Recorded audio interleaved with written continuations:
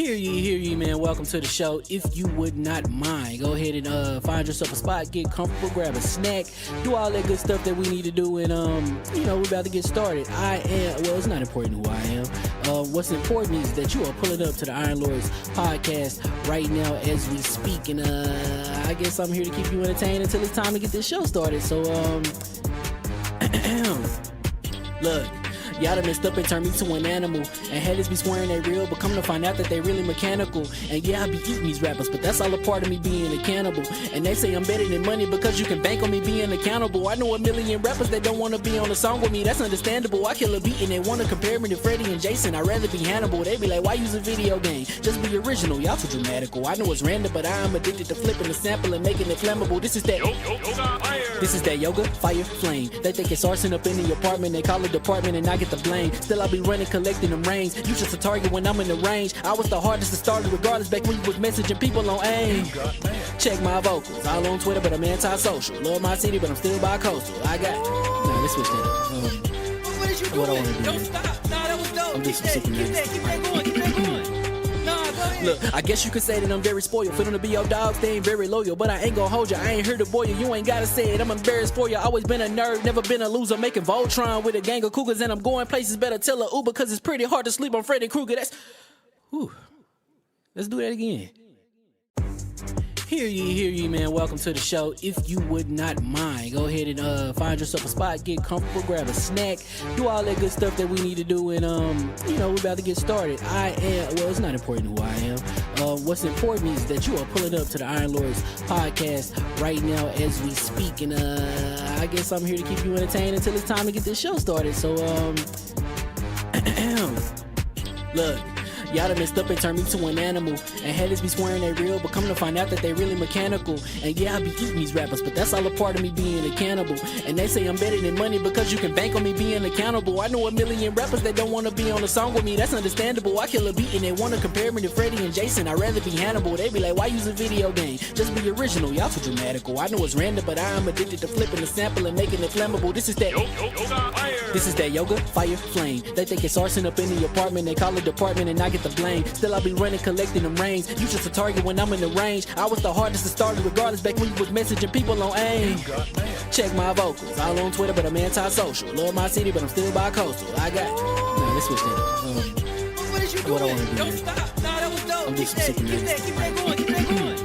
Nah, go ahead. Look, I guess you could say that I'm very spoiled. For them to be your dogs, they ain't very loyal. But I ain't gonna hold you, I ain't here to boil you. You ain't gotta say it, I'm embarrassed for you. Always been a nerd, never been a loser. Making Voltron with a gang of cougars. And I'm going places, better tell a Uber. Cause it's pretty hard to sleep on Freddy Krueger. Let's do that again. Hear ye, man. Welcome to the show. If you would not mind, go ahead and find yourself a spot, get comfortable, grab a snack, do all that good stuff that we need to do, and we're about to get started. It's not important who I am. What's important is that you are pulling up to the Iron Lords podcast right now as we speak, and I guess I'm here to keep you entertained until it's time to get this show started. So look. Y'all done messed up and turned me to an animal. And haters be swearing they real, but come to find out that they really mechanical. And yeah, I be eating these rappers, but that's all a part of me being a cannibal. And they say I'm better than money because you can bank on me being accountable. I know a million rappers that don't want to be on a song with me, that's understandable. I kill a beat and they want to compare me to Freddie and Jason. I'd rather be Hannibal. They be like, why use a video game? Just be original, y'all too dramatical. I know it's random, but I'm addicted to flipping the sample and making it flammable. This is that yoga, fire, flame. They think it's arson up in the apartment. They call it department and I get the blame. Still I be running, collecting them rings. You just a target when I'm in the range. I was the hardest to start regardless back when you was messaging people on AIM. Check my vocals, all on Twitter, but I'm anti-social. Love my city, but I'm still bi-coastal. Let's switch that up. What is you What I doing? wanna do? Don't stop. Nah, that was dope. I'm just Keep sick of that going. Nah, go ahead. Look, I guess you could say that I'm very spoiled. For them to be your dogs, they ain't very loyal. But I ain't gonna hold you, I ain't here to boil you. You ain't gotta say it, I'm embarrassed for you. Always been a nerd, never been a loser. Making Voltron with a gang of cougars. And I'm going places, better tell a Uber. Cause it's pretty hard to sleep on Freddy Krueger. Let's do that again. Hear ye, man. Welcome to the show. If you would not mind, go ahead and find yourself a spot, get comfortable, grab a snack, do all that good stuff that we need to do, and we're about to get started. It's not important who I am. What's important is that you are pulling up to the Iron Lords podcast right now as we speak, and I guess I'm here to keep you entertained until it's time to get this show started. So look, y'all done messed up and turned me to an animal. And haters be swearing they real, but come to find out that they really mechanical. And yeah, I be eating these rappers, but that's all a part of me being a cannibal. And they say I'm better than money because you can bank on me being accountable. I know a million rappers that don't wanna be on a song with me, that's understandable. I kill a beat and they wanna compare me to Freddie and Jason. I'd rather be Hannibal. They be like, why use a video game? Just be original, y'all too dramatical. I know it's random, but I am addicted to flipping the sample and making it flammable. This is that This is that yoga, fire, flame. They think it's arson up in the apartment. They call it department and I get the blame. Still I be running, collecting them rains. You just a target when I'm in the range. I was the hardest to start regardless back when you was messaging people on AIM. Check my vocals, all on Twitter, but I'm anti-social. Love my city, but I'm still bi-coastal. I got... No, let's switch that up. What is you doing? What I wanna do? Don't stop. Nah, that was dope. I'm Keep just that sick of going. Keep that going. Nah, go ahead. Look, I guess you could say that I'm very spoiled. For them to be your dogs, they ain't very loyal. But I ain't gon' hold you, I ain't here to boil you. You ain't gotta say it, I'm embarrassed for you. Always been a nerd, never been a loser. Making Voltron with a gang of cougars. And I'm going places, better tell a Uber. Cause it's pretty hard to sleep on Freddy Krueger. That's... Whew. Let's do that again. Hear ye, man. Welcome to the show. If you would not mind, go ahead and find yourself a spot, get comfortable, grab a snack, do all that good stuff that we need to do, and we're about to get started. It's not important who I am. What's important is that you are pulling up to the Iron Lords podcast right now as we speak, and I guess I'm here to keep you entertained until it's time to get this show started. So look, y'all done messed up and turned me to an animal. And haters be swearing they real, but come to find out that they really mechanical. And yeah, I be eating these rappers, but that's all a part of me being a cannibal. And they say I'm better than money because you can bank on me being accountable. I know a million rappers that don't wanna be on a song with me, that's understandable. I kill a beat and they wanna compare me to Freddie and Jason. I'd rather be Hannibal. They be like, why use a video game? Just be original, y'all too dramatical. I know it's random, but I am addicted to flipping the sample and making it flammable. This is that This is that yoga, fire, flame. They think it's arson up in the apartment. They call it department and I get the blame. Still I be running, collecting them rains. You just a target when I'm in the range. I was the hardest to start regardless back when you was messaging people on AIM. Check my vocals, all on Twitter, but I'm anti-social. Love my city, but I'm still bi-coastal. I got... No, let's switch that up. What is you What I doing? wanna do? Don't stop. Nah, that was dope. I'm Keep just that sick of going. Keep that going. Nah, go ahead. Look, I guess you could say that I'm very spoiled. For them to be your dogs, they ain't very loyal. But I ain't... You ain't gotta say it, I'm embarrassed for you. Always been a nerd, never been a loser. Making Voltron with a gang of cougars. And I'm going places, better tell a Uber. Cause it's pretty hard to sleep on Freddy Krueger. That's... Whew. Let's do that again. Hear ye, man. Welcome to the show. If you would not mind, go ahead and find yourself a spot, get comfortable, grab a snack, do all that good stuff that we need to do, and we're about to get started. It's not important who I am. What's important is that you are pulling up to the Iron Lords podcast right now as we speak, and I guess I'm here to keep you entertained until it's time to get this show started. So look, y'all done messed up and turned me to an animal. And haters be swearing they real, but come to find out that they really mechanical. And yeah, I be eating these rappers, but that's all a part of me being a cannibal. And they say I'm better than money because you can bank on me being accountable. I know a million rappers that don't wanna be on a song with me, that's understandable. I kill a beat and they wanna compare me to Freddie and Jason. I'd rather be Hannibal. They be like, why use a video game? Just be original, y'all too dramatical. I know it's random, but I am addicted to flipping the sample and making it flammable. This is that This is that yoga, fire, flame. They think it's arson up in the apartment. They call it department and I get the blame. Still I be running, collecting them rains. You just a target when I'm in the range. I was the hardest to start regardless back when you was messaging people on AIM. Check my vocals, all on Twitter, but I'm anti-social. Love my city, but I'm still bi-coastal. I got... No, let's switch that up. What is you What I doing? wanna do? Don't stop. Nah, that was dope. I'm just Keep sick of that going. Keep that going. Nah, go ahead. Look, I guess you could say that I'm very spoiled. For them to be your dogs, they ain't very loyal. But I ain't gon' hold you, I ain't here to boil you. You ain't gotta say it, I'm embarrassed for you. Always been a nerd, never been a loser. Making Voltron with a gang of cougars. And I'm going places, better tell a Uber. Cause it's pretty hard to sleep on Freddy Krueger. That's... Whew. Let's do that again. Hear ye, man. Welcome to the show. If you would not mind, go ahead and find yourself a spot, get comfortable, grab a snack, do all that good stuff that we need to do, and we're about to get started. It's not important who I am. What's important is that you are pulling up to the Iron Lords podcast right now as we speak, and I guess I'm here to keep you entertained until it's time to get this show started. So look. Y'all done messed up and turned me to an animal. And haters be swearing they real, but come to find out that they really mechanical. And yeah, I be eating these rappers, but that's all a part of me being a cannibal. And they say I'm better than money because you can bank on me being accountable. I know a million rappers that don't wanna be on a song with me, that's understandable. I kill a beat and they wanna compare me to Freddie and Jason. I'd rather be Hannibal. They be like, why use a video game? Just be original, y'all too dramatical. I know it's random, but I am addicted to flipping the sample and making it flammable. This is that yoga, fire, flame. They think it's arson up in the apartment, they call it department and I get the blame. Still I be running, collecting them rains. You just a target when I'm in the range. I was the hardest to start regardless back when you was messaging people on AIM. Check my vocals, all on Twitter but I'm anti-social. Love my city but I'm still bi-coastal. Let's switch that. What is you doing? What I wanna do. Don't stop. Nah, that was dope. I'm just Keep super that going. Keep that going. Nah, go ahead. Look, I guess you could say that I'm very spoiled. For them to be your dogs, they ain't very loyal. But I ain't gon' hold ya, I ain't here to boil you. You ain't gotta say it, I'm embarrassed for ya. Always been a nerd, never been a loser. Making Voltron with a gang of cougars. And I'm going places, better tell a Uber. Cause it's pretty hard to sleep on Freddy Krueger. Let's do that again.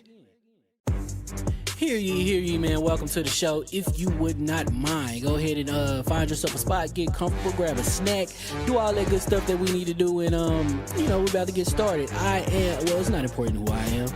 What's important is that you are pulling up to the Iron Lords podcast right now as we speak, and I guess I'm here to keep you entertained until it's time to get this show started. So look. Y'all done messed up and turned me to an animal. And haters be swearing they real, but come to find out that they really mechanical. And yeah, I be eating these rappers, but that's all a part of me being a cannibal. And they say I'm better than money because you can bank on me being accountable. I know a million rappers that don't wanna be on a song with me, that's understandable. I kill a beat and they wanna compare me to Freddie and Jason. I'd rather be Hannibal. They be like, why use a video game? Just be original, y'all too dramatical. I know it's random, but I am addicted to flipping the sample and making it flammable. This is that yoga, fire, flame. They think it's arson up in the apartment, they call it department and I get the blame. Still I be running, collecting them rains. You just a target when I'm in the range. I was the hardest to start regardless back when you was messaging people on AIM. Check my vocals, all on Twitter but I'm anti-social. Love my city but I'm still bi-coastal. Let's switch that. What is you doing? What I wanna do. Don't stop. Nah, that was dope. I'm just Keep that going. Keep that going. Nah, go ahead. Look, I guess you could say that I'm very spoiled. For them to be your dogs, they ain't very loyal. But I ain't gon' hold ya, I ain't here to boil you. You ain't gotta say it, I'm embarrassed for ya. Always been a nerd, never been a loser. Making Voltron with a gang of cougars. And I'm going places, better tell a Uber. Cause it's pretty hard to sleep on Freddy Krueger. Let's do that again. Hear ye, man. Welcome to the show. If you would not mind, go ahead and find yourself a spot, get comfortable, grab a snack, do all that good stuff that we need to do, and we're about to get started. It's not important who I am. What's important is that you are pulling up to the Iron Lords podcast right now as we speak, and I guess I'm here to keep you entertained until it's time to get this show started. So look.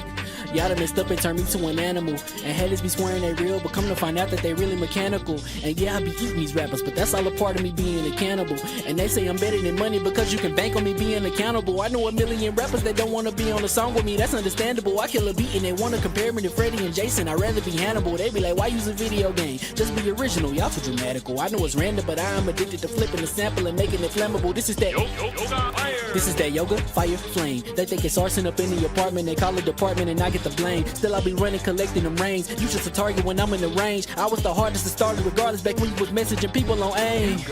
Check my vocals, all on Twitter but I'm anti-social. Love my city but I'm still bi-coastal. Let's switch that.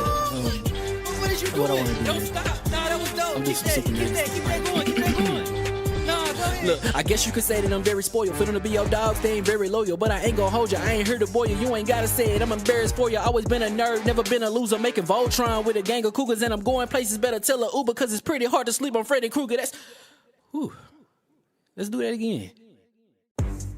Hear ye, man. Welcome to the show. If you would not mind, go ahead and find yourself a spot, get comfortable, grab a snack, do all that good stuff that we need to do, and we're about to get started. It's not important who I am.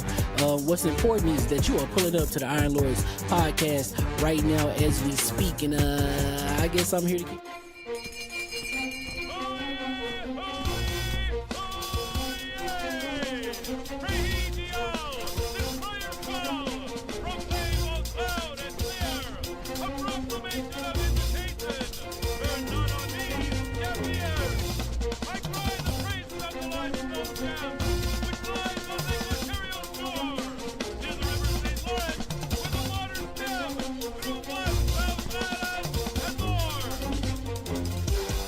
I'ma just chill and watch them and eat snacks in the attic. I wanted to chill with the pack and be like a young wolf, but then they would mistake me for addict. If I can imagine it's cool to give you some advice, then invite your girl to your squadron. Cause if you don't give her that option, you gon' be single player like Sovereign. You gon' get tossed in the bushes by King David. Royalty and not a pretender. Detrimental to an elemental, what's an avatar to a knee bender. I gotta be me though. I know it's my destiny, word to Carnito. Who cares if you fly, if you still a mosquito? You swear you ain't stunting, but really be Steve-O. You like to collect stuff and that's cool, but I got bad news. Even if you really was that dude, King David still be the king of the statues. Since a juvenile, I've been cursed with a curse to be musical. And if you hate it, we'll meet in the crucible. Other than that, then it's cool and it's beautiful. We let you know that your dreams are pursuable. Whatever you wanna do, then it's doable. If you got work on a Sunday, it's suitable. Cause you can listen to this in your cubicle on the Lord's Day. Woo. If you got work on a Sunday, it's suitable. Cause you can listen to this in your cubicle on the Lord's Day.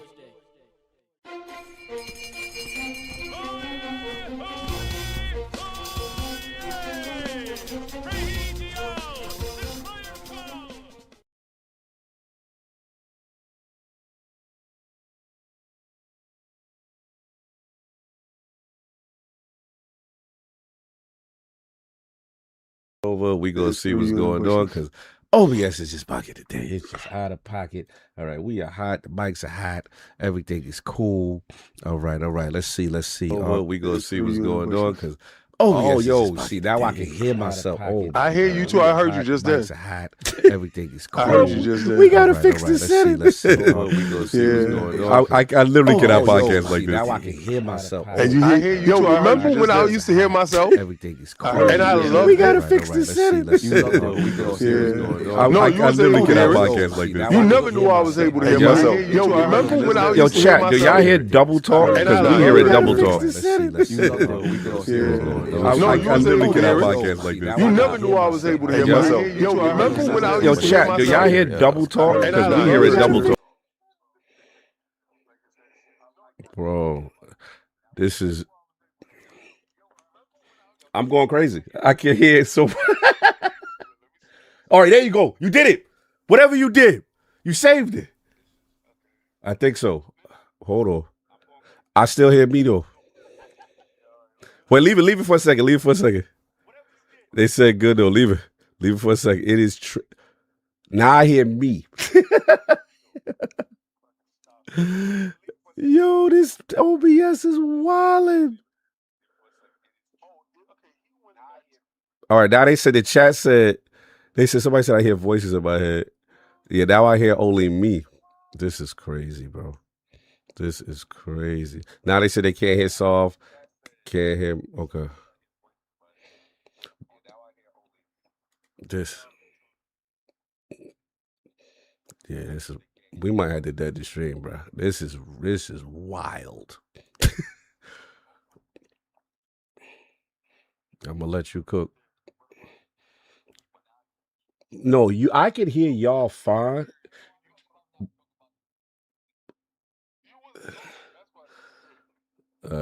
Hold on. I still hear myself talking. Yeah, I hear it. It's bad. It's a late reverb. We out here sabotaging us. Oh man. I still hear myself talking. Sorry, y'all. Yeah. We having all type of technical difficulties. It's a late We out reverb. here sabotaging us. No, it's just really calm. I still hear myself. Yeah, it's just like my voice is going crazy. Sorry, y'all. We having all. We might have to get this, y'all. No, I hear the delay. Why don't you mute the stream? You got the stream playing at some point? Yeah, it's just like my voice on is the going screen. crazy. Sorry, y'all. We having. We might have to get this, y'all. No, I hear the delay. Okay, we solved one problem. Now we had that out. All right. I don't hear that now. Okay, chat. You muted the stream? Okay, no. I think we lit. I figured something out. All right, here we go. Chat. Now we need chat to let us know if you can hear just me or you can hear everybody. What's going on, chat? Hello.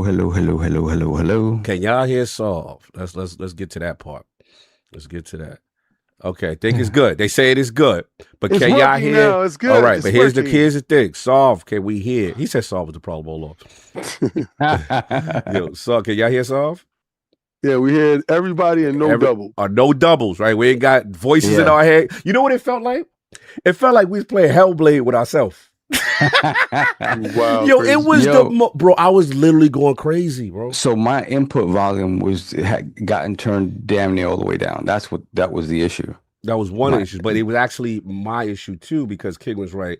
The stream was going on another tab. Yeah. And it's picking up the ILP live stream in conjunction with the OB. I'm like, bro. Yeah, that's why I was just like, let me double check and make sure that you're not doing that. Right. So what you said, I said, let me, and that was one of the joints too. Yeah. So I said, all right, cool. So we saw, they had the first ball up, which we had the OBS login, concurrent login. Jesus Christ. Welcome. We here, son. To the most bougiest, unprofessional podcast in the world. At least they know we real. True. At least they know that we not bots. Somebody say cog blade ever since. They didn't assimilate us yet. Oh man, let's check. I heard they're looking out for content creators. I heard they're looking out for us. I heard that's where the AI is supposed to be fixing it. That's what you heard. That's what you heard. I heard. That's what I heard. I heard that. All right, let's try this. So let me see your levels right quick. Hello. Yeah, there we go. Okay, King, let me check your levels right now. There go my love right there, Miss Techno Fancy. Yeah. Yo, listen, let me tell you something. First of all, I know Black History Month is gone, right? But I mean, I celebrate Black History Month every day. But I want to talk about somebody that is probably, I mean, like, I know she's going to be crazy big. I know at some point in time, I'm going to look over and point to the television, or I'm going to point to something and be like, I know her. Like the same way how I'd be like, I know hip hop. Yeah. And I'm so proud of his accomplishments and everything that he's doing in this space. Yeah. And just to be around these individuals and knowing that video games has made us closer, I got to give a shout out to Miss Tech Not Fancy. Okay. She is a steward of video games, but what she does in her personal life, it needs to be commended. I just want to salute you and everything that you do and everything that you've gone through and your accomplishments. You are an incredible individual, and I just wanted to let you know that.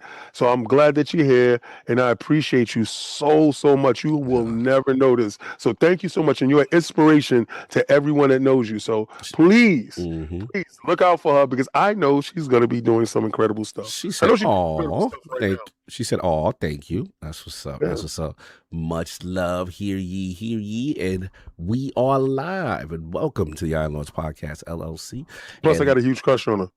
Hey, that shoot your shot. Yeah, shoot your shot. You had to do it. And LordsandGaming.net. This is episode number 438.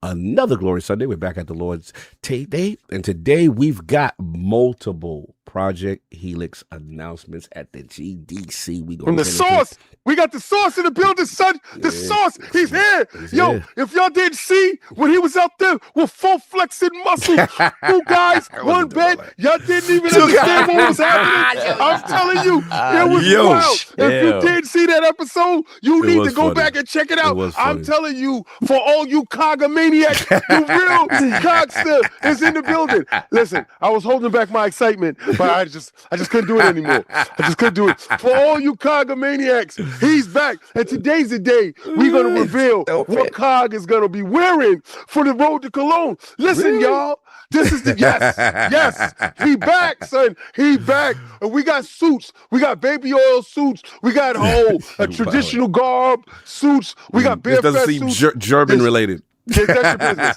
But listen, this doesn't sound Gamescom related. Yeah, I don't know, man. It could be, but we gonna make it happen for him because we appreciate Cog so much. Boy, there was some costume suggestions last week. I would imagine so. Yeah. So we're gonna get right back to that. We're gonna get right back to that. Shout out to the homie Paris. This is day 2 of the show. So what's going on? It's crazy.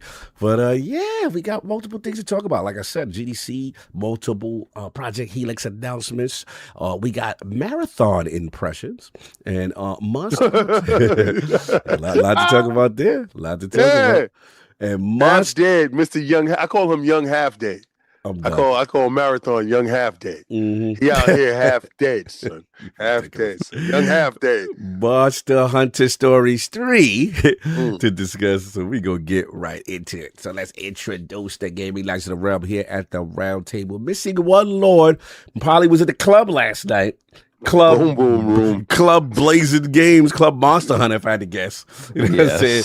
Up to the wee hours of the night, because I spoke to him last night. But send some love to Addy. Hopefully he can get off, up off the couch after that bender that he had last night. You know what I'm saying? He hit the liquor hard. Hey, yeah. I'm slandering him for being late that answer. Yeah. I can get the slander. He lives up to his name, that's for sure. Yeah, he's literally an addict to video games. This man is literally, you already Ridiculous, know. too. He ridiculous with it. Yeah, he can't control himself, and then he probably right now, get his little 1-2 hours sleep and then pop in. You know what I'm saying? But shout out to Addict, you know what I'm saying? But of course, we still got our most technical gaming lord, the solo gamer who lives with a single player selfish experience, and also the Sostradamus, the Lord of Clarity, Messiah, and Lord Patron of the Iron Bank, PC Master Race's own Lord Sovereign. How are we doing, sir? Good, man. What's going on?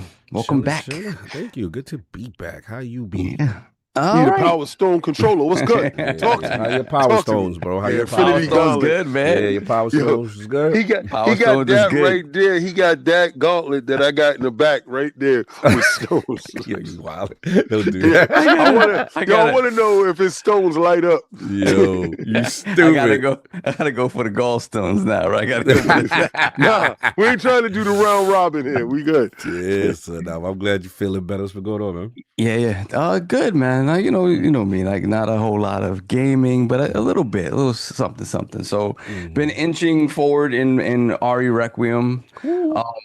Yeah, like I just finished like a big part with Grace.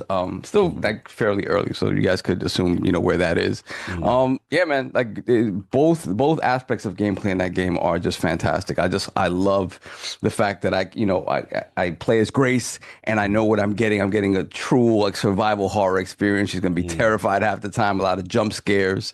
And I love that. And then it's good to like get that palate cleanse and go to Leon and feel powerful and and even though like you feel powerful, but that there's still plenty of enemies that kind of give you problems because it's bullet sponges, some of these guys. So it's fun, man. It's fun. So I'm excited. I'm at the end of that piece with Grace, so I know a Leon part is coming soon. So yeah, I'm happy for that. You assume that there's a Leon Park coming soon. Well, I don't know what the split is, but we'll see. There's an assumption on your part, sir. What else? So you would think I would be the guy talking about MLB The Show early access. Oh yeah, what's up, baseball? What's up? What's up? Nothing. I'm not. I'm kind of disappointed, man. I have kind of reached a saturation level with the show. Just because, like, maybe look, I'm a fraud, right? You gonna be there anyway. Maybe I'll get it next week, but I didn't want to give them that early access money because I'm just like, couple of things, right? Time paying the simp dollars. Your game pass bag no more. That's what it is. The game pass over. No, the party's over. He not doing simp dollars. Because I didn't really. I would always get the early access anyway when I played it on Xbox. So it was 2 or 3 years. So it didn't matter. But I'm just like, they need a little bit of a break, man. My hope is that for this upcoming generation, they work on the engine, change up the engine and things like that. Because it just, when you play that game thoroughly, you see the work that went into it. You see the differences, right? But you really have to be invested. And for me, like they took away my season mode, right? Which is how I love to play those games. They took away my season mode. I'm not into any of this franchise stuff. So what about like that March to October? You don't like none of that? I mean, that's cool, but it's all abbreviated, right? It's very much abbreviated, and you play scenarios scenarios for you with your schedule. No, but that's not how I want to play baseball. You want to do 162 games, but don't got a time for 162 games. I am the dude that plays 162 games. My God. that. Yeah, you're right. So I'm like, man, I don't know. I mean, I played it and it's cool and I like the scenarios and stuff like that, but it isn't what I want. I'm like, why don't you just give me my season mode and just be done with it? So I end up playing exhibition day to day, right? And that's cool in that you get live rosters, so you get the actual live roster. Any changes, any injuries, they're all accounted for in that. So that's cool. But again, you're not seeing progress. And at the end of the year, Sucks. at the end of the year, you have to create your own bracket, to do the playoffs and stuff like See, that. You have to Sony, do it you manually. lost another one. You lost another one. You lost the simp dollars from my man. So, and then, and last year they got me on that Switch version because I was like, okay. Oh, yeah. They only made a Switch 1 version, but the Switch 2 just muscles it over the line where now you're getting 60 FPS. That Switch 2 ported up of the Switch, whatever. Oh, it's different. It was almost unplayable on Switch, and then you put it on Switch 2. I was like, oh, I see the back compat boost with that. Exactly. So I take it it's not a Play Anywhere title. No, you take it as you hate and you haven't played anything and you just because we said Nintendo in your face. That's what it sounds like. It sounds like you haven't played anything and you just hating from the side. Well, I got a Switch too, but that you don't use it. You didn't play it and test the back compat. Why do you always talk about people that don't play stuff that you have you decide to jump in and you have no experience with said topic. You really be acting like you in everybody's house knowing what they gaming on. Like this is listen, Mr. Two Men, One Room. I'm gonna tell you something, man. Don't get me back because you ain't join Lords of Game and you ain't do what you were supposed to do. Listen. You know what's the rules. The Lords of Game. Listen, I don't know what you're talking about. That's why you don't want to be a writer? Why you? Listen. You don't want to get down. You want to get down with the team? Listen, I ain't need you don't to want to wear my co-op. shirt on your chest. That's what it is. You don't want to wear my shirt on your chest. Listen, I didn't want to have to do couch co-op, so I decided not to write. So I decided, listen. Listen. You ain't want to pass the Joy-Cons? You're part of the buddy system. But listen, let me finish. Get your bars off. Get your bars off. Don't get no bars off. I didn't finish. Yeah, I know. I know because he too busy hating on the Switch and he forgot his song was talking. You can't help yourself. I just asked the question, and Mister know what you're doing in your closet. Go sit here and tell me what I'm playing. You asked the question with no answer. No, the question anywhere? I just said, is it play anywhere so I can play it on my preferred handheld? You guys just wanted to act retarded about it. It would only be play anywhere if it was on Xbox. Thank you. It is because on someone Xbox. is console warring. It is on Xbox. It's never been. They would never do that. I'm just asking a question. Jesus, like, because it helps me purchase. He's like, I'm so innocent. Why are you doing this to me? This is such a shame. So again, they would get the SIP money from me and get the double purchase. I get the Switch version. Yeah, it is SIP money for facts. Mm-hmm. So I'm thinking this year, I'm gonna get a Switch 2 proper version. Mm-hmm. No, they were like, nah. Wait. Yeah, you're gonna do that up. You're gonna do the upscale again. You're gonna do the. Yeah, I'm like, you see, no. Wait, Switch 2 don't got one? No, Switch 2. No Switch 2, bendito. So I was like, you know what, man? I really can't with them right now, man. I can't. Like, again, it is.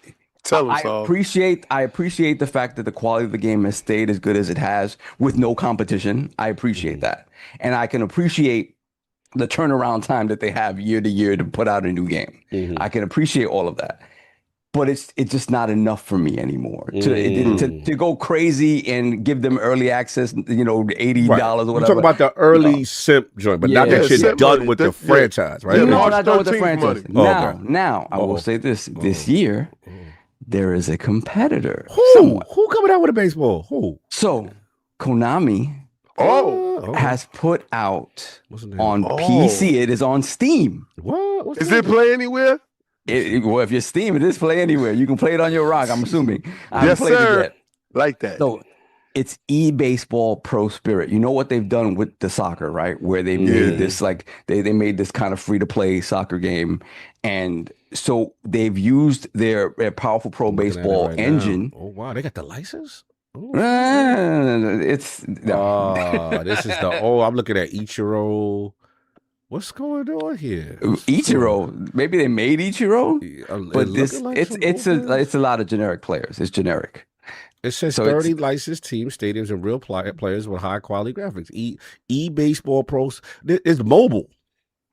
No, well, this is on Steam. The Oh, one okay, I'm playing okay. is on Steam. Yeah, the one I'm looking at says get on your Google Play, your Apple Store.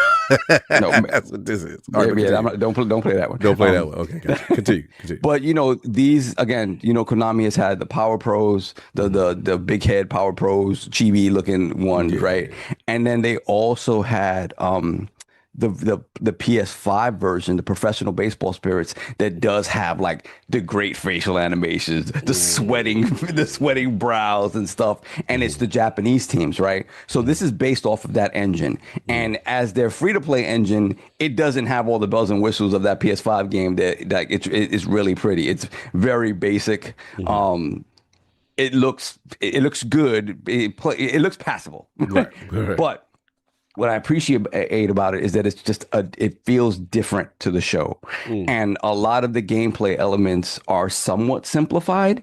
Where they, as a free to play game, you want to make it more accessible to people. Now, this I will say, like if you're looking for actual players and actual teams, that's not it. Everything is generic. Everything is like, Man, we got David wrong.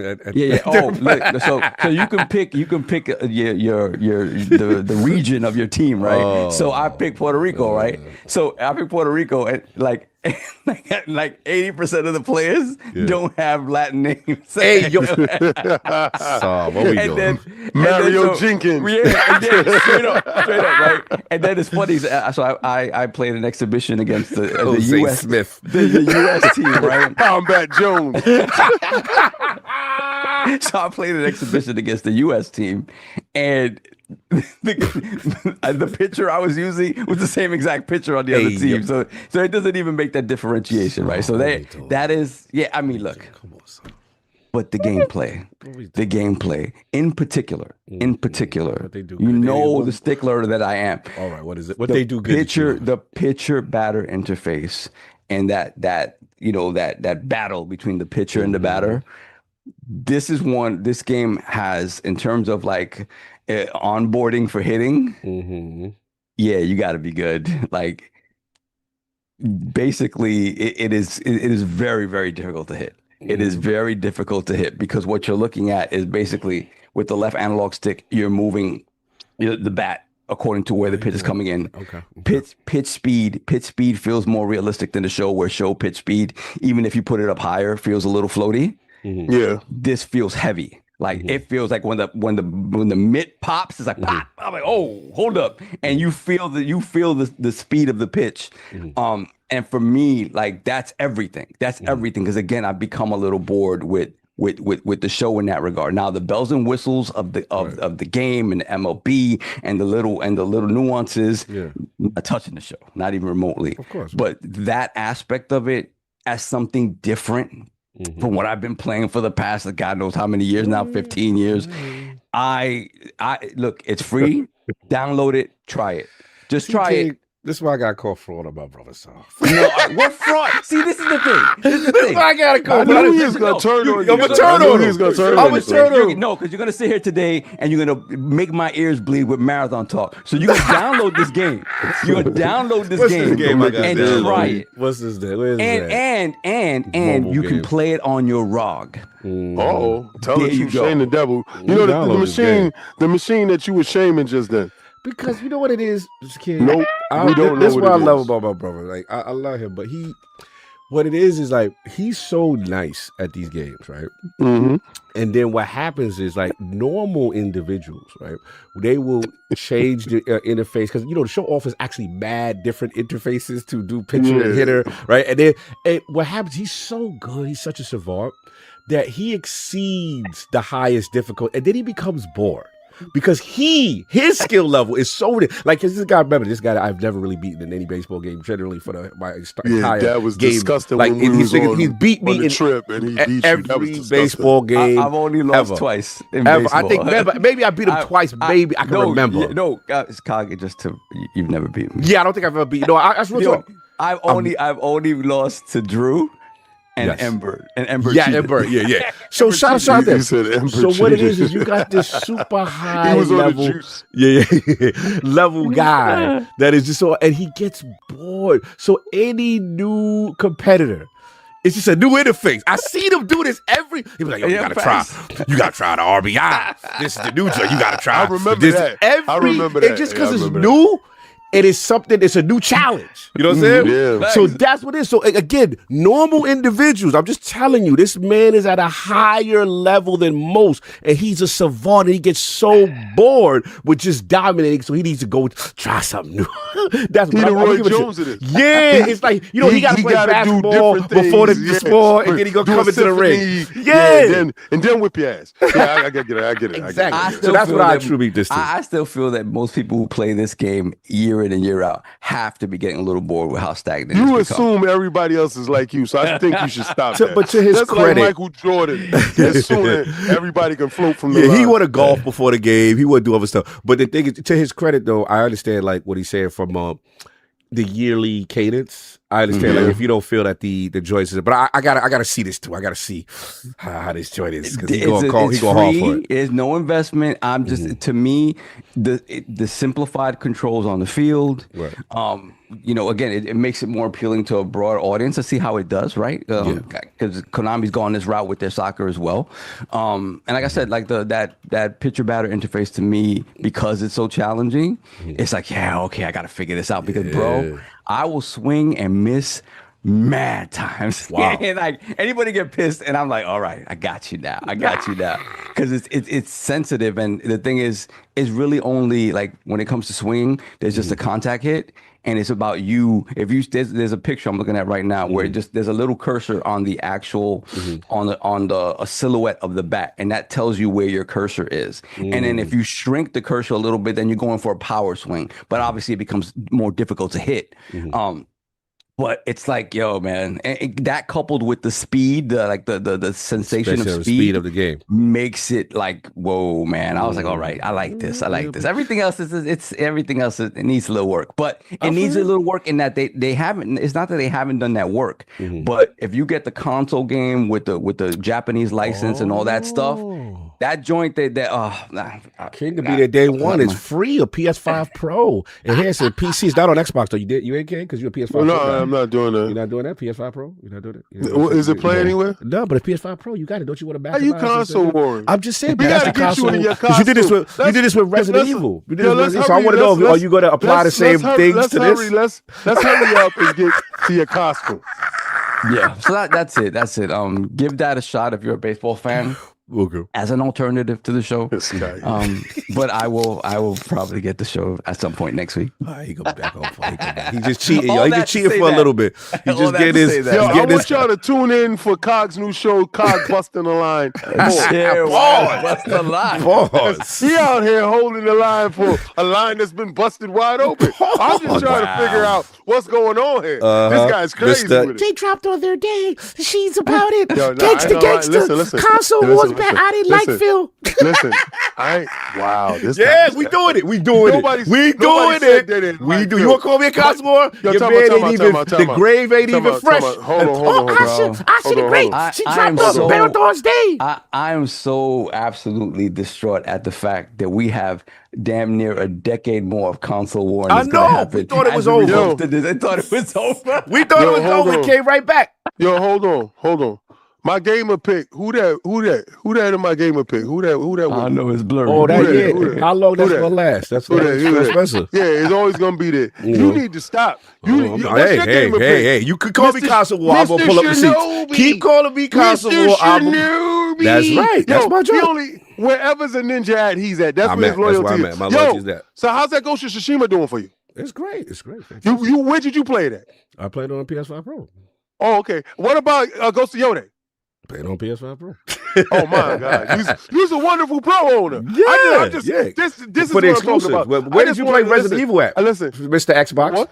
It wasn't playing either. It did what it did. Oh, It did what it did. Oh, okay. Yo, listen. Just get to my part. All right, Just introduce me. All right, we gotta Introduce stop her. being messy. Introduce her. He said, "Shut up and Introduce me. introduce me." Yeah, just shut up and ball. Just shut up and dribble the basketball and do your job. Shut up and dribble. Come on. We messy as hell today. Triple.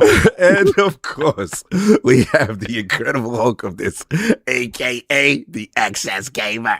The prophet of Xbox. King of the statues. And if there's nothing less than that premium experience, it is the ascendant one of the Xbox platform movement. Beloved, the Helix, Lord King. Yo, listen, first of all, I'm doing way better than Papoose. Papoose, you should have shut up. You should have shut up, Papoose. Now you got the dirt on your girl. Yo, he done got the dirt on his girl. Papoose want to run his mouth about 50. First of all, you can't run your mouth. You don't want to do that, man. But Saab, you don't want to run your mouth about the dude that pulled up in a Bentley while you sitting on the corner with your girl. That looked so bad. With your wife. Remy, during the Remy days, yeah. And she saw you standing there, stood in the car talking to him while you waited. That looked like bad. Why would you even bother this man? Like when your wife was going up for appeals, his name carried weight that he said, I'll give her a job. You couldn't even give your girl a job. This is the most disrespectful thing that you could have did was say something about the man that was giving your woman work to get her out of the Bing, son. Your wife was in the Bing, and this dude was helping you. How dare you form words against this God? And then the next dude, Mano, how are you going to sit there and form words against the God when you was looking for an unemployment check and he got you a bag? Like the problem with you ungrateful dudes is y'all got bird memory. But anyway, we're going to talk about people that actually matter. Shout out to Nigel Lopez. Yesterday was probably fight of the year. He was out there with Manuel Gilios. These dudes put in a boxing slugging savant. It was I love when the emotion of the ring carries emotion. If you guys don't know, if you've ever been a fighter, to understand the ring carries the emotion. The ring is bipartial. They don't care. The ring will allow the winner to be the winner, and only that will decide it. It's not the judges. It's not the ref. The ref wasn't intrusive. The corners didn't do anything stupid. It was just all up to the fighters and the heart and the will, and they left everything on the floor. So I got to give a shout out to Najee Lopez. He definitely did it up. Shout out to Puerto Rico. You got the next boxing icon there. You guys are doing it up. I take my hats off. I watched that fight 4 times, knowing the outcome, just to see how great it was round by round. It ends in a knockout. I'm not going to tell you what round, but I highly suggest you guys go check that out. Now, this week, with all the news that was going on, I got to take my hat off to my brother. I got to take my hat off to Lord Cognito of the Iron Lords podcast, because listen, I saw Paris out there. I saw hip hop out there. I saw Destin out there. I saw everybody in the world out there. But when my man hits the deck and he hits the streets, it's like a lot of you dudes don't exist. I'm be real with you. I'm not gonna hold it to you. I'm gonna tell you the truth. Like, yo, I'm gonna be real with you. But he explained to me how he was bullying the situation, how he was moving into getting these interviews. You dudes don't really understand how many interviews my boy got on deck. Himself, right? But he had the Iron Rook with him. So y'all saw the room. You saw Iron Rook. You gotta stop saying you saw the room. You saw how my man was up there. When the camera flipped to him, he turned around and said, "Ooh." Right? I'm just gonna tell you right there. He was there for the work, and those dudes got every interview imaginable. If you saw the interview when he pit Dev versus Dev on Invincible Versus, that's a match. He has another job as a matchmaker.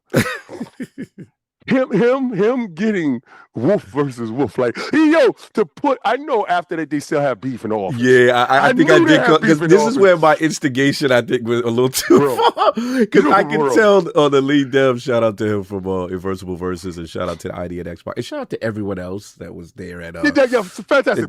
Keep going. Yes, but I said the thing was, like, you could tell the head dev was explaining the game, and the lower level dev was there, and while it was getting on, how, like, but damn, I'm dropping my combos, and the understudy dev was getting them, and, like, you could tell, like, how it is, Saul, when you fight your brother, and you ain't really like how that went down, and like we had to then pan back over to him, and he didn't get it off his face. So I could tell it was competitive. It was dope. If y'all go check out that interview, that is one of your best because I think you was at your peak, right? And I'm seeing peak cog moving and shaking. Listen. Besides the work that you don't see, we see that, right? We see him missing the flight, having to catch the next flight, getting out there, getting his appointments. Y'all don't know what it is to rush from one appointment to the next, not knowing what the line is. For the first time at GDC, my brother, you knocked it out the park.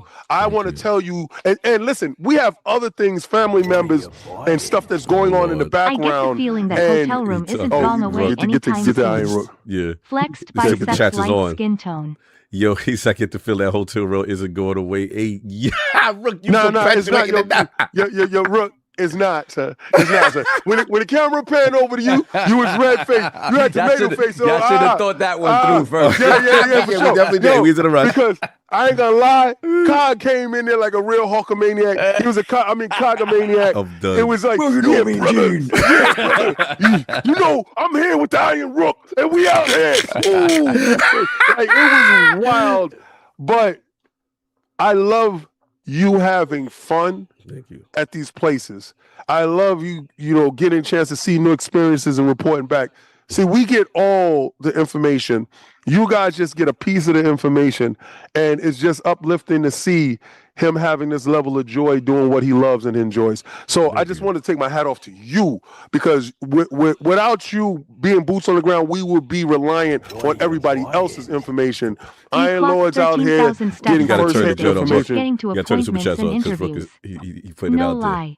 I'm not even hearing it. Oh, word? See, that's He said we clocked 13,000 steps. I can turn it off. Yeah, I mean, I can read them. I I'm gonna turn off the speech to chat for now because since we have all the weird technical issues. Yeah, there's go back to old school reading. Yeah, Iron Rook $5. But chat, we clocked 13,000 steps on Tuesday, just getting to appointments and interviews. No lie, that's kind of par for the course for events. Remember when we went to 11-bit studio, we had to find that hotel that was like, and we had like 5 minutes. We had to walk like 10 city blocks or whatever it is we did to find it. But yeah, Rook is the homie. Shout out to him, man. He definitely helped that. Shout out to Subeg.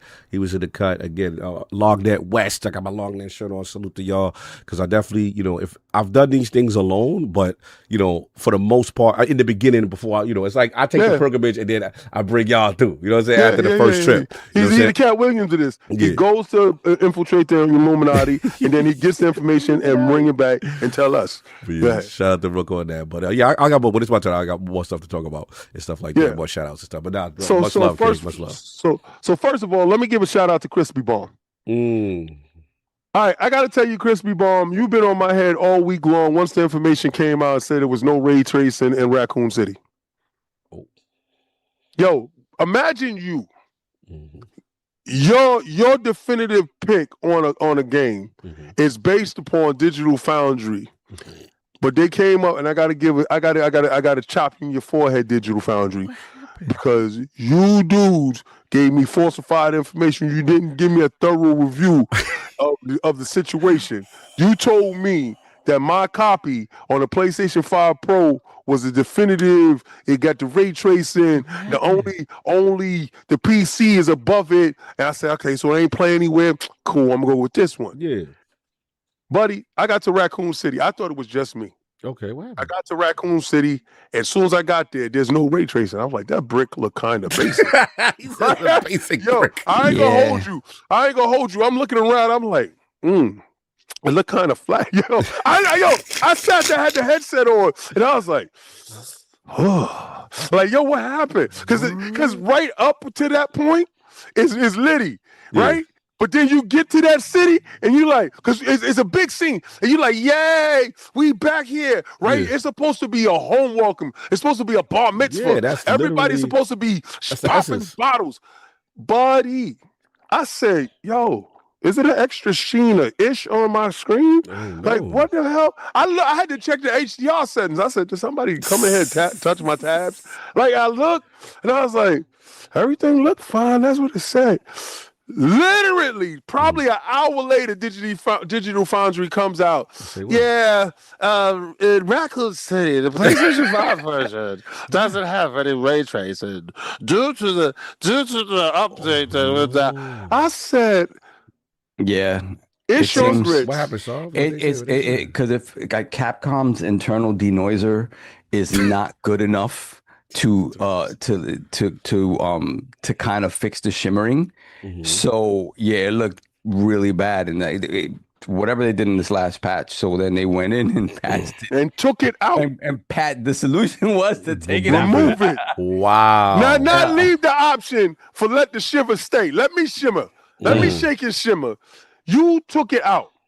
Okay, so Yeah. I went down to basic broad, the whole Raccoon City. So I finished Resident Evil. Xbox purchase. Yeah, bro. I'm not even gonna sit here and hold PC you. don't have that problem. No. He got us both though. He's like PC. don't got that problem. PC ain't got that problem. But that's a $5,000. We good, King. We got Helix. We got Helix on deck. We got Helix on deck.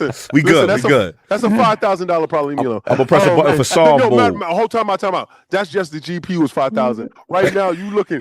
Your PC probably is better stocks than anything in the world. Your PC now is probably worth $15,000. Oh yeah, The prices out there, The prices out there. Easy. I can get rid of my joint right now for $15K. Easy. Continue. Easy.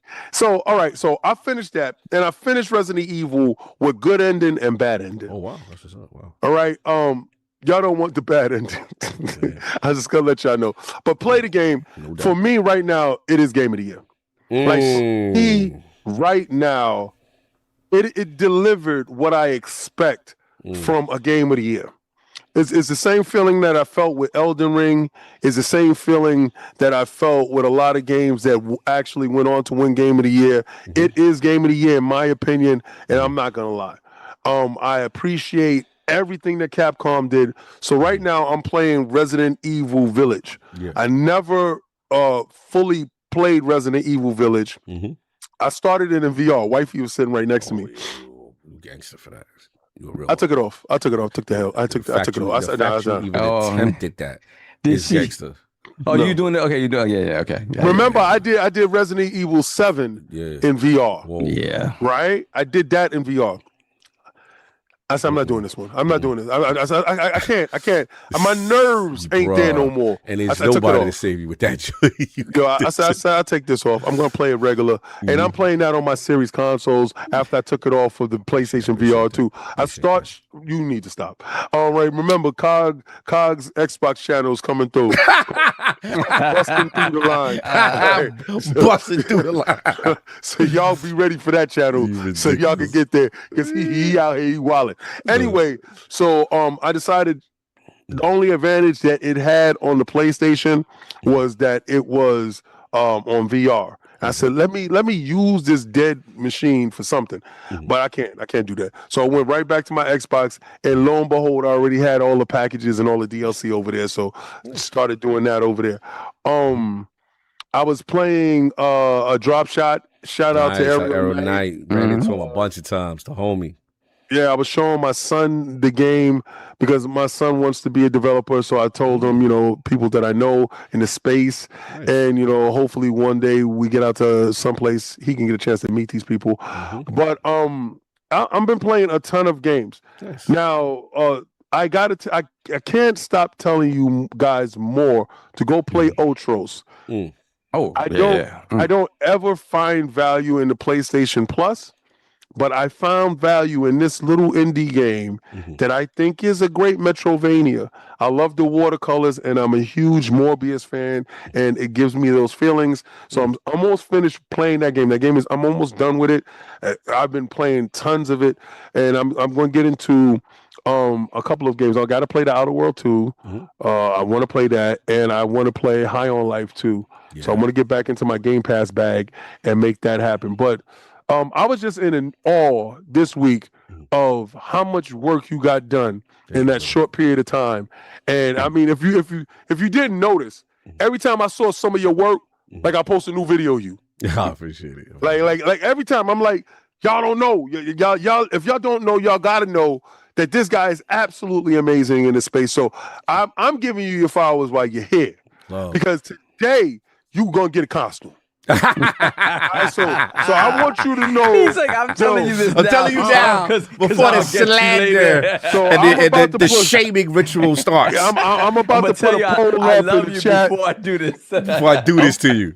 Yeah, I'm about to put a poll up in the chat. All right. And so you guys can start to vote on Cog's costume. I have one request though, because we do have a special guest at a specific time, about 15 minutes, and that person has limited time. So what I will say is Road to Germany will still happen, but I just would like it after the first topic. After the first topic. Yeah, because that person we were late. Because we started late. We gotta add. So all the super chats.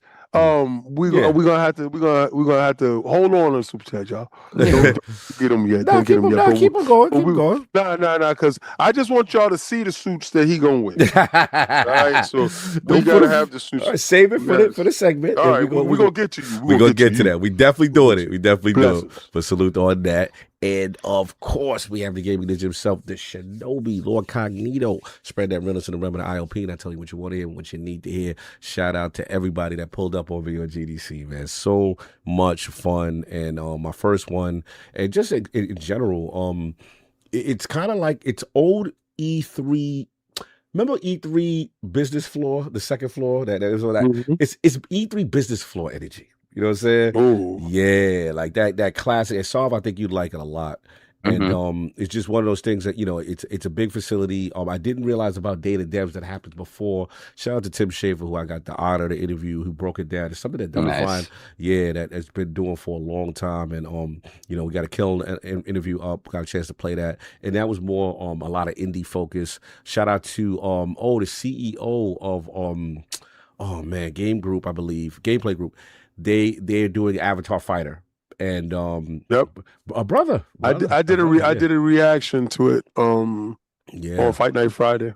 Yeah, what they're doing in that game, and I frauded myself. I was like, look, they call me Unc. I don't be knowing about these animes like this, but I know about fighting. Let's talk about it. And super proud of that interview. That was super dope. Again, shout out. Just when I touched down, obviously, King, the story. It was rough getting out there. Had a couple of issues. Yeah. You know what I'm saying? But again, shout out to the Iron Rook, man. Shout out to Iron Rook. Shout out to Lady Rook. Saying pick me up for the airport, held me down for that one day early because I didn't want to miss Day of the Devs because that was something again that today before we rocked out. I want to shout out also TieGuyTravis, man, held me down the extra day afterwards. Shout out to TieGuyTravis as well. You know what I'm saying? The extra day that really helped me out. I want to shout out Subeg, man. Subeg pulled up Lords of Gaming.net. Got a chance to rock and roll with him. John Snyder. Remember John Snyder from Let Him Cook? He was there. Shout out to the whole Inside Gaming crew. Tom Henderson, you know what I'm saying? The Shadow Broker. Shout out to him. You know what I'm saying? Shout out to meeting Gas for the first time. Before we do that, we got to give a shout out to Lords of Gaming. Lords After Dark.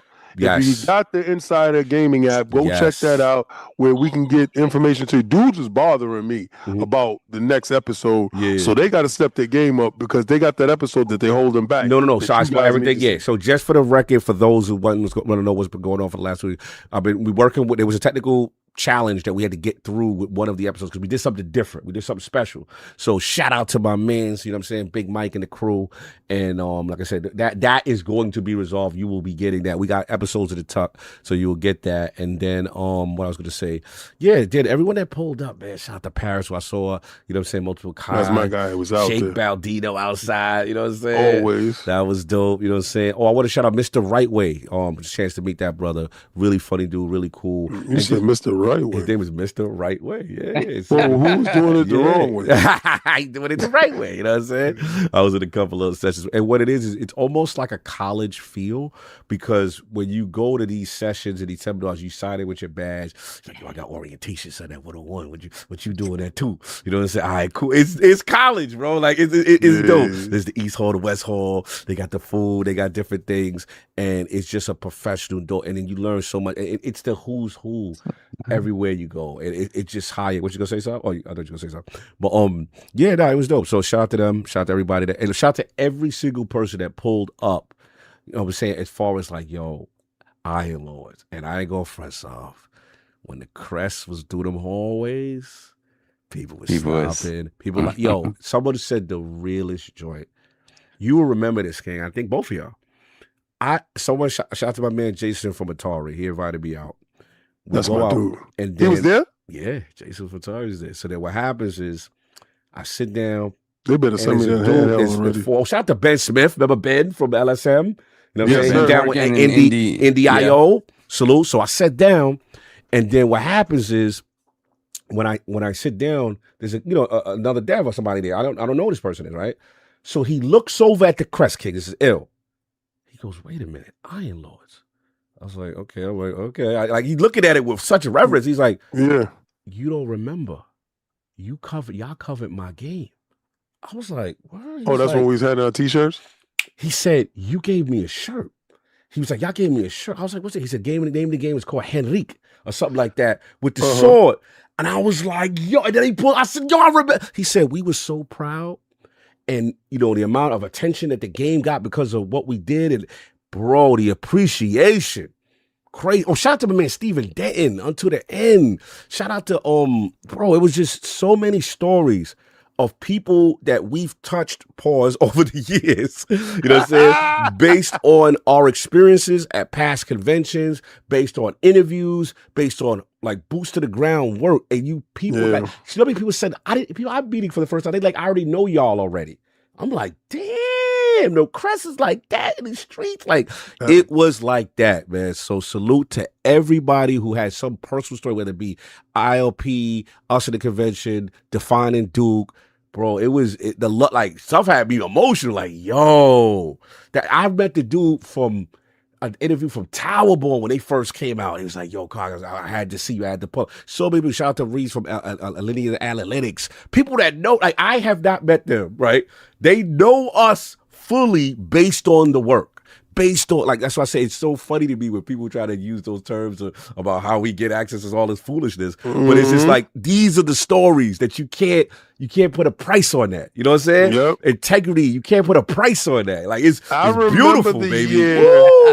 I remember the year we decided that, because I didn't like the lack of enthusiasm that people were having at they booth. Regarding they dev, yeah. So I said, you know what? I know what to do. Mm-hmm. I'm gonna implement FOMO. I'm gonna do it in a way that's gonna make you're gonna stand up. You're gonna respect your game. Yeah. So we went to one guy.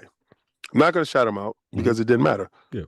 But his lackluster effort in promoting his game was so distasteful to me that I was like, I got you. Mm-hmm. The next dude was super ecstatic about his shirt. Yeah. I mean about his game. Yeah. I pulled the shirt out the bag and I said, yes, here you go. This is what we're talking about. And we made such a big thing about giving out shirts that every dev from that moment on made sure to put their game in the best light and to make sure that they had the proper people talking to you on interviews. Facts. Because that guy looked over and was like, I didn't know y'all was giving out stuff. Yeah. And that's how it changed. But I'm not going to lie. Yeah. It was real. Shout out to BT Maverick in the chat who pulled up on me when I was doing one of my interviews. Real dude. But yeah, I just want to give a couple more things real quick to talk about. As far as my standouts, I want to give Son of Tanjai. Bro, you want to talk about Indian culture, meets Assassin's Creed, meets Dynasty Warriors. This is a small team, and this is their first game, Unreal Engine 5.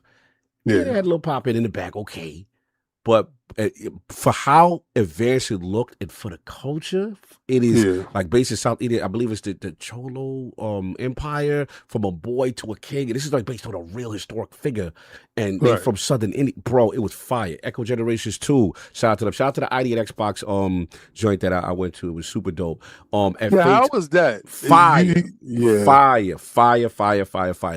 They curated an amazing amount of dope games. Mostly everything there is everything there I believe was Play Anywhere. Everything at ID at Xbox. Yeah, they killed that thing. Shout out to everybody there. At Fate's End, that's the makers of Spiritfarer and 33 Immortals. Beautiful art style. Way complex than I thought. Invincible Versus, as we saw. For King, y'all got to check out this game called Hit 'em Up High Rise. It is a 2-player beat 'em up roguelite with 90s characters in it. They got Shown Up from The Last Dragon. They got Chun-Li from Bloodsport. Hit 'em up. Name but they, Shown Up I said, y'all gonna get in trouble. Because y'all got all these 80s and 90s references, and it's like, Nuff Show. The name of the character is Nuff Show. I'm like, and you see him. We got the red, the joint, the Kiss My Convert. Hit him up, High Rise. I'm not going for with that. I'm gonna put that up. You're gonna love that one, okay? I'm sitting on that one. I just so much video, so many interviews again with me, Rook, Subek doing on one too. And that one was another stand up. Did you get a chance to see Destin using the Rode mic? Yeah. I saw him outside. I ain't gonna lie. No. I'm talking about the road. The road do that. So what? Okay, so I saw dudes clowning him, talking about he looked like he was going to do a game show, and I said no. That's he the best mic. Them omnidirectionals. Right, because what you don't see, what y'all guys don't understand is, in a pinch or not, that is the most dependable microphone that you can use. We have every mic. We have every wireless mic. Facts. Saul got a different one. Kai got a different one. Addy got a different one. I got a different one. Each and every last one of those mics has let us down in the crunch.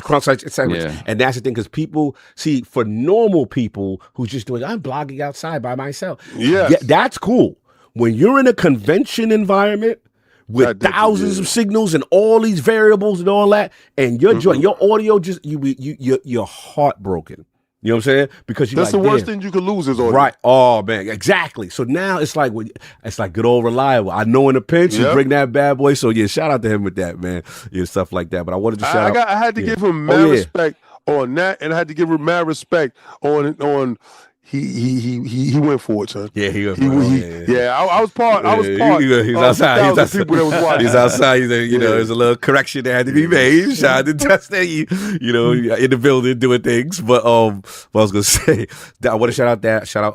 It's another game called Dead Soft. It's called Dead is Disco, and it's like Bruce Lee 70s, but it's a rhythm fighting game, like a hi-fi rush. The beats, then you could put your own music in the game if you choose. So and then the game will sync. You know how Hi-Fi Rush be syncing to the joint and the thing, and then you do the combos. I'm sitting on that. That's about to come out. You know what I'm saying? I got a couple stuff. It's so many stuff. Queen's Gambit. I think that's a joint Rook put out. A Blight Survival. I just put that one out. Yo, this game. You mean Iron Rook got his own game? Yeah, he got his own game.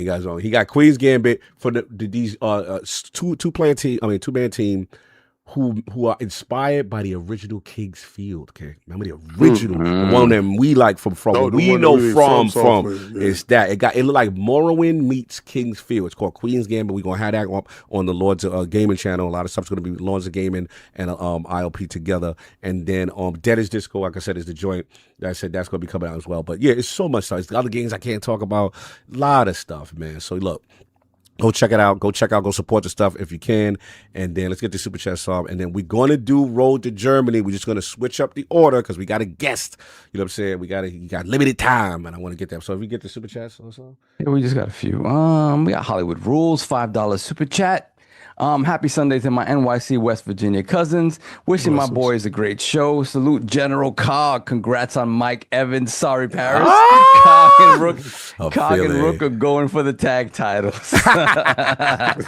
The beefy boys. Listen, man, we outside. We got that good workout. Got that good workout in. So, you know what I'm saying? We made tactical error by coming from the gym straight to the joint. That was wild crazy. God bless. Then we got the Rook once again, $2 super chat. You Cog, tell them about the Oreo Reese's. Oh yeah. Hey yo, that was sounded crazy. Now that you just wrote that, it do sound wild crazy. Yo, even though that's so a it real was another story. person that was there. Oh man. Yo. So shout out to Paris joining the Punishers. Yo. That's not the Oreo Reese's we talking about. Don't post one white dude and two black dudes together and try to have innuendos. Don't do that. Don't try to do that. The creamy feeling. Oh, man. We at the GDC. Hey. Chill, keep that to yourself, man. Don't do that. Yo. So was like, it what I a walk into? 4-player or was it a 3-player? No one was playing with no one's joystick on that situation. Combo breaker. What else we got, sir? Let me see. Then we got Let's put the crest in the chat for Fastback in Helix. Welcome to Lord Bronze. That's Put the crest in the chat. That's it, man. No doubt. No doubt. Let me see. Yeah, that's it. That's it. We're good. We're caught up. He's got the homie. Let's get a mic check for the homie TieGuyTravis. Oh, that's my dude. How we doing, Trav? What's up? Trav, a little what's low. up, We man? need you, What's going on? Higher. We need a little higher. Volume Get them gains up. up. Get them I gains. can increase my game. Yeah. Yeah. Oh yeah. There you go. There you go. Oh yeah. You crispy. You crispy. You're good. You're good. You're good. Travis in the building, man. How we doing? So first of all, shout out to this man, Ty Guy. Shout out to Ty Girl Travis. Help me down. Now, what's the rules for the Bay? I can't say SF. I can't say what makes me sound cool that I'm from the area. What's the You term? can say SF. Did I can somebody say say SF? you can't say SF? Yeah, I read online names like the locals don't feel that's cool. No, the one we don't like is Frisco. Frisco! You say Frisco, yeah. You don't want to be frisky. No, that Frisco stuff. No. That's not how we do it. Nah, salute to you, That's man. not how we do it. Salute to you for holding me down again, you know what I'm saying, and rocking. And you know what? What you realize when you're hanging out with Travis is that you have an appreciation for good internet. You have an appreciation for being productivity. Bro, I was so happy. I got so much work done at Travis's place in maybe 2 hours that I did 3 days with terrible hotel internet. And I'm sorry, GDC, I love you. But and this goes out to all conventions, not just GDC. We got to work on media room, online uploads, and infrastructure. Because this is a problem. If you're a content creator that's from a small outlet and you relying on these media, this happened to us at Tokyo Game Show. You got to take Starlink with you. Something, bro. It is, bro. Travis, save me. If y'all want to know the content that y'all been liking, that y'all been seeing, I've been putting up, y'all been giving rave reviews, the Tim Schafer interview, all this stuff. If it wasn't for Travis, I would not have gotten that to you in as many times. I want to give you your flowers as always, and I got to come back to the Bay SF. You already know. But what's been going on, sir? How you feeling? I'm feeling good, man. I'm 85 hours into Crimson Desert. I can't talk about it, but I've been playing that. Wow. What you playing it on? PC? PC, yeah. Mm-hmm. Okay. Mm-hmm. Yep. No doubt. That'll be out on Wednesday. I've had to take a hiatus for Marathon for the past week, which is my new addiction. You better stop. You better get back in there because they need all the help they can get. Yeah. So you know I got a message. I know you message. Yeah, You know message. No doubt. So look, let's get to it, man. Marathon is here. Got a couple of points I want to kind of talk about since it dropped, I believe, the week before, and regarding our impressions and our updates. So it looks like the launch drew solid player numbers, but online backlash a little bit. So it seems strong reviews. Some of the critics on Steam have been mostly positive. User reviews hovering around 90%. But then they talked about the player numbers, and right now, let's see what is standing out as I refresh right now. So currently, 50,000, 51,000. Keep in mind, that's 50,000 on Steam. I kind of get True. the impression that this game is mostly going to be a console player game, but I don't know why I feel that. It's just something like when I'm online, I feel like most of the people I see are on console. But that's funny just you been my mention that experience. because I'm looking at Xbox now, and this is top paid games. So it's Minecraft 1, Resident Evil 2, Dead Island 3, and then Marathon Standard Edition is 4. And then the deluxe edition is number 8 on Xbox. So on Xbox, there is some player count. To your point, that was just the Steam numbers. I don't know what it is on PlayStation. So that means there's at least 8 people playing Marathon on Xbox. If it's the top, if it's in the top 4 games, it's in the top 4 games. 8 people go get it in.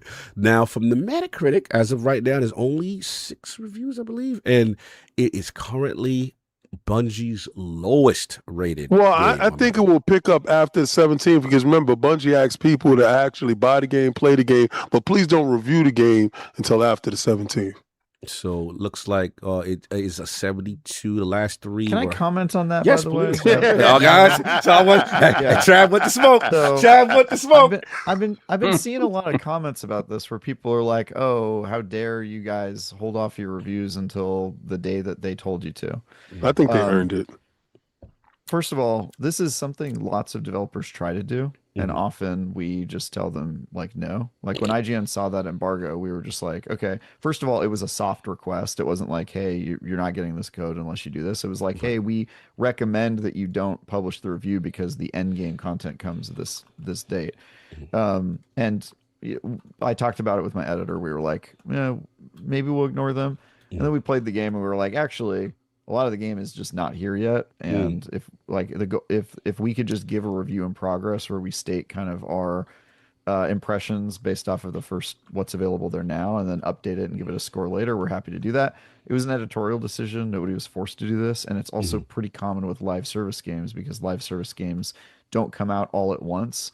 Does that mean that the review system doesn't really match with how games are made anymore? Yeah, kind of. It's a problem. It's something that game reviewers like myself talk about all the time. But this was not something that was compulsory or forced, and we did effectively like make this decision ourselves. Like we were not, and oftentimes when people ask us like, hey, please hold off your scored review until 2 days after the game comes out or whatever, IGN is a big enough outlet to where we can just respond to the email and be like, lol, no. We're not doing that. Like, we're not doing basically that. Yeah, we're not doing that at all. So we're happy to ignore embargoes when we think that they don't make sense. This one is not an embargo, but the rule does make sense because it is a significant portion of the game that is just simply not in the game yet. So I don't know how useful a numbered scored review would be when you haven't played the entire game yet. So we're gonna wait. Wouldn't it be the best thing just to release the game and release the raid all at the same time? At the same, I mean, to mitigate all of that, live service stuff being that it's an issue with, putting out a game that is half baked and then, asking not to give a review or a big enough outlet like you guys, to do a review in progress to compromise you in a sense, because let's say somebody doesn't read your article but looks at the score, because a lot of people just read headlines and don't actually read anything. Score yet. Yeah. So you don't have an actual score that goes out, but some people actually got scores that's out there, and to get a game that is not fully there, that's kind of like a disservice to the customer, don't you think? They're not asking for half the money up front. Right. I think it's only a disservice if you haven't played a video game in 20 years and you don't know how games are made now, because some people are new to games. But but my point is, like, this is how live service games are made. You can hate it, you can like it. There are reasons why the end game activities tend to come out later, because you have to spend weeks grinding before you can get ready, and then they like to do a big like debut where the game comes out and has a raid race, and this is sort of like common stuff. And if you're expecting like the type of game where you pay all up front and then you get your complete game and then you finish it, you roll credits, and then you never play it again, probably not live service games are for you, because that's just not how they work. So I would say what Bungie's doing is pretty standard. Now, that said, could the review process have been better? Yeah. Like a great example is Diablo, where they give a month advance where people are playing on private servers. They experience the entire game, and then at the end of the month they delete the server, and then you're back on playing on the public server. That is the sort of thing that Bungie used to do during Destiny. They would bring reviewers to their HQ and they would play on offline servers on site, and then after the review was done they would delete it and that sort of stuff, and so you would get to experience the game before it comes out. I would have liked for something like that to exist with Marathon. They didn't do that. Sometimes it's a budgeting thing, sometimes it's a time thing where the game just isn't ready in time. But the idea that like Arc Raiders was the same, right? Like Arc Raiders came out and then we had to wait for some of the levels to unlock, and I couldn't finish my review until time. And the worst part about live service games from a review perspective is that I get access to the game at the same time everyone else does, so I can't really give an informed opinion to people in advance of the game coming out and then making a purchasing decision, which inherently just kind of sucks, but that's just the way it works with live service. And so I don't think anything that Bungie did here was like irregular for a live service game, both in the timing of the content coming out and in the way that they like suggested, hey, maybe don't review the game until you see the end of the, you wouldn't write a review of the Titanic after you watch the first VHS, you know what I mean? You got to finish that second VHS and see all the ship fall apart. Language on the Lord's Day. But what did they ask? He said ship. Sorry, I thought he said the other ship. thing. Oh, sorry, my bad. It was close. My bad. False flag. He's Take like, the flag it's a off boat, the plane. sir. I don't like that. I take the flag off. So I guess my question is, because again, I didn't really play Arc. Did Arc Raiders follow that? You said what content did they withhold? Arc Raiders came out. They did not give early copies of the game. We all got to play it on the day it came out, and then there were certain pieces of content that weren't available until later. Gotcha. I can't really remember what the turnaround was, but there were certain levels you couldn't access at the very beginning of the game, including the big indoor one that I'm forgetting the name of, where all the PvP happens. But yeah, that's just like how live service games go. I think in Arc Raiders' case, it was less. There was less end game meat, so you didn't really feel like you were missing as much. But again, like if you're coming out with a big boss fight at the end of Borderlands that's like end game 2 weeks later, and you're giving your game to reviewers, you might want to let them know, hey, in 2 weeks this big thing is happening, so you might want to hold off on a final score before you experience that. Right. And I think that's what the message that was being sent in that email, and that's a pretty normal thing to include in a review guide email, like, hey, just FYI, here's like some content coming soon. And I think that people who aren't familiar with how the industry works took that out of context and made it seem like it was a big scandalous thing. It really wasn't. It's just like a normal. Oh, it's just console war and stuff. That's so the source of this, Travis, that's the only reason why I'm doing this. This so you get proper context. Is King has been very excited. He knows about Project Helix and the fact that Asha Sharma, I would say to his defense, that in past regimes with Xbox, with the Phil Spencer regime, where there would be a big release from a competitive platform, competing platform, right, Nintendo or whatever, and Xbox would generally hold their announcements and allow that game to release and then do their announcement. So King has taken great pleasure in the fact that Asha Sharma has now released Project Helix on the information on the day that Marathon released. So in his mind, he feels like the spirit of Xbox, the renegade spirit of Xbox is back. She's the one that used those words. I didn't use those words. Just so you have proper context of where he's at with this. So listen, Travis knows me pretty much to know that I'm going to sit here and twist and turn everything into a console warring thing. Like when he said his piece, right, I could have went and said, well, do you believe that Bungie used to do it in the past when they was at Activision, but now that they're with Sony, they no longer have a budget in order to put you guys over to a private server to do a review in a proper context. You want to talk about I could have did that, how but much I think Bungie has gone downhill after getting acquired by Sony. You and I probably would be bedfellows in that one. I'm super stoked about that's that. a last word nugget. I told Togany Bontis when the acquisition happened that I thought it was the worst thing that could happen to that company, and I think I've been proven right on that one. You've been pretty accurate, unfortunately. That said, they did make a good game, so I'm focused on the game right now. The business stuff, it will always annoy me because I get annoyed by really any company that has more than 10 employees annoys the shit out of me. So. See, that was a slip. That was a ship on that one. No. He said ship. He said ship. No, I don't know. I don't know why you keep giving him extra stuff, but he said ship because thank you.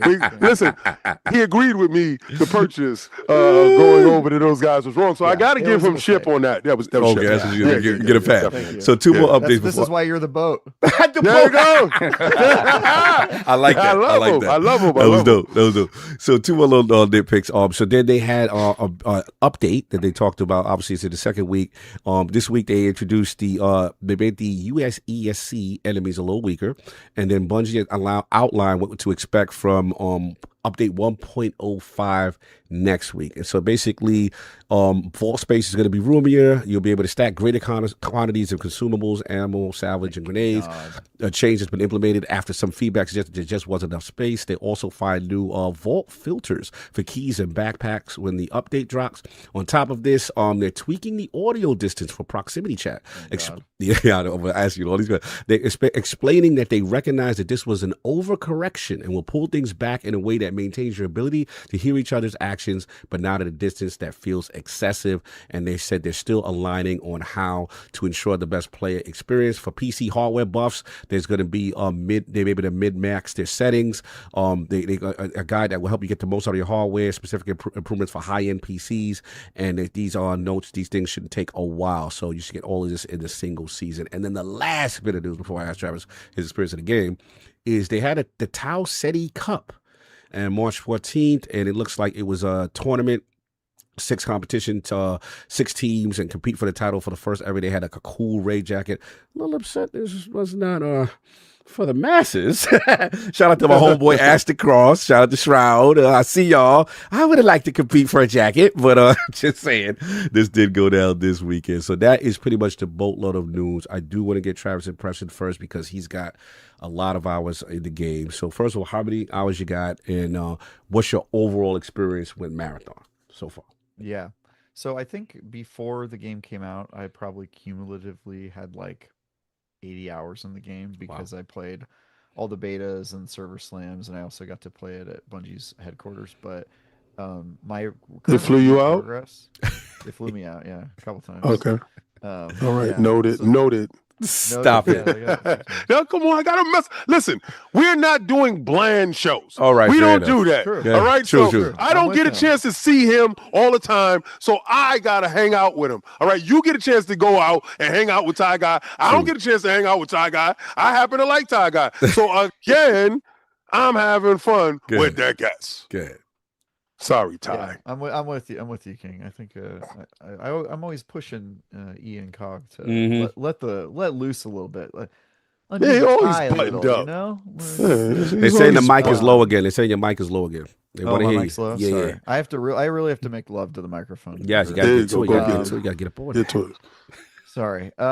Yeah, so but actually what I was going to say is I played the game a lot before it came out, but since it came out, I basically had like 1 or 2 days with it before I had to get on Crimson Desert review, and I've sort of been on hold, so I've only played maybe 20 hours in the wild. So as soon as Crimson Desert's done, I'm going back and I'm no-lifing this game, and I'm going to play it forever.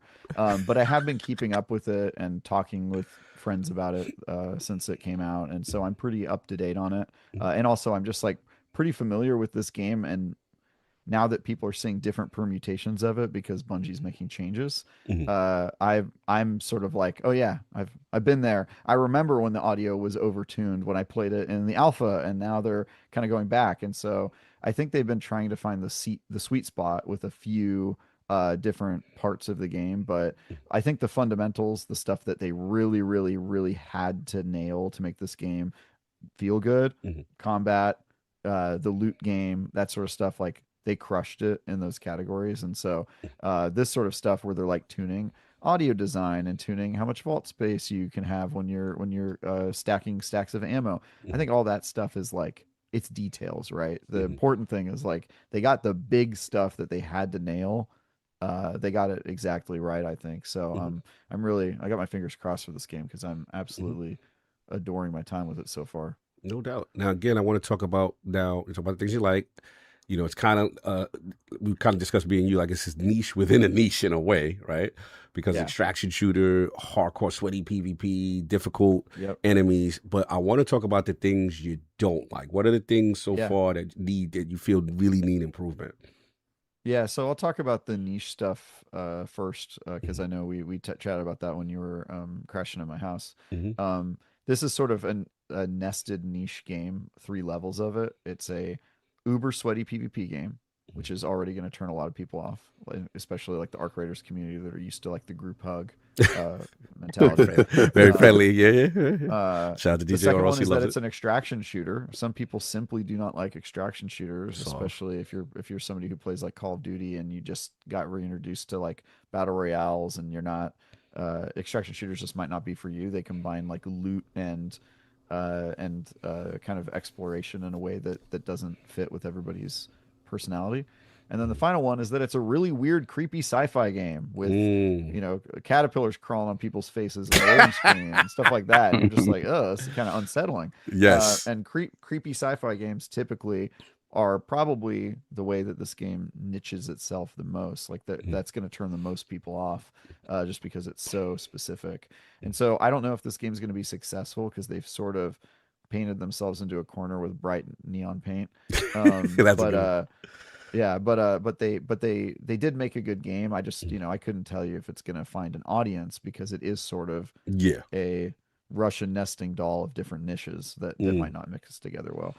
Stuff I don't like about the game. Let's go. Geometry. Bungie has always been really bad at geometry. You get stuck on the levels.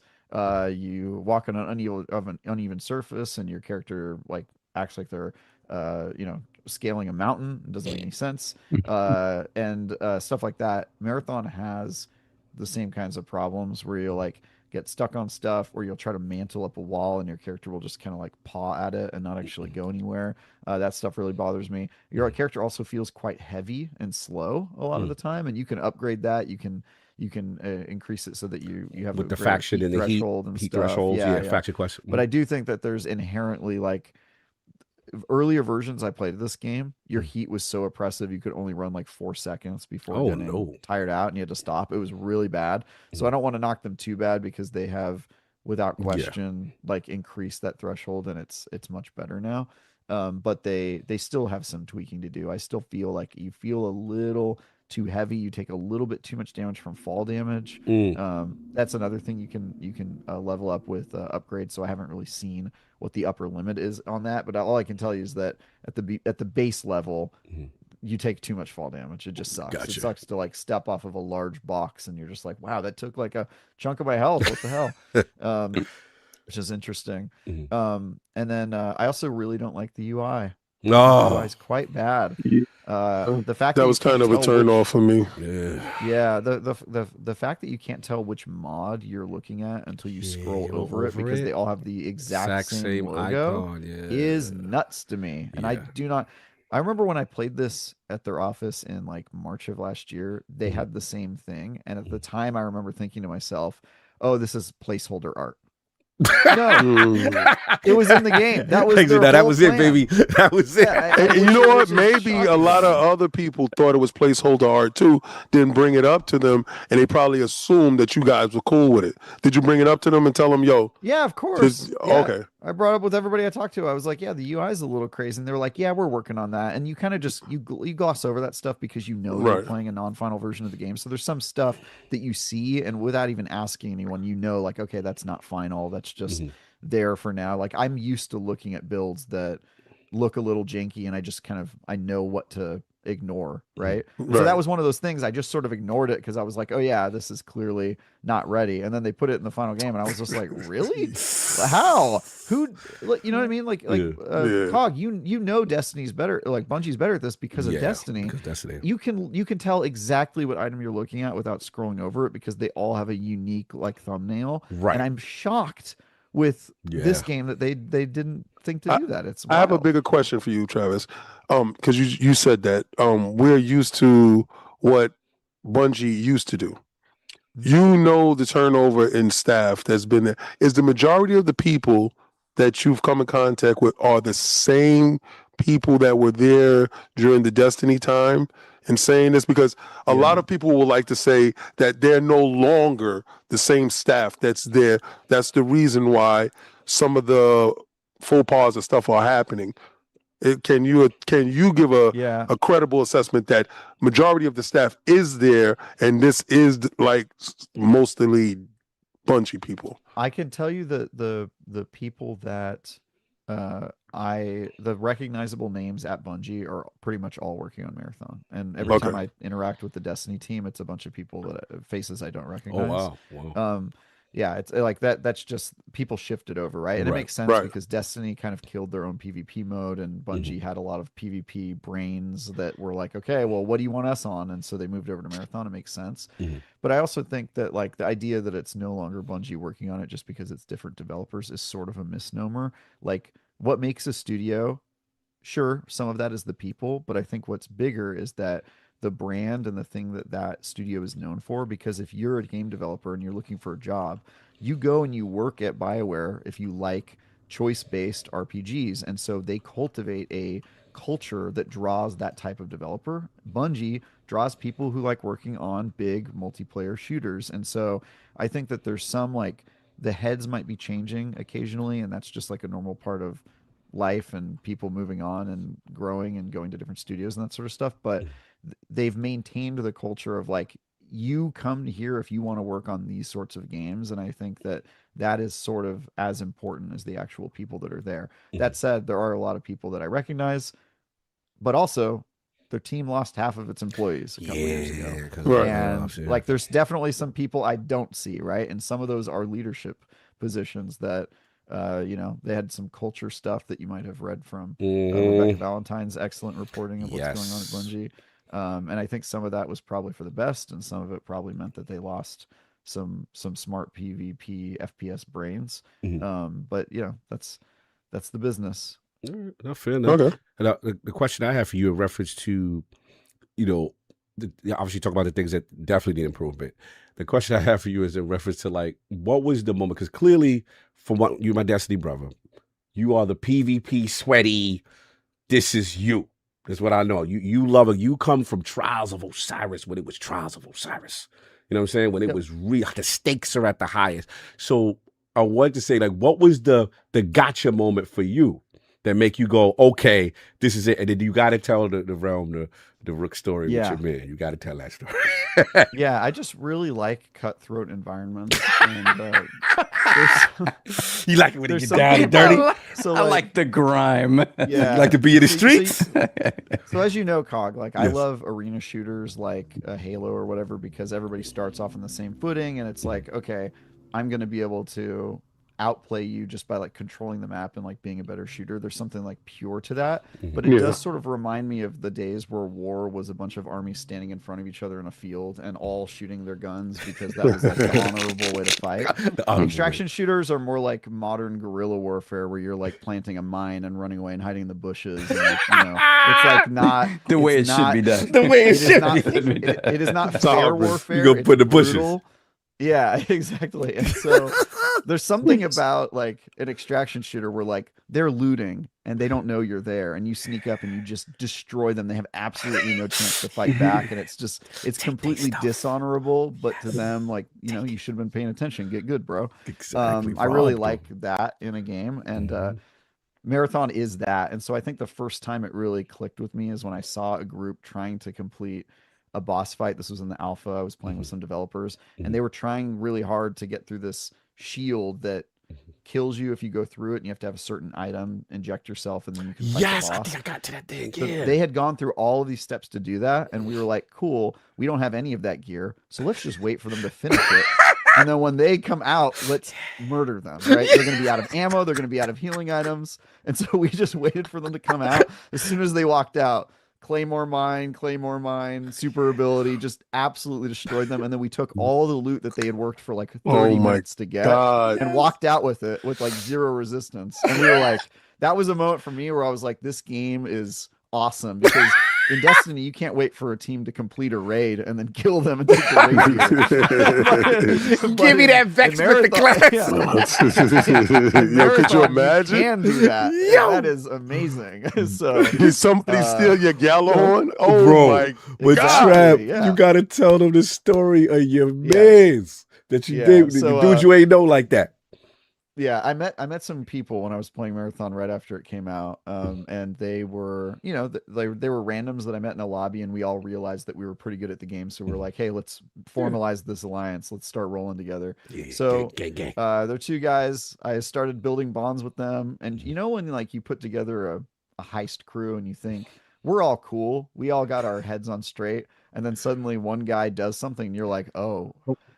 He's not cool. Like we have a wild card in the group. He's a little off kilter. Well, we had this moment where we ran into a solo player. He was playing Rook, and he was a rat, and he was trying to go unnoticed, and some robots started shooting. He was a rat. Alerting. Yeah. Sorry, if you don't know rat, that is a term in the extraction shooter genre. But yeah, he was a rat. He was trying to hide. He drew the attention of some robots, and so we immediately knew he was there. So he comes on mic and goes, "Guys, I'm alone. I have no loot. I'm in a free kit. Please don't kill me." He's hiding in the corner, like crouched. And so we all got on mic. Me and all three of our crew. We were like, "Hey, that's fine. We're not trying to kill you. Like, where you at? Like, we'll give you a gun." And at least coming from me and at least one of my other teammates, we were being earnest about it. So the other guy, the third guy in the group, the guy that we discovered is not cool, walks up to the dude and he goes, "Hey, no worries, man. Here, let me go in my inventory and get something for you." So he goes, "Here, you can have this," and then shotguns him right in the face. And then when he's down, he goes, "Effing idiot. This is Arc Raiders." And then and the stat yeah, and then did the execution. And so me and the other dude were just looking at each other like, oh, like this guy is not cool. You're running with Negan? You had Negan in your crew? Yeah. No. We were also like, I remember like me and the guy's name is Ghosty. Afterward, I was talking to him. I was like, I mean, that was brutal, but I'm kind of glad he's on our team. You know, like I'd rather have him over here. Oh, because he was on the nice. other team. He was nice. Yeah, yeah. He's nice to us. Look, we're his boys. Don't trust that guy at all. That is so dope. That is so dope. I think if I would have had encounters like that, no, King, we I'd gotta still play. be playing, King, we bro. gotta play, man. I didn't. Listen, I never got the review copy. So all right, no. fair enough. We're Bungie. We can work on that because we only got one yeah, code. yeah, But that's It right. reminds me of just hearing about it. It reminds me of kind of like Spies versus Mercs, obviously. Like Yeah. it just the shadiness of how things play out. I don't know, man. You know me. I came in fully like really wanting to hate on this game. And just hearing about this though, it's super interesting to me because it really feels like got soft. You know when I knew, not to cut you, Hogue don't- liked it. I was don't know like, why he Hulk? doesn't like extraction shooters. See, that whole idea of exactly that, Arc Raiders is an actual monster when it comes to that type of thing. I haven't had the same time with Marathon. In the server slams is really pretty much me by myself or whatever. And I'm hooking up with randoms and either some guy is talking through his controller or because I played it on my PlayStation 5 Pro. I said I'm going to give this game the best opportunity, right? So I thought graphically I was going to get some edge.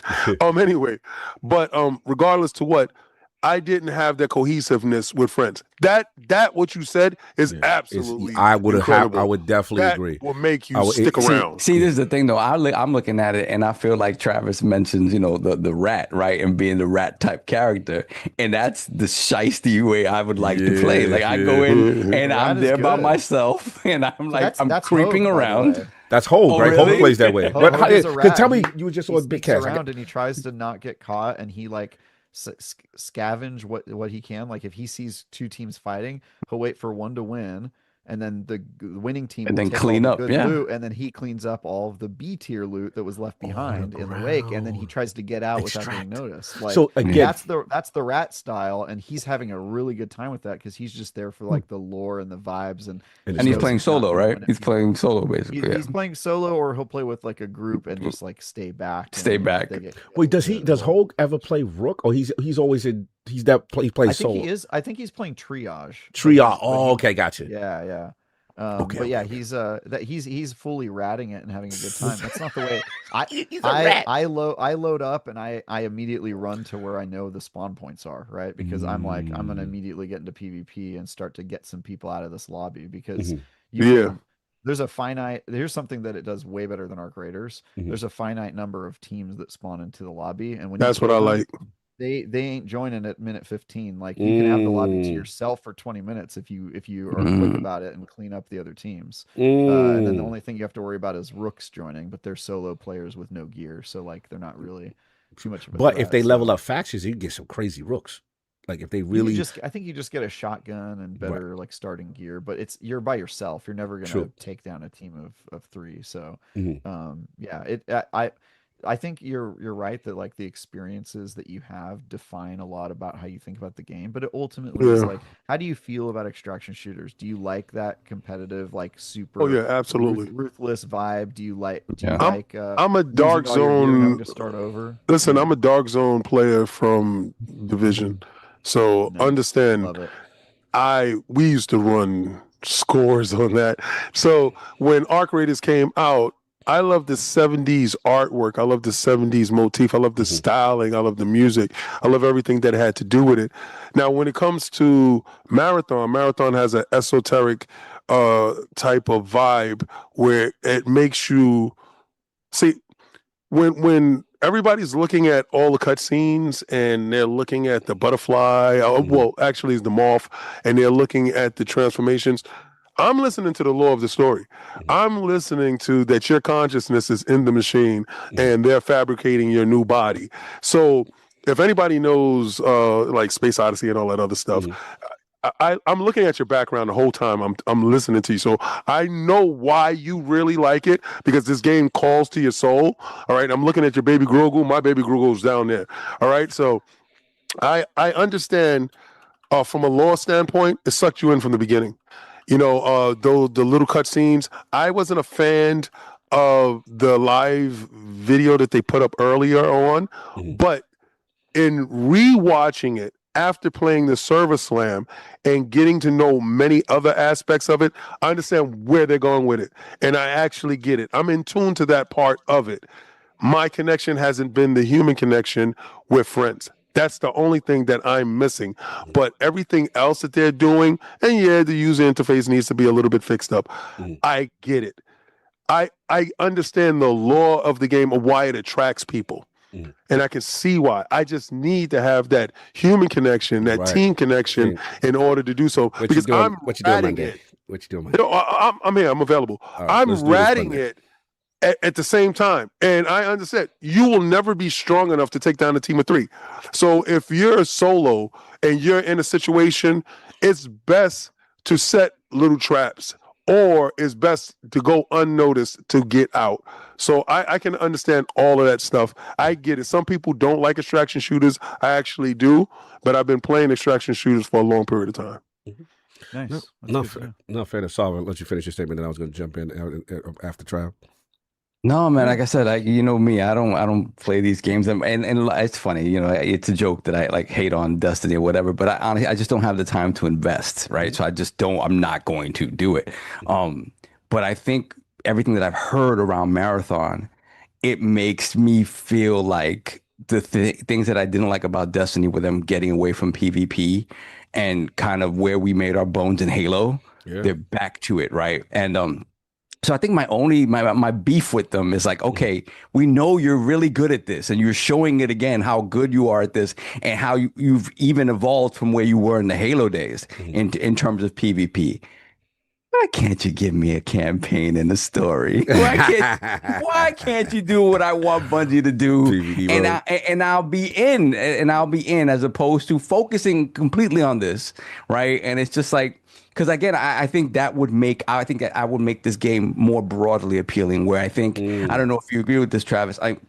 Do you think this is a game that's gonna have it feels like it's gonna have a longer tail on PC because of the hardcore nature as opposed to console? I don't know if that's something that kind of seems apparent right now in the early going, but it just feels like, for me, if you give me a classic Bungie style game, what I expect from like a Halo 1, 2, 3 and, you know, Reach and ODST, I'm like, man, this could be something.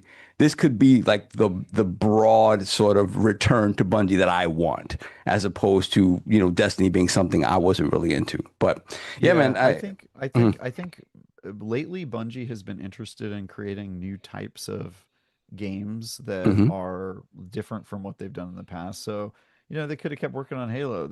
I'm sure they would have had a very strong forward projection as a company if they did that. But they said, you know what?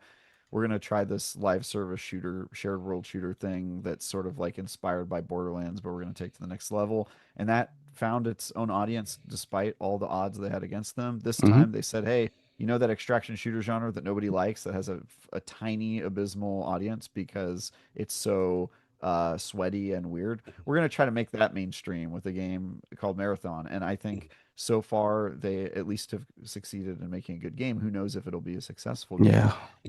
And I think if they do stuff in the future, I really doubt you're going to see like, hey guys, Bungie here, we're going back to make a single player shooter that is exactly the way you think of traditional video games. I don't know that Bungie is interested in doing that. I think they're trying to use their influence and outsized kind of power in the industry to break through and do like new genres, and that's at least what the leadership so far has been. And again, a lot of the leadership has changed, and who knows what Sony wants them to do. For all I know, Sony's going to tell them tomorrow, no, you need to work on a God of War game, and I'm sure that would, you know, that who knows, honestly. Like, they saying you low again, Travis. They say your voice is low again. They get mad. They love your voice. It's not that he's low again. He Zoom. just talks no, and I think it's Zoom also. Yeah. If you go to audio, changing it up. Yeah, if you go to audio setting, there's a section that says do not let it automatic control by volume, and I think Zoom is silencing you. So if you're that lower, here we go. Yeah, sorry about that. I should have told you that. Professional podcasting. Sorry. Yep. There we go. Yeah. Yep. And it's okay. soft. Yeah. Sorry. But I'll give you if for somebody who wants a single player marathon story, I'll give you the Don Matrick answer and tell you that We have a game for you. Bungie already has a game for you. It's called Marathon. It came out in the 90s. In the 90s. Which it's I a single played. It's a Not on single a Mac, player but I story. played. You'll love it. Yeah, you'll love it. So yeah, this is my beef. It's Like, unfortunate, right? This is going to like kick people out who maybe care about the marathon story or want or like interested in the weird sci-fi, but they just can't get over the sweaty extraction shooter. But I'm surprised, like Hogue was one of those people who loves the original marathon. He cares about the lore, and when he found out they were making a sweaty extraction shooter, he said, "I'm out. Like screw this. I'm pissed off." And now here he is going through this sweaty extraction shooter just because he's so. Yeah, I am also very shocked. That's the one that really. Because we know Hogue. Like that's our brother. Like Hogue is very particular, and when Hogue is kind of set this way, he gets to this. I love. He's like my little curmudgeon. He gets in curmudgeon mode. Yeah. And it's like he's new ideas. The easiest way to piss him off is to show him it's bro, change something. Change something that was classic. Don't having Hogue on the Final Fantasy VII remake spoiler cast was one of the funniest things going because he will let you know. Do not mess with the essence of something he loved. He gonna fight you. He gonna forget. So I'm sorry. But I will say this. I think from everything that I've heard, it just the Bungie effect, right? Bungie took a genre that was like kind of untouchable, right? If you just look at the Tarkovs and it's like, okay, this is unassailable to most people. And they said, okay, what if we give it the level of Bungie polish that you expect? That automatically draws people in, right? And then they seek to solve the problem that most people have with this type of shooter is that I feel like I'm never progressing because everything can be taken away from me in a blink of an eye. So it feels like they made a concerted effort to address that here, where it's like, yeah, it's gonna happen and it's not gonna matter, and I'm gonna train you to not care about it happening and just enjoy the game for what it is. And I think that people's reaction to that so far has been positive, and that's great because again, they've changed how people think about this type of shooter, and that might not be the experience they have in another extraction shooter, but at least in this shooter, it feels like they've solved that problem. And I mean that's what they do, man. They look at a problem and say, okay, how do we make this accessible, better, deeper, and somehow more accessible also. So. I can't take that away from some areas. I'm actually surprised. I'm curious to hear what you guys think about this. But like, all of the extraction shooters have this thing called a prison pocket. It's not actually called that, but that's basically the way to think of it.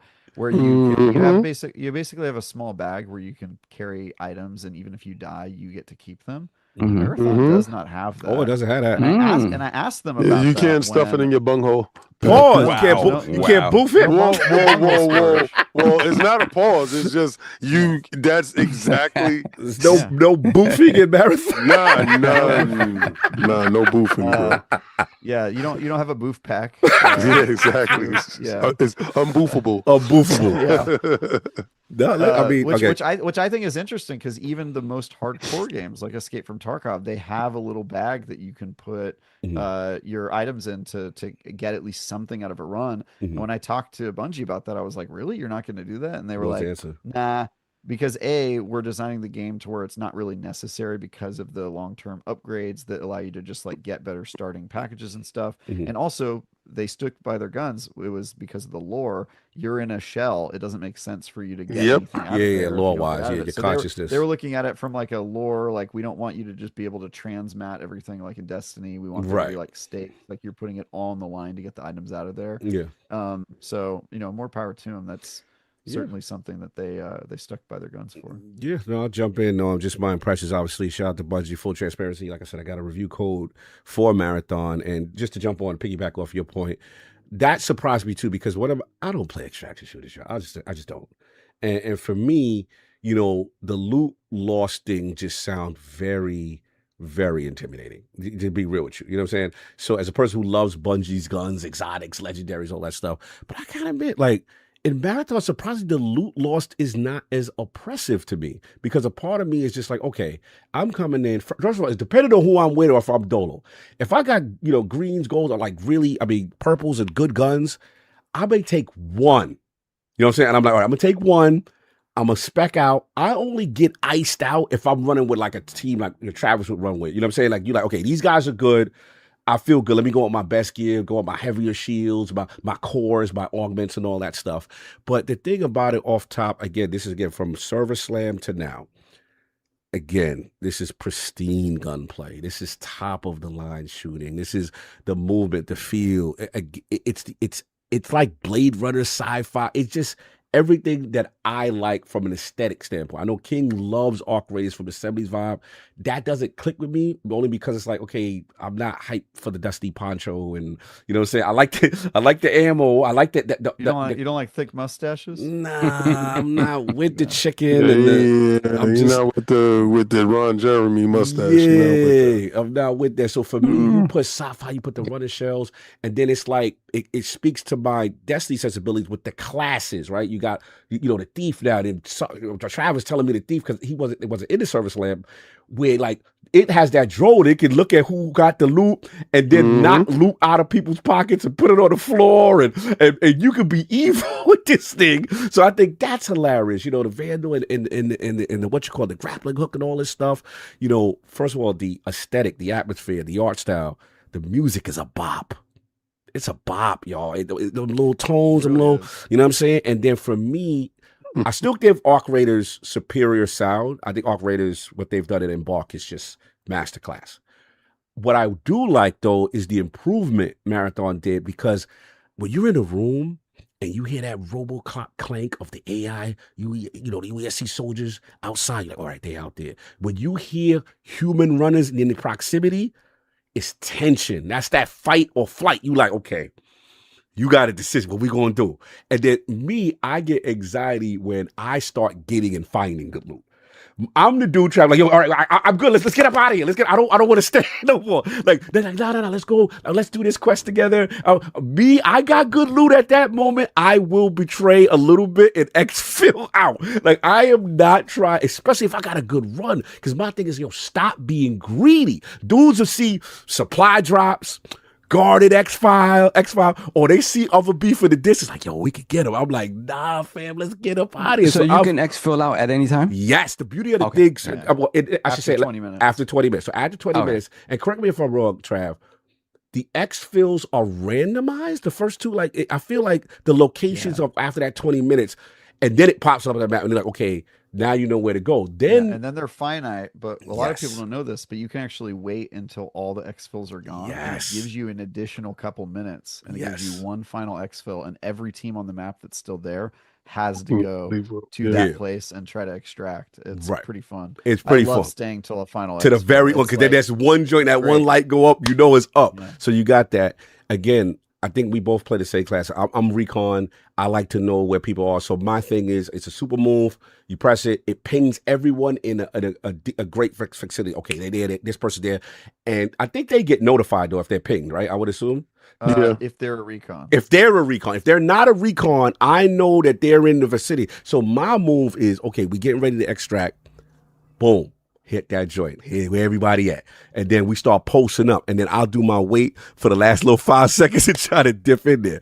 Now, surprisingly, as a solo player, when you have a bad run, Rook is really good as a scavenger to kind of like get stuff that you need, credits, materials, quests, stuff like that. And then when his special ability is to literally camouflage as the enemy AI robots, my move is I pick a guarded exfil. It reminds me of a game you were slandering a few weeks ago. Assassin's Creed multiplayer.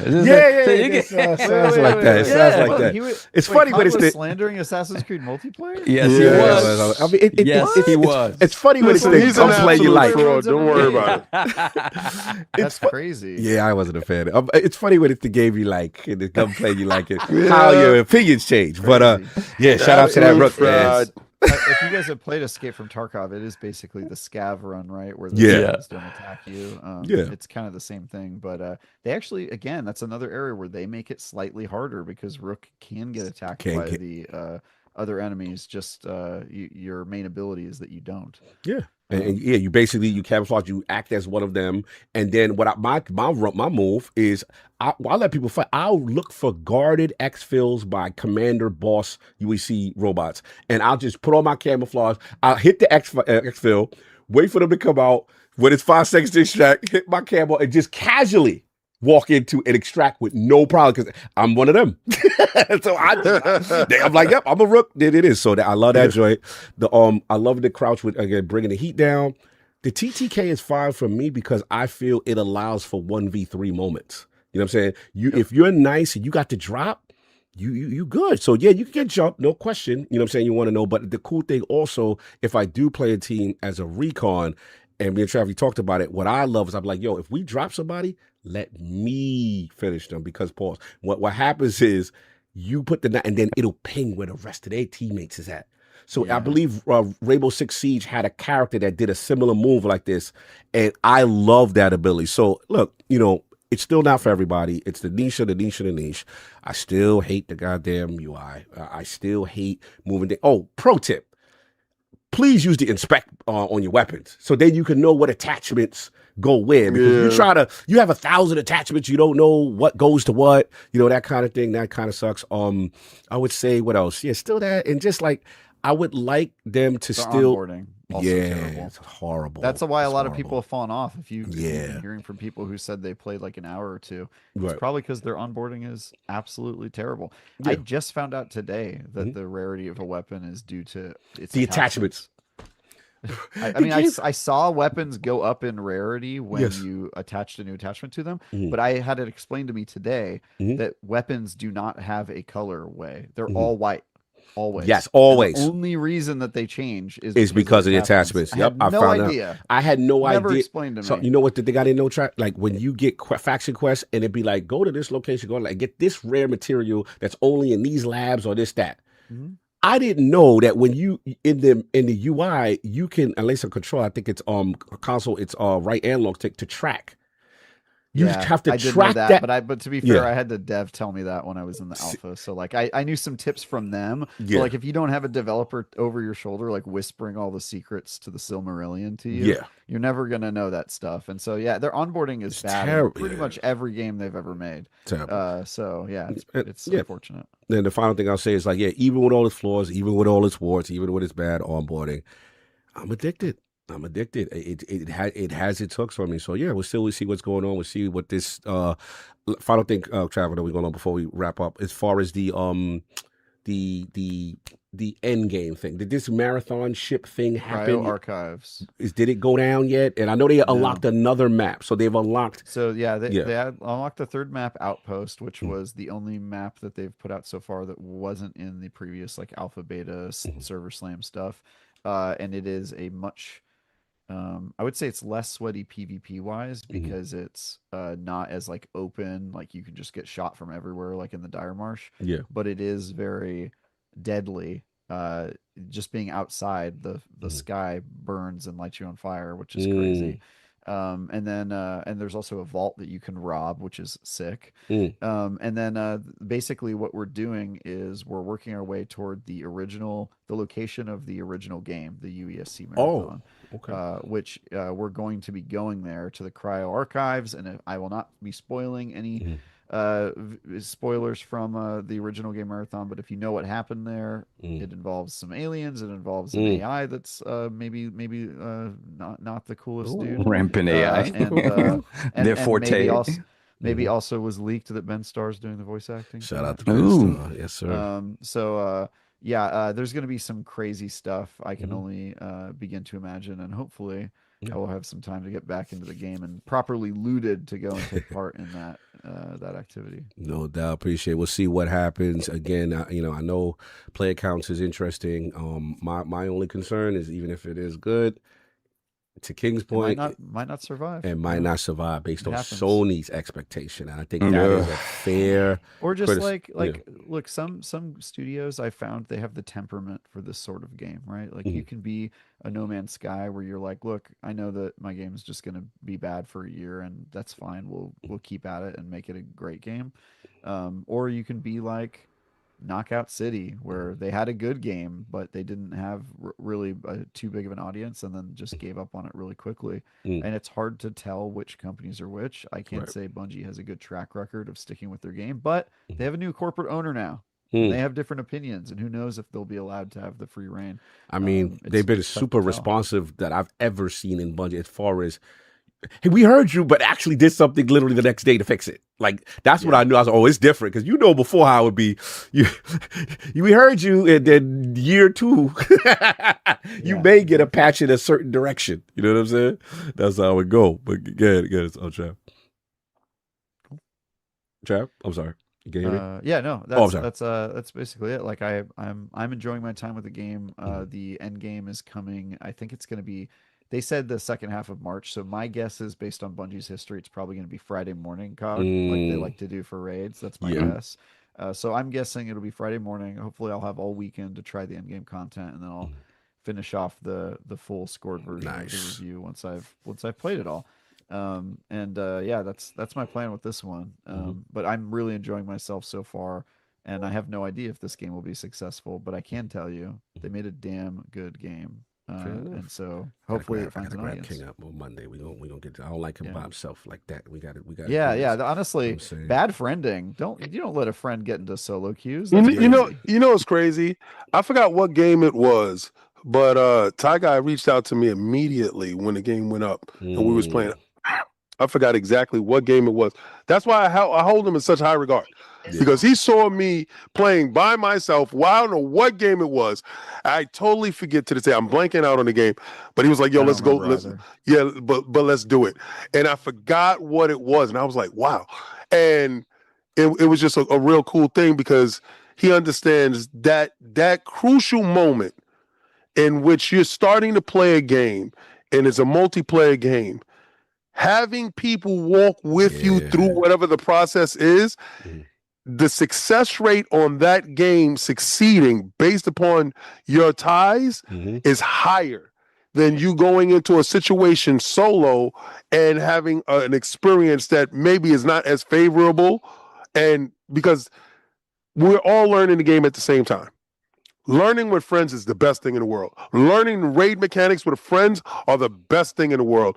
Learning different aspects of, you can go over here, and I know this is over here. Going and being Sherpa through with certain people is it's a good factor in longevity and staying with the game. There's a reason why I played Destiny for as long as I did. When people were saying was having a bad time, I was like, I don't know, maybe you don't got any friends. And it's just that aspect of camaraderie actually pushes the game a little bit further. Because regardless of what, at the core base of every game that is, multiplayer, it's the connections that you make with others that really dictates the longevity of the game. Yeah, I mean, that's going to be it. I mean, but in defense of Arc Riders too, I think Arc Raiders. We're not riding no Arcs here. Yeah, we're not riding no. Correct. We're raiding the Arcs. Orc Riders. Orc Riders. Orc Riders. I tell I don't play it. I got a little story for when we went out for his birthday to eat because he's an Arc Rider. So, but wow, not the bull riding story. But no, look, I do think that because I think of E, right? I think E and Soft to me are the target audience. Yeah, we got to get them. Right. And the fact that E is playing Arc Raiders so consistently and was just like, man, I just can't get off this thing. And the fact that the solo play, and it's a little bit more friendly and it's a different vibe, right? And then I think E doesn't like PvP though. True. Arc Raiders. True. Yeah, true. He's playing Arc Raiders is as honestly E coded because you can play it alone and everyone there will be nice to you. And I think in Marathon, the first time he gets shot in the face by somebody and told this isn't Arc Raiders, you freaking idiot. He's out.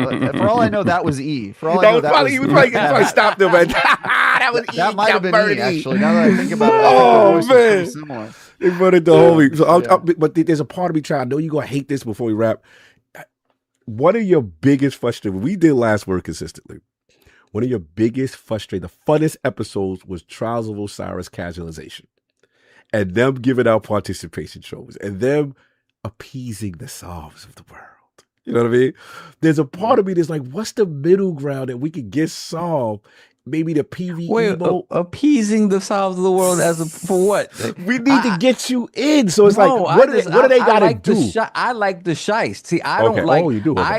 Listen. What I didn't like every time I reinstalled Destiny, whether one or two, After uninstalling multiple times. within 10 minutes, I was headshotting everything. And I'm like, no. I was like, this is the old man shooter to make them think they're still good at shooting. You talking about the aim assist. The aim assist is high. You're kind of right. So He's right. He's right. I don't want to play this. I said, I don't want to play this. And then it made me mad that you guys were bloviating over all the skyboxes. I was like, I don't care about that. I was like, I don't feel connected to these characters. I don't care if you give me Nathan Fillion or you give me. I was like, I don't feel connected to this world, these characters. I don't feel that they're heroes, but what are they saving? The world has been kind of destroyed already. It just didn't feel like a Halo where like you see the people that Chief is trying to save. I was like, why didn't they give me something like that? I've said it before. I'll say it again. Destiny is one of the best and 10 of the worst games I've ever played. And that's just true. It sucks in so many different ways. So continue. So the shiest is what got you. So Marathon, looking at Marathon and look at the scenarios that I've seen presented in Marathon, I'm like, yeah, this is what I want. Like you have to remember, like when we played Halo Hardcore, what would I do, right? I'm grabbing a sniper rifle, I'm finding a shiesty corner, and I'm picking you off. And then, or as I get closer, I drop down. I'd spray, right? I'd spray, cause ruckus, throw grenades, and then I clean up. That's how I play. That's how I play Halo, right? Nice. And then Spies versus Mercs. I'm playing that, and I would get such joy out of creeping behind somebody and whispering in their ear, proximity chat, like, I got you now. as I put as I put them in a chokehold. I love stuff like that. So if you tell me that this incorporates aspects of that in addition to, and you give it the Bungie level of pop, I can't be mad at them. Okay. I wish they would have given me a new Marathon story. Gotcha. Facts, right? But they're going to give it to you. It's just not going to be in the format that you want to digest it. Yeah, it's going to be... The story is there, and I actually think the story in this game is really good. It's just hidden behind this game that a lot of people don't want to play because it's a distraction shooter. Right, because it's a distraction shooter. Yeah, so that's my worry, that kind of within Sony, the expectations for this are not going to be met. And what does that mean? Because I kind of do think in the PC space, the hardcore are going to keep this going as long as it can. Are you playing keyboard and mouse, Travis? Or are you playing controller? No, I'm on controller. Controller. Okay, so yeah. And I'm wiping the floor with this keyboard and mouse. Yes. Nice. That's what I like to hear. I can't do keyboard and mouse. No doubt, Trav. I turn off aim assist on these games too. So I Oh, you hardcore with it. Oh, you should. You should. Nah, we need that old man on for me. I need that. I need to get my KD off. You know that thing that happens where like you're shooting at a guy and then like somebody else, you'll be like shooting at a player and then UESC robot will like fly by your screen and the aim assist will like point your tilt over away from the PvP. And I'm like, no, that's turning off immediately. It's never gonna happen. No, I appreciate you, Trav. TieGuyTravis in the realm, holding it down. Appreciate looking out for the rest of the coverage when it drops, brother. Always good to see you, man. Appreciate the time. Any shout outs, anything though? You want to let us know what you're working on before you head out? Nah, I'm not gonna bother you guys with my self promo. Self promo. Big enough. They don't need your eyes. You don't need it. Travis, is it out there? When's the embargo for Crimson Desert? It's on Wednesday. Okay, it's the day it comes out. Okay. Yep. I will not have a scored review up in that on that day, despite having played 85 hours. So wow. I'm gonna try to get as far as I can, but I think I'm gonna be late because actually, what's funny is the developer told people to not expect to finish the game and to just put out the review after 60 to 70 hours because it's quote good enough. But IGN has a very hard rule that we follow where you have to beat the game. So we're gonna hold off until the game's done. Okay. And that means probably 100 plus hours. So no doubt, big doing my best, guys. I'm trying. Nah, you're doing it. You're killing it, brother. Killing these reviews, killing everything. Like I said, shout out to Attic. Salute. Good to see you, brother. So hope you're okay. And but yeah, want to shout Trav, man. And I will talk to you, brother. We will kick it, man. See ya. All right, man. Thanks for the invite, guys. You already know. Man. Appreciate you. Later, Trav. You already nice know. to see you, Attic. By the way. Bye. Oh yeah, you. He's how we feeling, brother? How we feeling? My head's killing me. Yeah, I know you had the headache. How long I can be in this light? Ooh, not feeling well. I got a bad migraine. Yeah, you can't put on your whatchamacallit, your other ones over your glasses for the light. For the your blue glasses. Glasses are too big. To put those over it now. I feel you, man. Like I said, if you're not feeling well, give me a second. Yeah, no worries. Yeah, we just need him to put up the poll, and we can just we can do let him that begin. before the suit. So look, we Absolute Batman. Let me get Make a couple sure of you're super reading chats Absolute Batman. Ooh. I just turned the light off. Yeah. I got my Absolute Batman, my Absolute Superman, my Absolute Wonder Woman. I just turned into just a graphic novel type of dude. But I'm waiting for the DC KO story. They just finished. They said it was as good as Crisis on Infinite Earths, the original one, not that second half big crap. But yeah, I'm waiting for that. I'm probably get that in hardcover. You want me to put up a poll? Yeah, look at the chat. Look at the chat. Yeah, look at the chat. Let me do these super chats in the meantime. Yeah, get the super chat. I'll be right back. Give me a second. We got Gator JV, $5 super chat. I can't watch today. I wanted to say the baby was born Thursday night. Congratulations. Congratulations. Who was that? Gator JV. Oh, Gator, yeah, Jimmy. That's Marathon in the building. Salute. Yeah, it was good, Gator, man. Congratulations. Congratulations. Just got back home, same time as the show. Sega/PlayStation kid ready to play. Yes. Nice. Got to get that kid off on the right start, you know. Get him a Sega Saturn.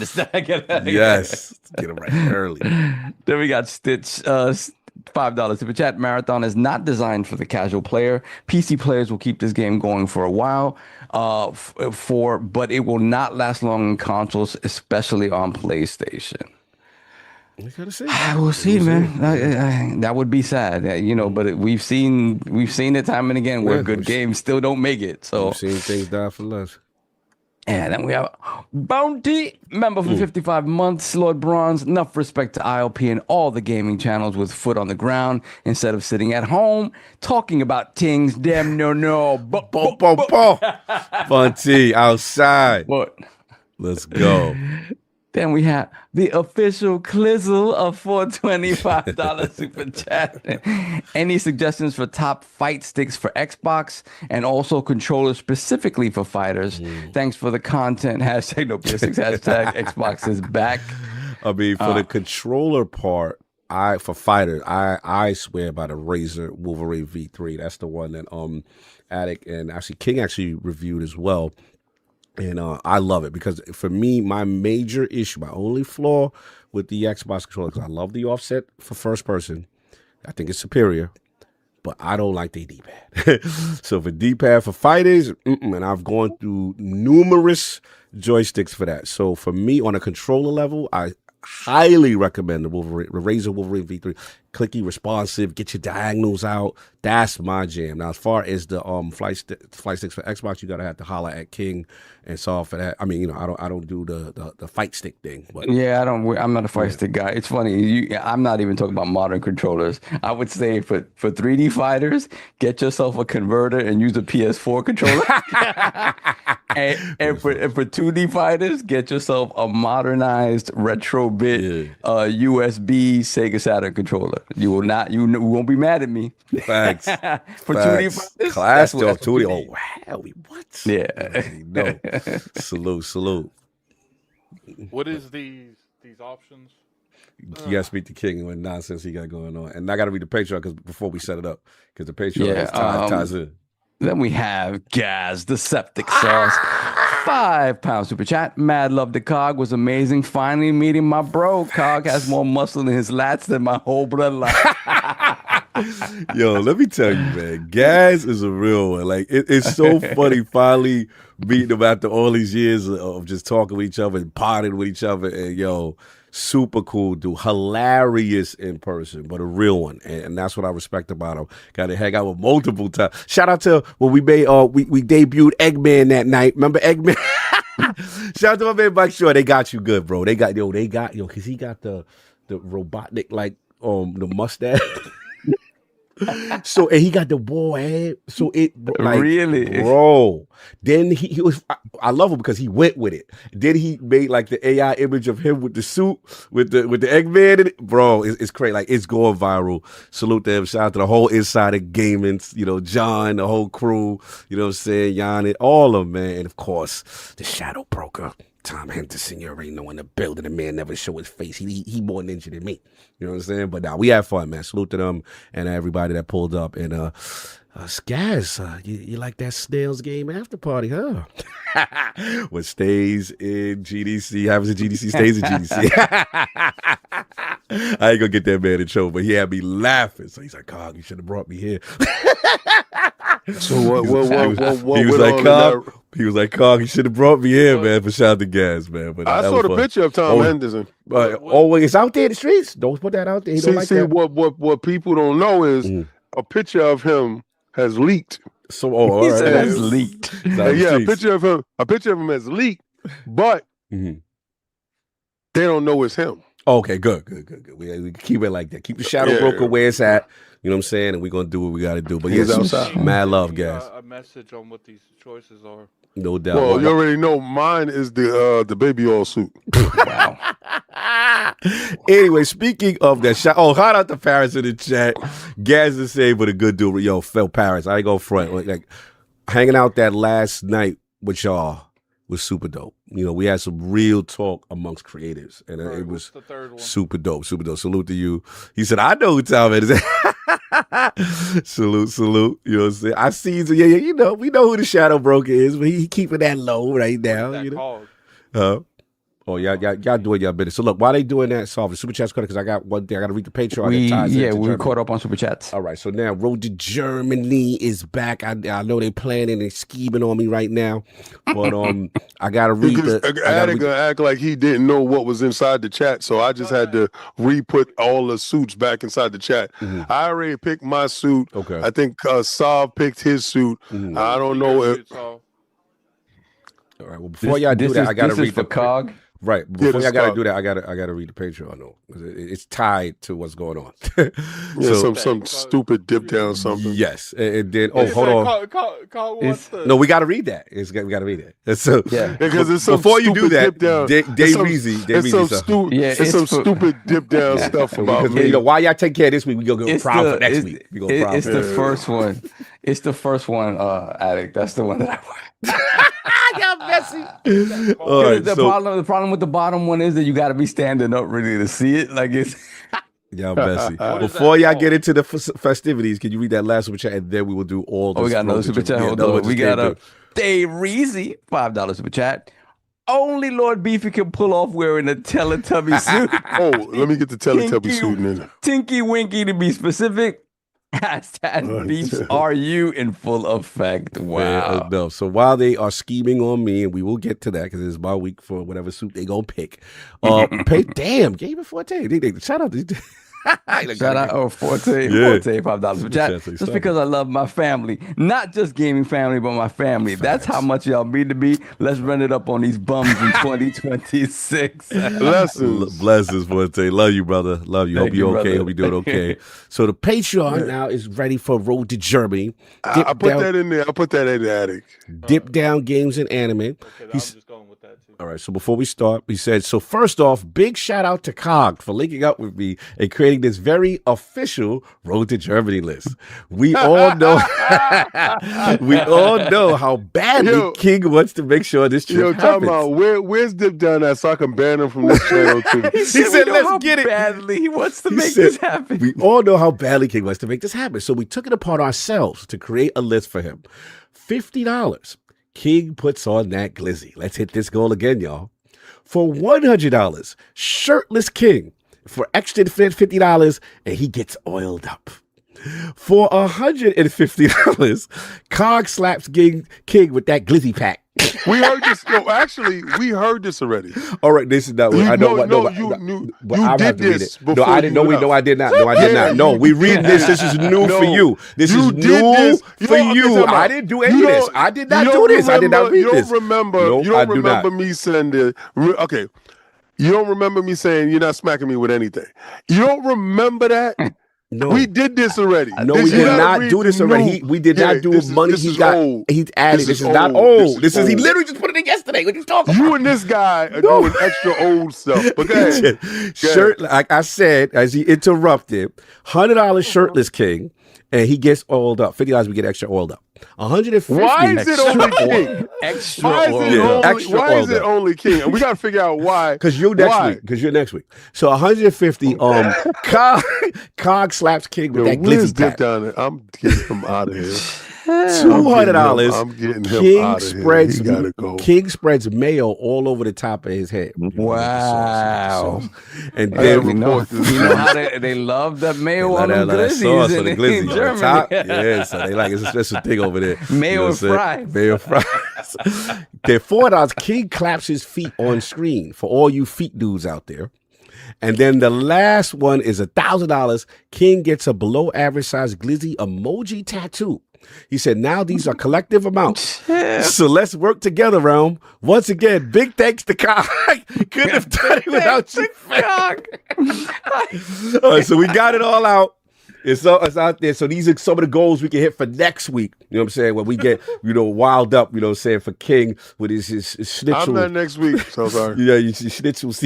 I'm not next week, so there you go. No, you're next week. You're next week. No, That's I what the know. questions are. Actually, I'm not next week. So we can vote. We can vote. Then. No, we can actually vote. go in the order of the show. No, we don't do it. We It's go a in the vote. So order it's what of the the people show. want. What the It people goes want. in And the it order. sounds like Yeah. you're next week. It sounds like you're next week. It sounds like so next Technically, week's you- you. We go Next in the week's order you. of the show. Patreon, We go in the order of the people Listen, for it. Paid the for it. people- If we go The in people order pay of good the- money to see If you we go in oiled the up. order of the show, Cog wouldn't be going right now. No, Exactly. only So it's reason all about why the Cog people. was going because he was last. Right. No, so he's first. here goes He- for y'all. So hold on, no, yes. but if that's Alex, the if case, you then don't we're- shut up. I know he mad. He know I what he thought you had next a week. We headache. gotta hit these I polls. thought You gotta you clap had a your headache. feet. I thought We gonna you go had put- a headache. Would you shut up? Mayo on your I head, can or have do a I get headache to and slap call you you with the out. glizzy pack? You listen. Wow. You talking is hurting your head. Please stop talking. All right, So sit back. tune in for next week when we get ready for King and oil him up and figure all these things we gonna do with him. All right, what y'all got for me? we'll do a poll. Yeah, we do a poll. He likes polls. This guy with the oiling up of the king. Like, yo, Dip Down, I'm gonna start banning you from being around everybody. Because apparently you don't know how to act around company. And I see you that kid that we have to make an example out of. You So- don't want to put your feet on the joint though. That's kind of hell. You know, put your toes, clap your feet for the round. This guy here, you too excited. You're too excited. I gotta get on because I know I'm about to suffer right now. So let's get it over with. Yeah. I'm on my stringer bell. Let's get it on there. What you waiting for? Tinky Winky is in your future, sir. Ain't none of you dudes, ain't nothing I can say to you dudes to change your minds. No. All right, Tuckers, get it on. Stringer bell, I'm going out. To get on. Go ahead, brother Mojon. So, Go ahead. Cog. With oh, He said, "How much for?" Stop acting like you're a different person. He said how much for You gonna start put Hey, your yo. real name in there and stop acting like we don't know who you are. Now this is disgusting. Now so question. All right, let's go. Do you just want it to agree to wear this baby oil suit? I don't know what I have not seen any of this stuff. So y'all might as well just put it up on screen for the realm, like we do, and just get the humiliation ritual over with. yeah, so I can be done. Let's see what he got. What have y'all been cooking? I'm not even looking at ILP internal chat because I don't want to be surprised with the foolishness that y'all cooked up for last week. Yeah, Addict. Let's show him. Let's show him what he's won. Well, he's the price is right.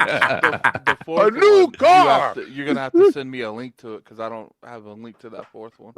Which one? What do you need from me? I got. the Germany one. The one. Oh, I got you. I got he's you. wearing all that crazy stuff. The German stuff. I got you. I got So you. this is what's coming up is now what part one.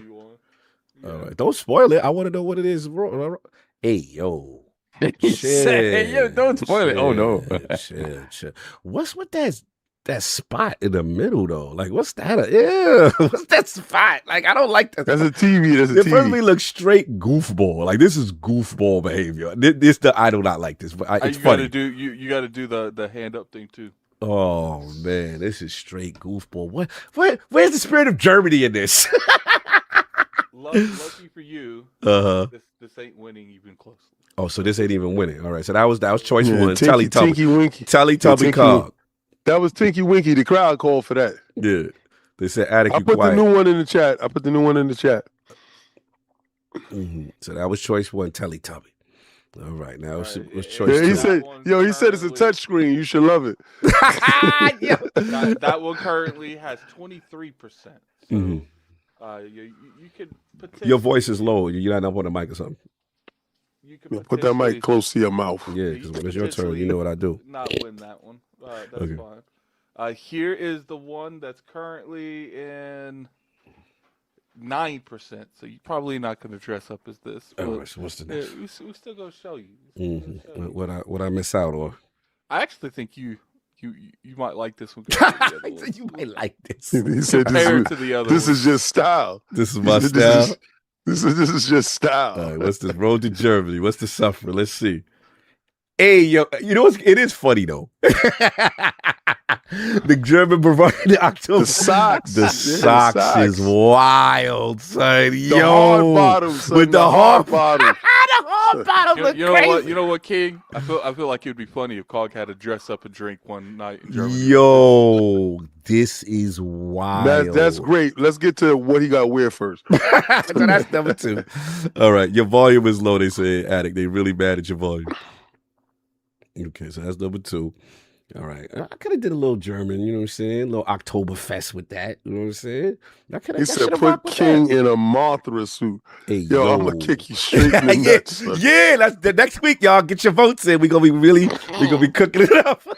Let me write that down. That's a good one, Richard MMA. That's a good one, man. Richie Torres. I got to get my paybacks. Let's go. Richie Torres, I swear to God, man, I'm going to ban you from my channel. Mothra suit for King. This guy, you're South Texas. Said a Mothra suit. Let's put them suggestions for next week, y'all. It's gonna be lit. Godzilla suit. Without the shirt? Yes, sir. That's what I'm Why talking y'all about. with the nipples out? The Y'all nipples. not We need your getting nipples nothing, out. We need your pepperonis out. This guy's All right, so what's up? Are you cooking up the next one, Addict? What's number 3 for me? So the number 3, I'm trying to find it because King didn't re-put these in there. Yes, there's like 10 of them. Oh, Hagid is in there. Hagid is in there. So good. Here it is. So it doesn't have to be this one. Okay. The next one. Let me share. It's my dude. To the rescue, son. To the rescue. All right, so this is number 3. Road to yo. Is Cog can dress up as the meat of his choice. What am I supposed to be wearing under that? Nothing. Arms out. Oiled up arms. That's crazy. Because we want olive oil on our beef. Disgusting. We want you got me olive Lord oil. Beefy for real with the grade A with the chest out. You put the A1 sauce on the head. Yo, shut up. Yeah. You said with a bottle of A1 because they know I like A1 on my stick. Yo, you got to put the y'all olive not oil making on me the Lord Beefy for real with the shirt out with the beef. That's wild, crazy. Beefy. That's Oil up. wild. We need you oiled. That's crazy. I like the steak oiled. The last time I had steak, it was oiled up in olive oil. You don't like the dry rub. Yeah, you don't like the dry rub. The one So this is the lead. What's in the lead? That's winning by a good margin. Oh. Freakins baby oil. Chill. What's the hat? Oh, what's the gloves about? Yo, chill. I like you to hold your breath as freaking baby oil takes a nice stab, and we gotta make sure that you got. Wait, what is it? Go back to that last one. Just slip, slide, and glide with the freakins. Yes. Oh, freakins. Slide and Yo, glide. and I heard you was party size. Hey, Wow. yo, what's with the Party hat? size freakins. Is the hat part of the suit? Yo, What's the hat about? I'm a ban the hell out of that dude. That's cool. He said to a hula girl suit. Yeah, Dr. Strangelove. Thank you. All right, let me put these down for next week. I'm not wearing any female gender anything. In this. So you gonna waste your money. Y'all know what to do, chat. Y'all can do whatever y'all want to do. Yo, $1,000. Hey, you could do whatever you want. Your money gonna go straight to the trash. Yeah, we found out. You know how we like what he don't like. I'm gonna tell you right now, you gonna be a disappointed group. Let's go. Let's run it up on the bumps.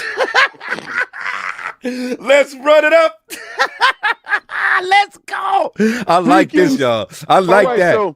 So I think we can end it now. I think Freakin's won. So Freakin, baby, all this is y'all king. This is what y'all want me in. I heard you party size. You see the vote I right heard you now. party size. Piece of meat of Cox choice.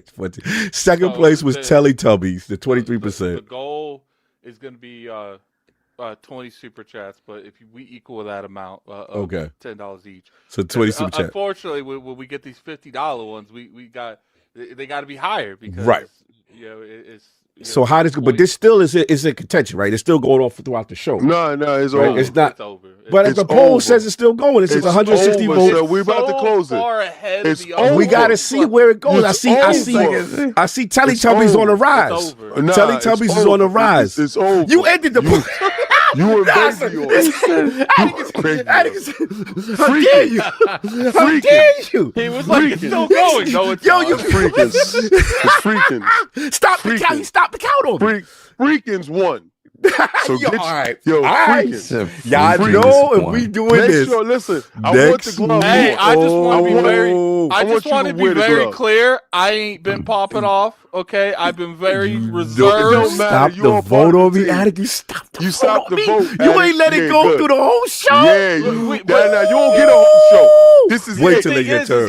Wait till it's your turn. We can't really. You thought the vote was bad. But here's the thing: we can't set up a goal. You wanted to take up this show with the marathon talk. We can't set up a goal when they don't know what the actual thing you're wearing up. Okay, all right. That's how y'all doing it. Baby oil. All right, cool. And you know what's crazy? He acted like he acted like it was up 60%. King is next. Since we changed the rules, we ended poll. King is next week. Everybody start getting your suggestions in. You know what I'm saying? We're gonna start doing this. I just want to make sure whatever extras you want to slide his way. No pun intended. Y'all just tell me when to purchase. There you go. I'm baby on. Now I'm Diddy. I'm Big Diddy in the building. Yeah. Big Diddy energy. Diddy hole. All right, then. It's gonna be a reckoning. It's gonna be a reckoning for y'all. Slip slide in the way. Here we go. There we go. Let's go. Oh, King for next week. They starting it. Let's go. King for next week. Coconut. When you guys do your super chats for Cogs bra for King. When you guys do your super chats for the thing for hold up, listen. Mm-hmm. When you guys do your super chats for Cog, put your recommendations you want for King. Is Coconut Bra anime? What's this? Okay, Coconut Bra. Here we go. Coconut Bra. Yeah, Coconut Bra. You got coconuts, because since you don't like your pepperonis out for next week, you can put coconuts over them.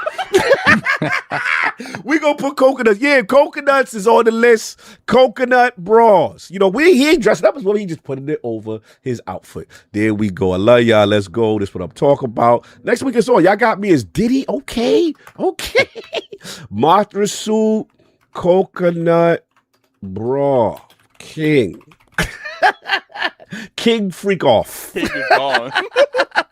You know keep the suggestions coming in, y'all. Keep them coming in. I had to dress up as a woman twice. Keep coming in. I like coconut bra. Like that stuff. Monster suit. Let's get some more suggestions. Yeah, I actually think you do. Glizzy pack. Glizzy pack. Okay, write it down. You're confusing what I don't care with I like. That sounds like a you problem. All right, bro. That sounds like a you issue, not a me issue. I know you're gonna do this to me like that. Y'all super chatting like crazy for this. Yo, just I ain't Rook. Man. Yeah, I ain't Rook. Show me on the teddy bear where he touched you. Rook.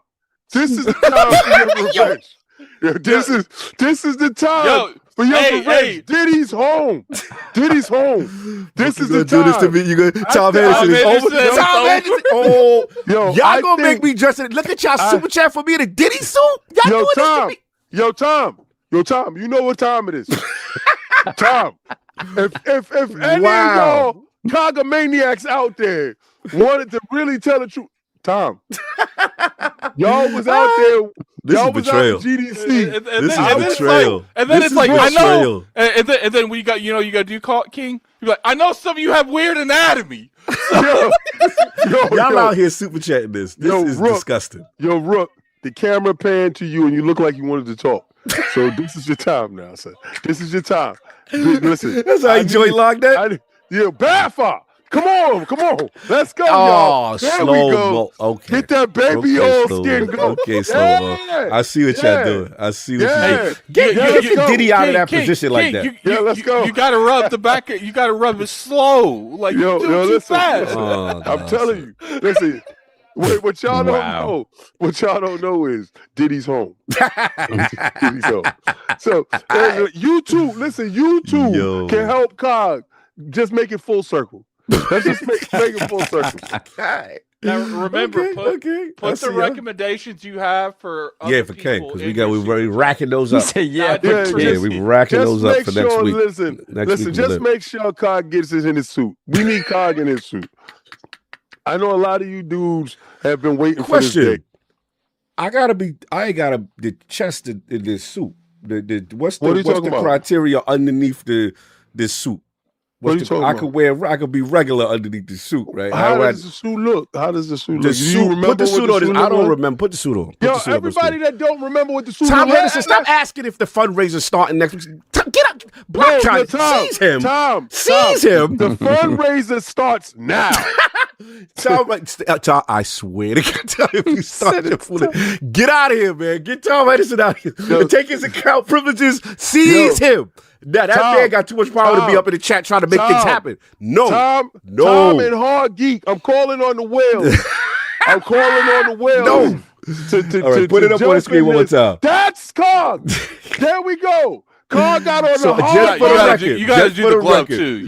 I gotta do the glove. I gotta do the shades. You got to do the glove. I got to do the Diddy shades, the glove, and what about the underneath this? You know what? Just to be a little extra, I want you to do these poses too.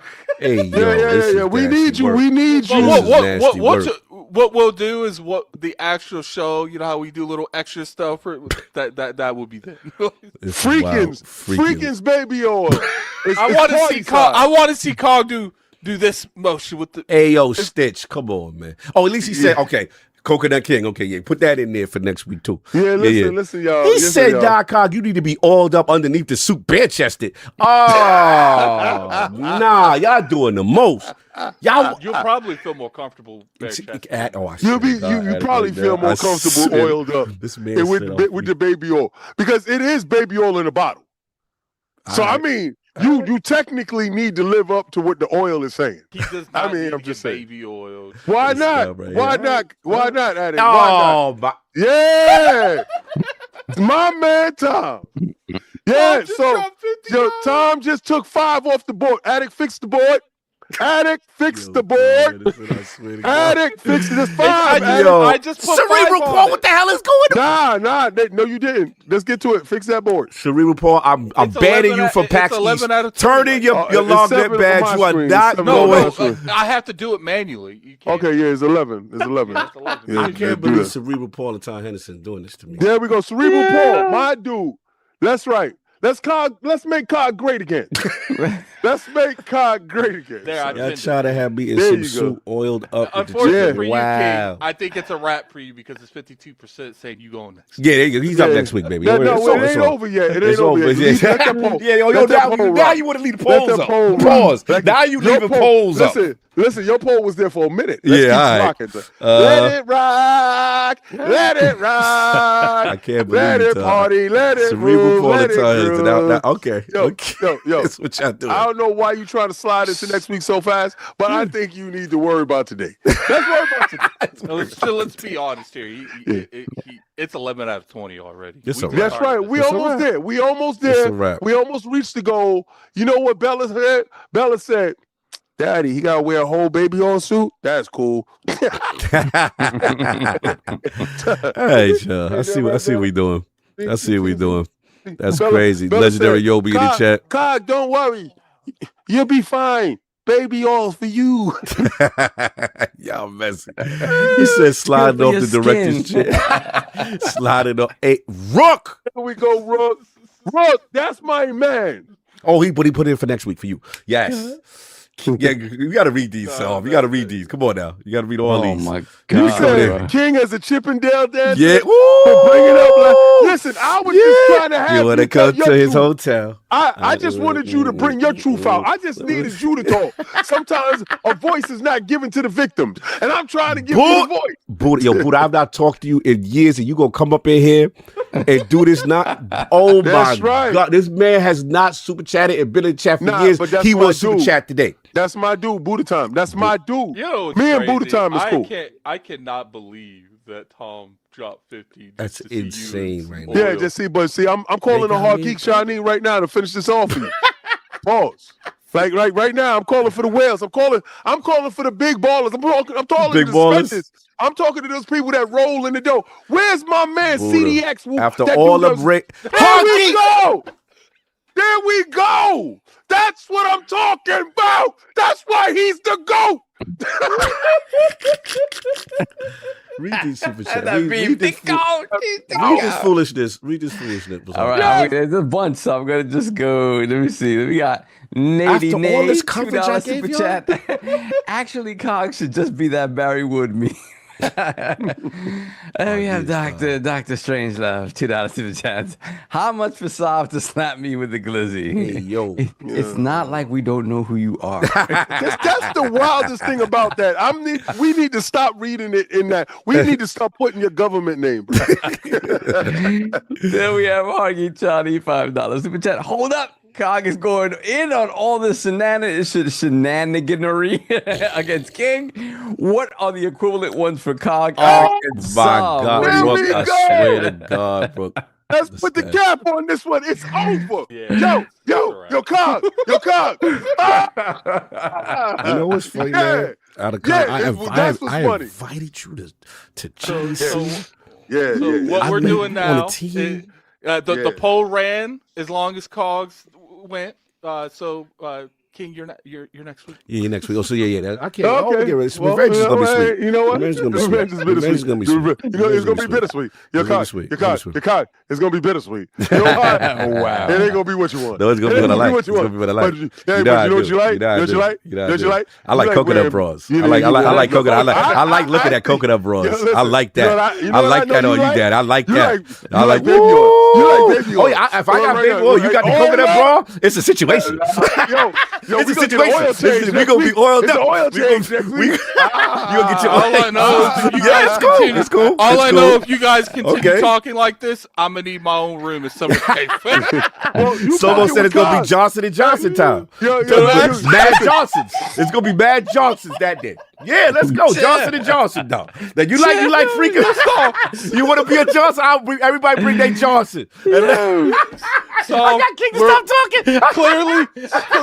Clearly they got some. Yeah, next they got week. some frustrations to work through. Me and you are bunking. Next week, y'all. Johnson & Johnson sponsors. We go. Yo, you might as well sponsor the show at this point. Me and Sav already bunked already. That's it. You already bunked?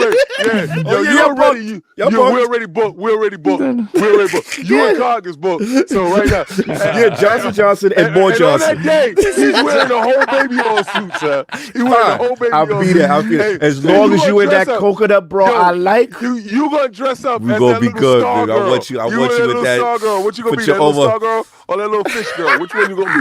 Star girl or fish girl? They already voted Which one? by it. They voted by it. I'm talking You up? addict. Oh, okay, Listen, baby oil. Slide to the side. Baby oil, slide to the side. You're Slide to done, the baby oil. side. Baby oil, Get you're through you done. first before you talk about me. You're done. Hey, but you gonna be oiled up in the room with Cogs. And you know what the funny thing is? Whatever they do to me ain't gonna bother me nearly as much as what they I about can't to wait. do to Whatever. you. I know what they're going to do to him. I already know. We see the votes. Listen. Ooh. Nobody fear you. Nobody feer you. I fear nobody. No, I fear no man. Screwface, me don't know the Nobody Screwface. fear you, Fight him man. damn self. Nobody. Not a damn soul afraid. You know why? Him You know have why? 2 face and 2 That's it is. Nobody afraid of you. Nobody afraid of you. Screw face. Brooke said, I can't believe they did the whole Japan trip without an international incident. I can't believe Cerebral Paul is doing this, man. But continue with We these don't super go chats. out. We don't go out to other countries doing stupid things. We don't do that. We respect other countries. We respect other countries, but this time, Cog is throwing all that respect out the window. He's going there with here's Crocs. the thing, though. He's going there with Crocs with his toes sticking out. Here's the thing, though. We're not in Germany yet. We in our country. We can do stupid stuff in our country. Facts. So continue with these super chats. We have Dr. Strangelove again, $2 super chat. I think King should wear a hula girl costume. Hula girl. Let me add that to the list. Man, hula girls ain't happening. I'm gonna tell y'all now. Coconut the bro. closest you're gonna get to the Busy coconut Pat, bra.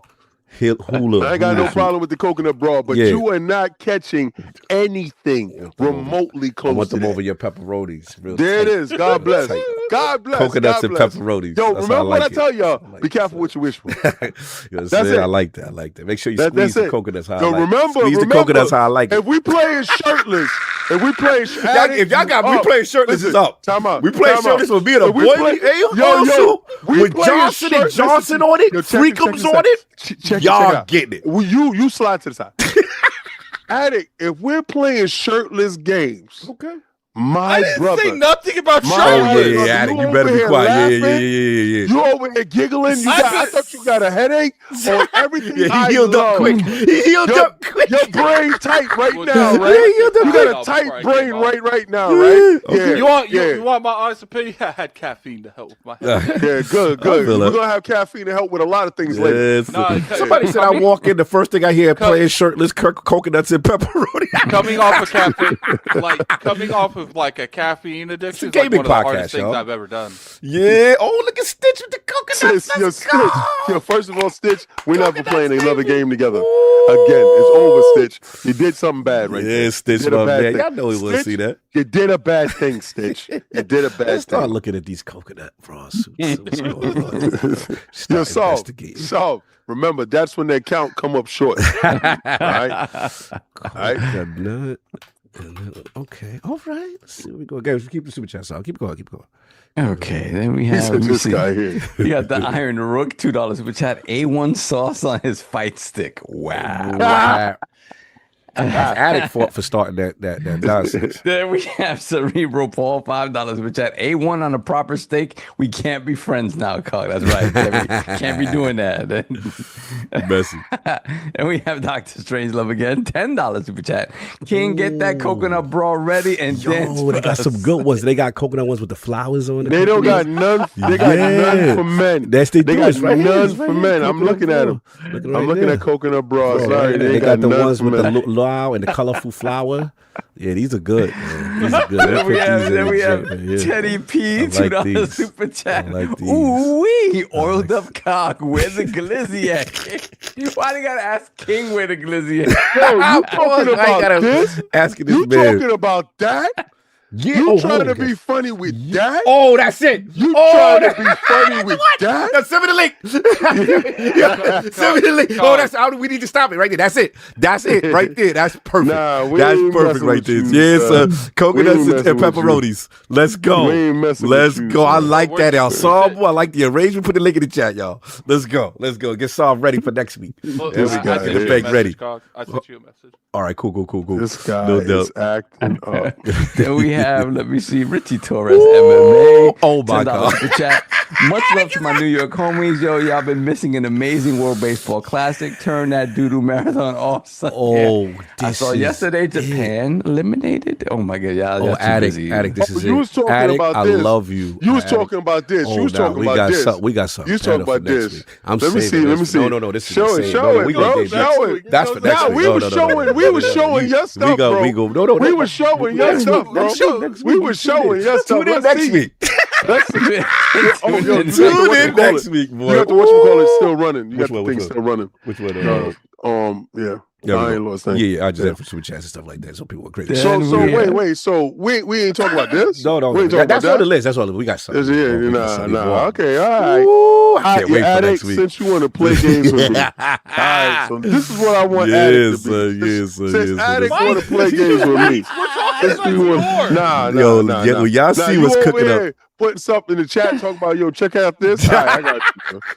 You gonna check out something right now. You gonna check out something right now. Yeah, Solve, it's gonna be That's lit next week, man. Here's the thing. You try to go Solve, extra. you see that right there, son? No, here's the thing I love about me going after King. Check that out, Solve. Check that out. Where'd you put it in the chat? For you. For you. Check that out, man. Oh, hell no. Yeah. We're going to debut that next week. Yeah, let me see what's going on. Yeah. He's like, it's for you. Yeah. Oh, Yeah. You want to be with extra oils? Yes, yeah. That's how he gonna be. We got the Chiquita banana lady. Addict. If you keep messing with me, Addict. I like that. Addict, I kind of like that. What is that?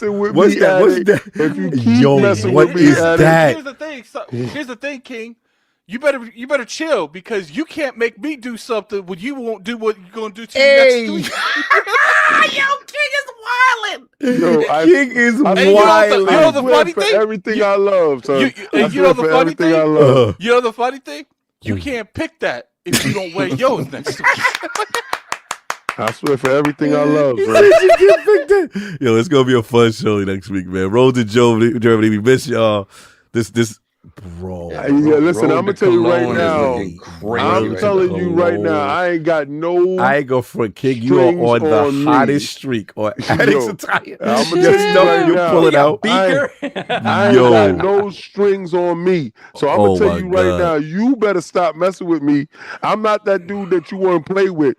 Because I'll have you out here looking really, really strange. I'll have you looking really strange and deranged out here. And you gonna strike you know the funny thing? You gonna strike these poses. You know the funny thing? None of that's gonna bother me like we gonna bother you. You don't know me. I'll even do the pose. You don't know me. You don't know. I'll even do the pose. See? I will make sure when those people walk through that living room, they'll realize and start to question. Strange love got you, son, for next week. I'm going to send you this in the chat. I'm going to put this for the chat. So, King, they not playing with you next week, so they not playing. Strange love is weird. I just put it in the chat. Multiple personalities. Put it in the chat. I think you got multiple personalities. I'm not even going to hold you. It's up right now. Oh man, I think you got multiple personalities. Continue, so you got to get Morty. All right, we got. Let me see. I'm gonna report you for harassment. $10 in the chat. You are bummed for life. This is payback for the Naruto slander. Protect King at all costs. Down with Cog forever. Cool. Now I'm reporting you to X. And they're gonna ban you for 2 weeks. Now I'm definitely reporting you to X. I'm reporting you right now. I'm snitching. So what? I don't care.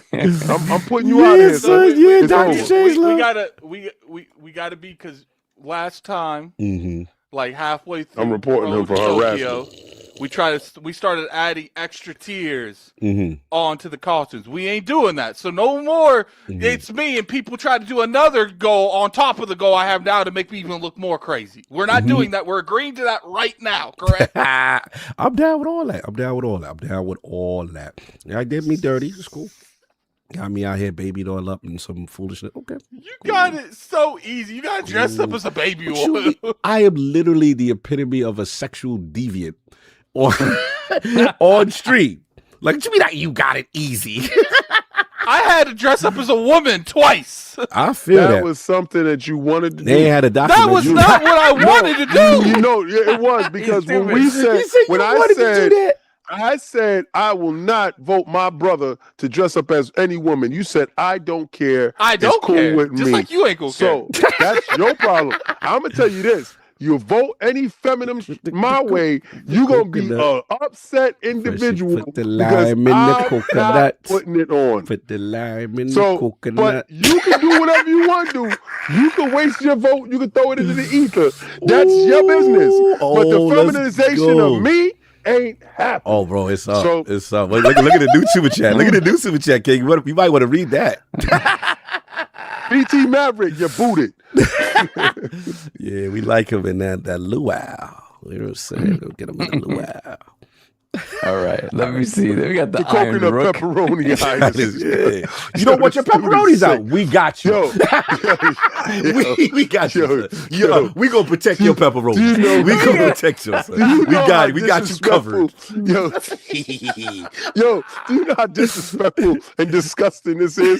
This is absolutely mind-boggling disgusting.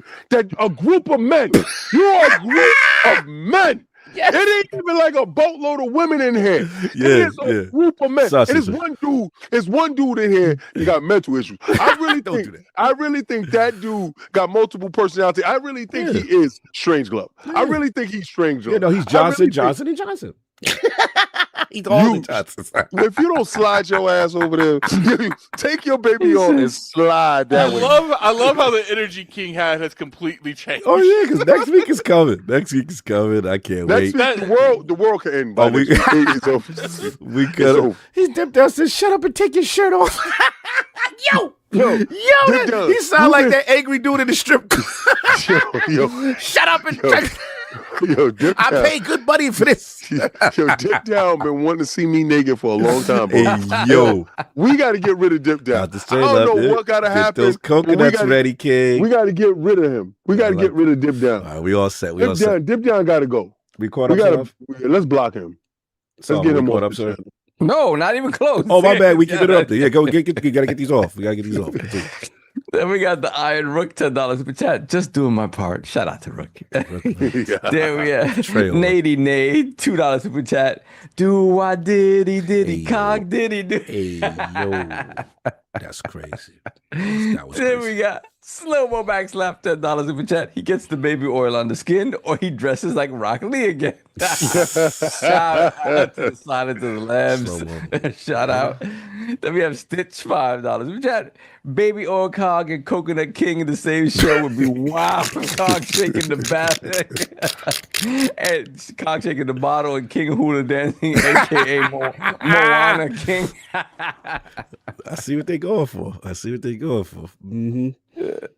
Then we have, let me see. Then we have a little known individual by the name of Tom Henderson, 50 pounds super chat. He has to carry around the bottle of baby oil too. Oh, is that I'm- added this baby? I'm gonna need to get a little baby oil companion. Hey, you know, Saul always want to make an extra win. You notice the bank always has funds for these things. We always find a way to pull this out despite our resources. Yo, are you listening to what he's saying? Yes. We always find a way to pull this out. Pause. Then Let's we have stop him. Cerebral Paul, $10 super chat. All of us are lords of gaming going to make this happen, Cog. That's right. That's my guys. Then we have the Iron Rook, $10 super chat. King has a Chippendales dancer for bringing this hotel thing up repeatedly. This is what happens when you talk about two men, one bed. One bed. I was trying to save you, Rook. I was trying to give you a voice. This is what happens when you give victims a voice. This is what happens. Then we have Buddha Time, $5 super chat. My dude. Making Cog great again. I don't like that Buddha came all the way outside for this nonsense. He's always in the shadows. Then we have Hargeet Chani, $50 super chat. My dude. Cog's tiers are $100. Dependable Cog in the freaking suit. Wow. $150. Cog oiled up with baby oil. $250. Spank that Diddy Kong. Hey, yo. Then we have $500. Cog uses Diddy's baby oil freak off edition on screen. And then the $1,000 tier King can figure it out. I appreciate you. A little too hard. I think you really want to get there. Then we have K Mooton, 1456, $5 super chat. There are at least 50 plus employees at Bungie that worked on a Halo game. Elliot Gray, employee confirmed on X. Yes. Yep. Then we have the Iron Rook with a $50 super chat. Let's just put a cap on this one. Shit, get Lydia and Master out of here. I want Cog to give the baby oil bottles a couple of squirts. Oh, get him out of here. Seize him. Then we have Cerebral Paul once again, $5 super chat. Y'all gonna get deported from Germany. Wait, Curry Cosmo, I salute you men for forcing the fan service so us ladies of the rub can enjoy ourselves. Oh, ridiculous. No. Continue. Then we have the Iron Rook once again, $5 super chat. I'll be in Germany with y'all. Hashtag shenanigans. Oh man, this could be. Then we have Coconut King. You wearing a suit too. We're gonna put him in a suit. Yeah, in fact, we putting you in a suit too. Since you want to talk about things. Yeah. We got you. That's right. right. We're gonna have you dressed up as a cup. Forte got that smoke from road to Tokyo, and he didn't even go to Tokyo. Yes. All right, then we got. We didn't really have him dress up as too much. Yeah. Here's a Stay Puft Marshmallow Man. We're gonna stop acting like this man didn't contribute. No. I would say we didn't go hard like we did on us. You gonna go hard on Rook? Ain't that right, Rook? Can't stop, won't stop. To be fair, Rook, what's the point in getting the muscles all up if we can't use them for something? Oiled. So you like getting oiled up in the bodybuilding competition? Let's pop up the muscles, bro. Yeah, get oiled up for Lognet now. These Germany hotel prices. It might be 4 men, 1 bed. I heard you go. Yo, Rook, I heard you going. You said something about Oreos? Got you, Rook. We got you, Rook. We got How you, bad Rook. you want to join the team? What you gonna do for that medium? Would you like to hold the camera? Heard you like to. We got those Oreos for you. Yeah, Rook. You want to play around, coconuts and all that? Get an Oreo suit, son. Yeah, all right. It's gonna be called double stuff. Told you, stop playing with me. Stop playing with us, bro. We go there. We go there. Double stuffed Oreo. Play around. Facts. Oh, that's it. Double stuff. That's it. Double stuff. We like total chocolate with a creamy big white in the middle. That's how we like it. Keep playing, bro. Keep super chatting. You want to keep throwing me inside suits? You want to talk about pepperoni? All right, you put me in a baby oil too, Rook, after all I did for you? Okay, double stuff. I was just trying to look out for you, Rook, but you gonna get that work. Double stuff. Got you. Right. See how you like it. Double stuff with some whipped cream at the top. Yeah. This is insane. There's addicts in there. Addict on top of the finisher. Addict for the top rope with that. The finish. We're gonna sprinkle some butter pecans. Then we throw the butter pecan for Saul. Double stuff. Keep playing, Rook. Keep playing around, Rook. We do everything as a team. As a team. You want to be down with the team? Welcome to Lords of Gaming. Just to think, if our Patreon was bigger, we wouldn't have to subject ourselves to this. This is definitely Lords After Dark. This is definitely Lords After Dark. Hey, yo, he chatted again. He said we got Stitch with the $2 super chat. Coconut King all natty. Stitch, I told you we never playing games together again. There we got Nady Nay once again, $2 super chat. I'm about to hire King for a bachelor party. You're gonna be highly upset. There we go. VT Maverick, $5 super chat. Let's not forget a Hawaiian grass skirt with a flower. Yeah, get him loose with it. Get him loose. That's for King to go with his loose. Let him move them pepperoni hips. hider. Yo, what's crazy is Vanessa got a story to tell. Oh, word. Back in the day? Vanessa got a story to tell. She got a story to tell. She can tell you a story. Let's Lords at the door. We'll say that one. Yeah. We're going to say that for that. Tune into that. I will tell that story on Lords After Dark. Yeah, that's a Tom Henderson production. There we have the Iron Rook. It's how the game man. Make sure y'all subscribe. The Iron Rook says, I just remembered I'm actually busy with a different event. We're going to keep you right in the middle. Hold that camera. Keep your schedule's free. Your schedule's free. Double stuff. Then we get he said double stuff. I like this. I like Then it. we got Nady Day, $2 super chat. Can't spell the word team without meat. Hey, yo, that's funny. That was actually That's actually hilarious. wild crazy. All right, we Yeah. are good. Yeah, we're my caught God. up. So Jesus I'm Christ. assuming we've exceeded our goal for the week. Yeah, for the me. goal is done, bro. Are we good, Attic? Are we exceeded? Yes. All right. We're not doing no double or nothing, whatever that thing. All right, so Yeah, we are yeah. good. Thank you, God. Realm, for your foolishness and got me looking crazy. But anyway, so I'll let you get your balls on this first. I don't know how your time limit. Yeah, it's already 4. I know. Yeah, so what I'll do is I'll just set it up. You get your bars and then you go on. And then Yes, sir. 'cause I know you got to go.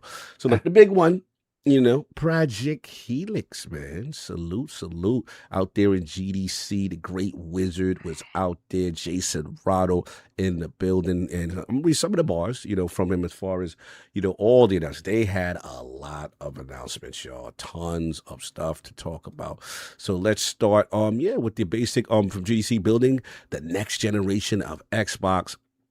Basically, the summary is from Jason. His team is in deep development on Project Helix. They're pushing the boundaries of rendering and simulation in partnership with AMD using FSR Next to power what comes next. Starting in April, Xbox Mode will be rolling out to Windows and select markets. It brings a familiar Xbox experience to players while keeping the flexibility and openness of Windows. And then the Xbox Play Anywhere catalog spans more than 1,500 games, creating a powerful opportunity to reach players across consoles and Windows. So this is a long statement. I'm not going to read all of it. I'm just going to get to some of the key points. The big one was he's also excited to share that he plans to ship alpha versions of the Project Helix hardware to developers beginning in 2027. They're also committed to keeping games from 4 generations of Xbox playable for years to come. As part of the 25th anniversary later this year, they're going to be rolling out new ways to play some of the most iconic games from the past. So hinting the backward compatibility situation continuing.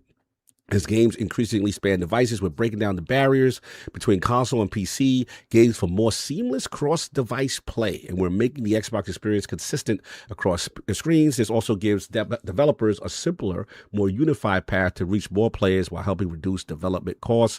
They're taking everything they learned from the Ally and all the other stuff, and that's what they talk about the Xbox Mode rolling out in April.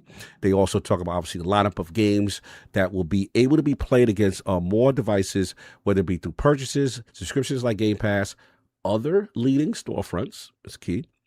Xbox Play Anywhere allows you to move forward with this across many screens, and they said the Xbox Play Anywhere catalog has grown to over 1,500 games. So that was kind of the gist of that. Now, there was another big thing that I actually was a part of, excuse me, which was talking about the PlayFab session, and this basically, Xbox pretty much wiped out most of the excuses for developers to have their game skip the platform. And we're going to go over real quick because these were a lot of good bars, and I want to shout out my man who I was in the session, Travis Bradshaw. He's the principal product manager lead for Xbox developer onboarding, and this is what's changed in reference to the name of the session was press start, get your PC game ready for Xbox in 1 day.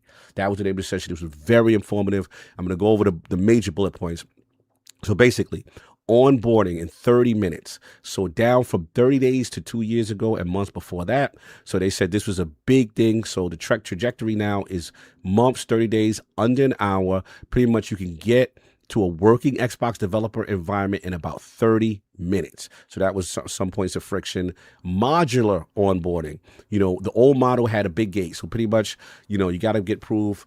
And the new model unlocks capabilities independently as you complete each step. You create your account, get the NDA, you're in. GDA is public. And this way, again, removing friction. Another pain point was the automated agreement. So becoming an Xbox partner involves signing contracts at few different points. Now it's automated.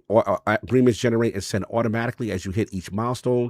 What used to take days now happens in minutes. This was a real pain point developers told us about. Every place where momentum used to stall, we want to find a fix. And we know this is true because remember, we used to see developers like, hey, we submitted this. We're waiting for Xbox to get back. And that's why the game's not coming. So we got that. Open documentation, no NDA required as far as the GDK. You can read it, reference it, start planning before you're even a partner. This was another point of friction. And then It's public. The GDK is public standard and simpler than how it used to be. They talk about now it builds as a standard x64 project now. Previously, PC games needed an additional gaming desktop.x64 platform target and extra configuration that other storefronts don't require. So they've made improvements there. And then the big one also with PlayFab, free game shipping on Xbox. So that's their cross-platform backend. That's what gives you the matchmaking, the leaderboards, the stats, and all that stuff. Analytics, game save. For game shipping on Xbox, PlayFab is all included at no additional cost. This is a big one. So the latest GDK bundles it into a unified modular package. And again, all the game saves, the matchmaking, the live ops, economy, analytics that you need for your game, server backbone, and then faster packaging and iteration. And just talking about the uploads, everything faster. And yeah, this is pretty much, it goes on, but it's just really about reducing all the friction, giving developers all the resources they need. They're talking about you build it once, and then from there you can get on the platform. The additional news they dropped, again, it was so much going on. While I was there, one of my tweets that went really viral that surprised me was just me taking a picture outside of GDC. I remember walking there, King, you know how long it's been since we've been to like a PAX East or, an E3 where you would see the Xbox booth.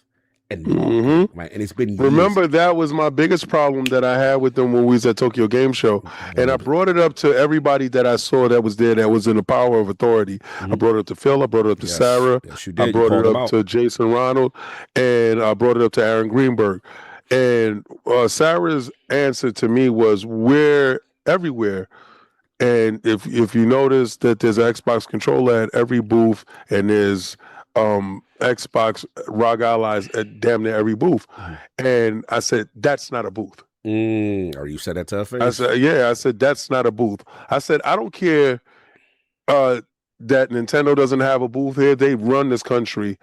I said, PlayStation don't have anybody at their booth, but got one of the biggest booths here. Yeah. And I know on Saturday and Sunday, they were packed. They were kind of lit on Saturday when we went there, PlayStation. But they had a booth. They had a designated spot that you called home when you go to these conventions. And I'm sorry, showing that you didn't really respect the space, because people need to touch your hardware. People need to see your games. People need to feel your presence. There was developers that was just using the ROG Ally, not even the hardware. Yep, that's right. With Final Fantasy 7, remember we did that Final Fantasy 7 remake on an Ally? We had to cover it. So you got to really start to look at the what the visuals look like. A picture says 1,000 words. If there's people at your booth and they're taking pictures, that is showing that you have a presence. If you don't have a booth, you have no presence. And I felt that the presence in Tokyo Game Show was absolutely lacking. And I thought, and I said to Phil, I said, "Yo, I thought on your end, Cog." Huh? Yeah, they said you got to unpin King. King's pinned. Damn, sorry about that. I didn't realize it was still pinned that time. Good call out. Yo, sorry, professional podcasting. Yeah, I said, to Phil, I said, "Yo, I thought y'all was doing a whole bunch of work in the region." He said, "Yeah, we're still doing a whole bunch of work." I said, "Well, it starts with the little things." And if I come to a place and I call Xbox my home, there was no home for me to walk into. I was walking aimlessly from booth to booth. So I'm sorry.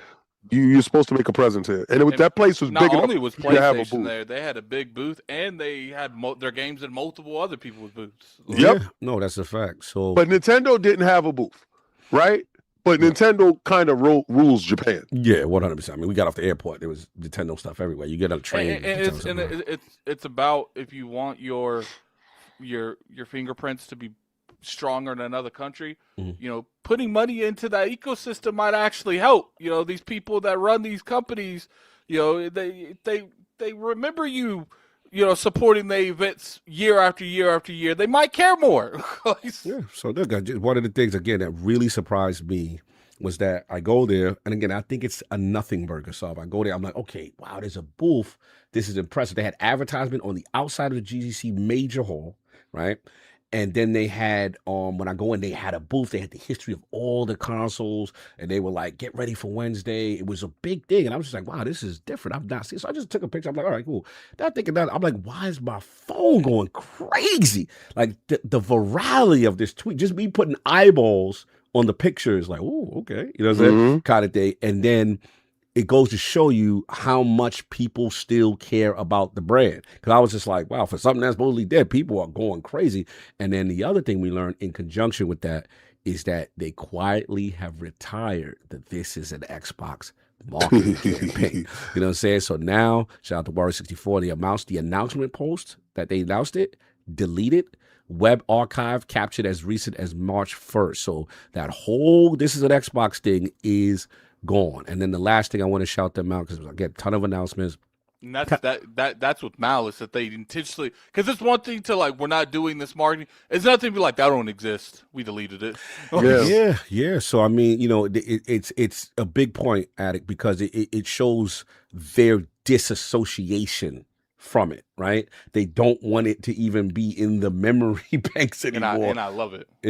Yeah, that was a horrible marketing tool. Yeah, a lot of people did not like it. Nobody got more backlash from it than me and Xbox. Shout out to J-Dub and his squad. Yeah, because it's definitely something I felt was just a little too disrespectful, you know, to the core. But look, that was the major news, and then obviously the last one was ID at Xbox and GDC. I'm not going to go into length in it because I'm going to be putting up a ton of content. I got pretty much almost every game they showed there. I have an interview with a developer or gameplay of the game. Again, shout out to Rook. Me and him was doing it on 1-2. Shout out to Subag. We was doing it on 1-2. You will see those interviews, but they had a lot of games. All those games were Play Anywhere games. They were indie. A lot of games. Shout out to Son of Tanjai. That was one of them I remember specifically. Funded by Xbox to get off the ground to exist. So I was like, ooh, okay, they are still committed to that. So look, those are the major news, a lot of stuff. Solve, I know you want to talk about it before you head out. You know, where you at with all the Helix announcements. What did you feel about Jason Riley, the great wizard, and then the developer stuff, and then the advertisement stuff, wherever you want to go with it. Yeah, I think for me, you know, if you guys have listened to me talking about, you know, how I feel about, you know, at the time Magnus, right? And now, you know, it's Project Helix. One of the worries I had was like, okay, and this was something that was kind of leaked out. Don't know if it was just speculation or whatever, but it was this thought that it was really just going to be this, hey, you know, you have your console mode and you have your PC mode.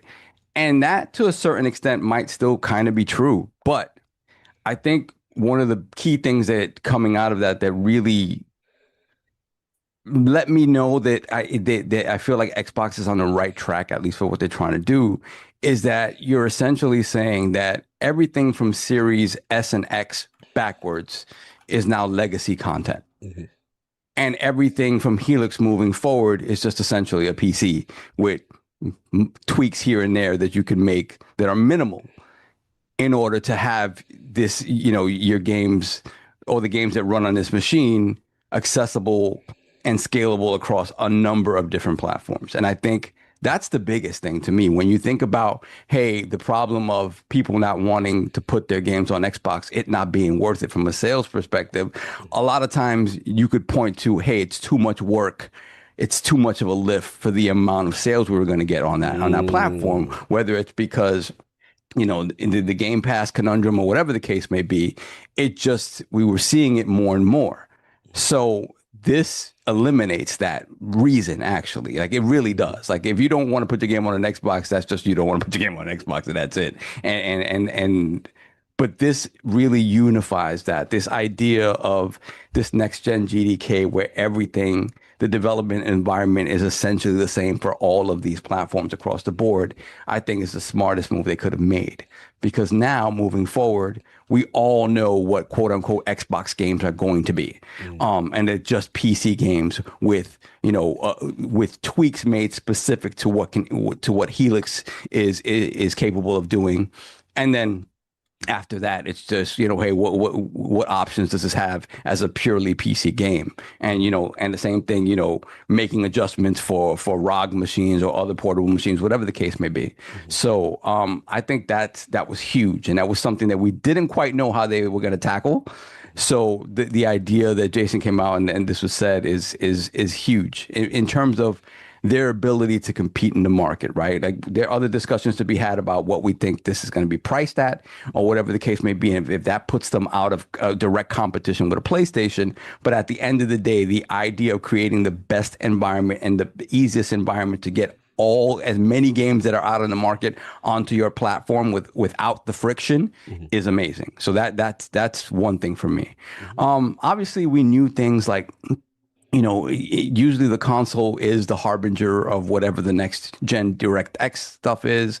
We know that it's usually going to, kind of introduce at least portions of whatever the next iteration of RDNA is, right? So we knew that's going to be at the forefront of how at the guts of this machine. So yeah, man, it's stuff that it was good. We knew about Magnus, and it's good to see all of that stuff confirmed, right? Another thing that is super interesting is the idea of the GPU-driven workloads, right? We talk about bottlenecks. Specifically, you always talk about bottlenecks in terms of compute, and you talk about it on PC, right? But the thing about PC is that you can kind of power through those bottlenecks if you have a good enough CPU, a good enough GPU. And so when you're looking at something that's more like an SoC, you need to be able...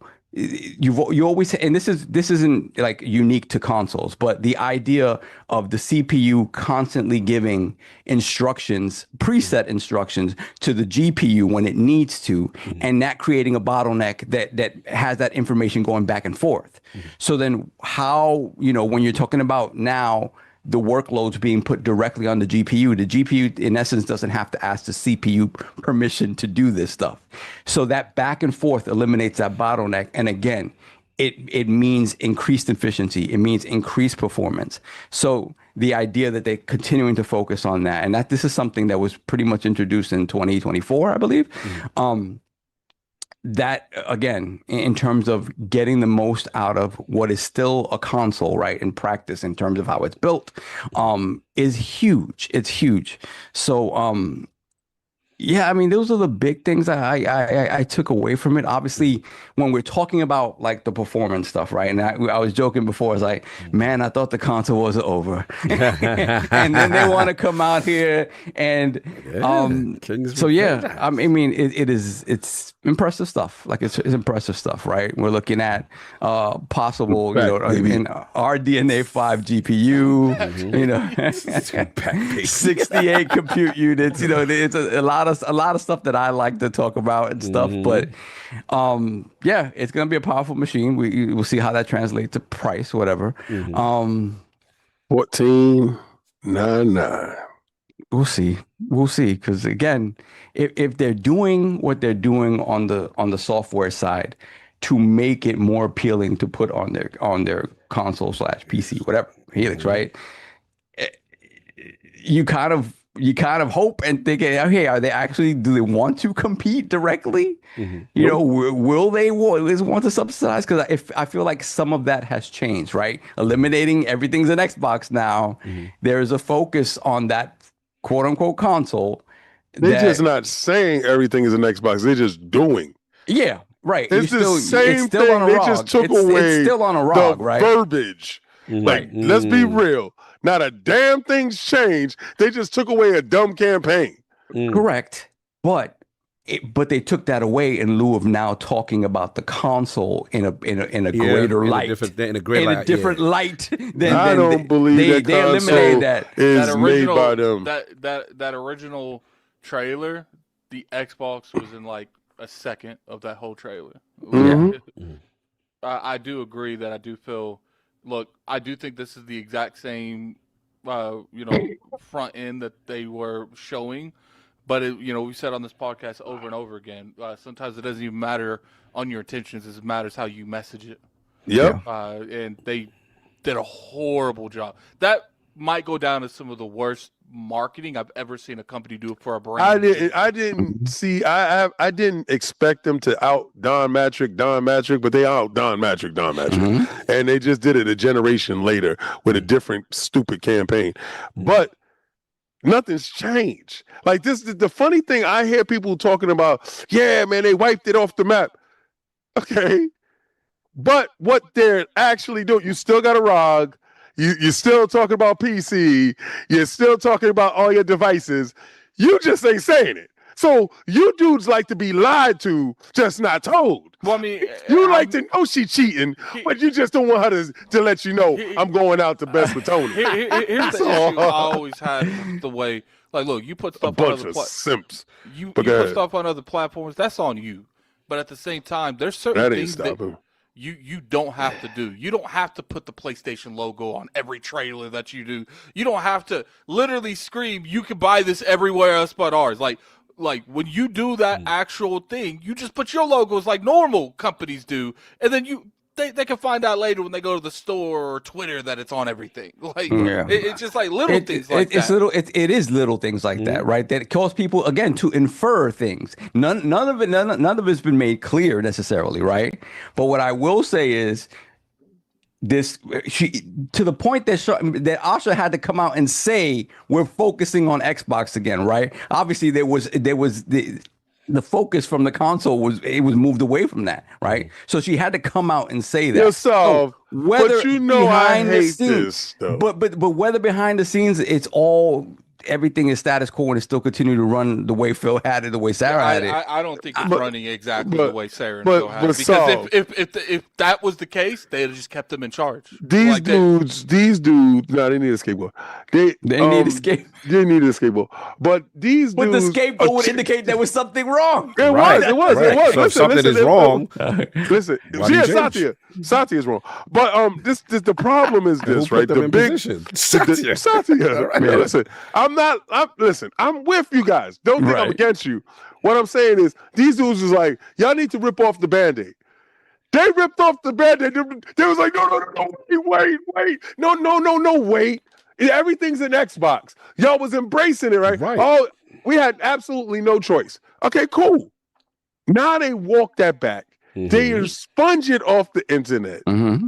But still doing the same thing. That's like apologizing for something you ain't sorry for. I feel that's you, but like saying I never cheat again, and you are outside booking hotels but tomorrow. The difference was the reaction was so negative from it, and then they pretty much said, you know, he said King is against us. Yeah, King J. Yeah, like they was so negative, and then people were like, they're out of the hardware business. So then it became this ultra proving that we are still doing a console.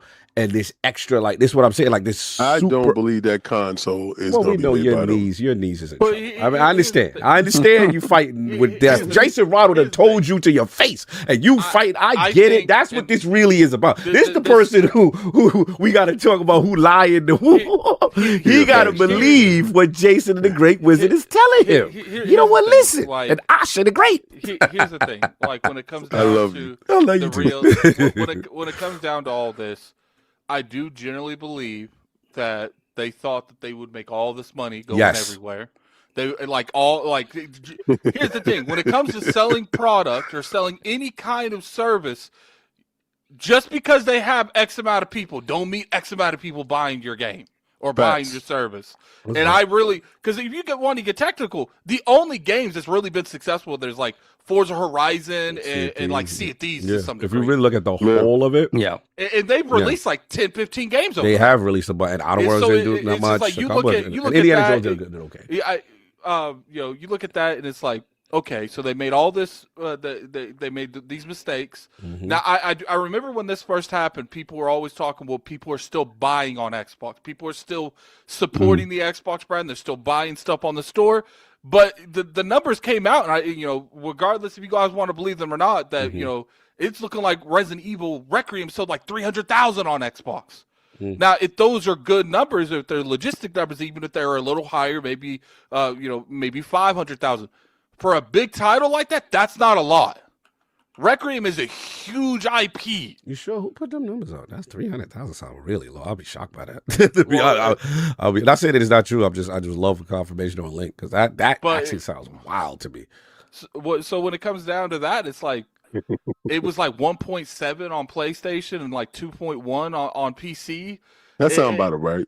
Yeah. So it's just like if those are the numbers. Which, like I said, when I opened up the conversation, I don't know if those are the numbers.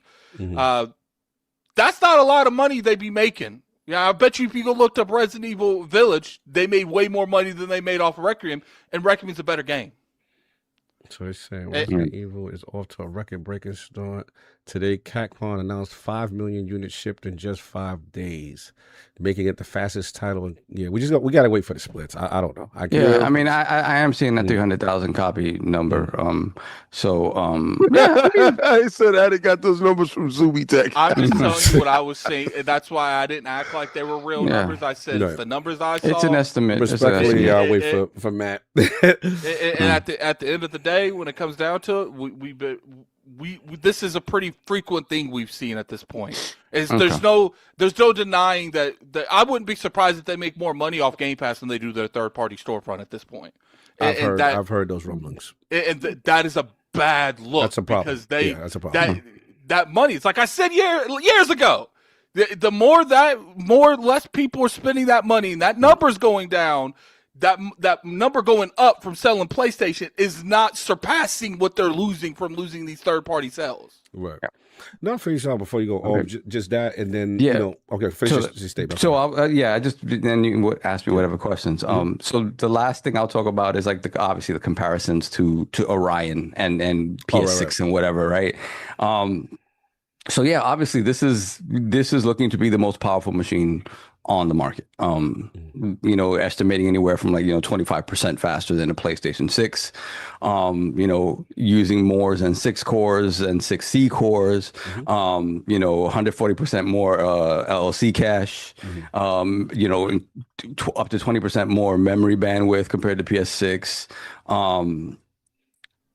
All that stuff, right? So if you want to get into that war, if you get Helix, get our flops back out, baby. You will probably have the most powerful console on the market. Now, to address the Digital Foundry sort of kerfuffle that happened around that, because Digital Foundry came out and said, hey, they made a comparison, right, of what PS6 is going to be, what Magnus was, what Helix is, and whatever, and saying that yes, the obvious performance advantage lies with Helix, but ultimately it may not matter that much when it comes to what the human eye is perceiving, and if they're both diminishing returns. Right, diminishing returns, specifically because of all the machine learning and upscaling technology that is present in these machines, which is much different to any machines we've ever had before, right? So a lot of people, jumping on that bandwagon, like, oh, they hating the PS fanboys. And the thing about it is this: they're not wrong in that regard, right? When you think about what our TVs are, right?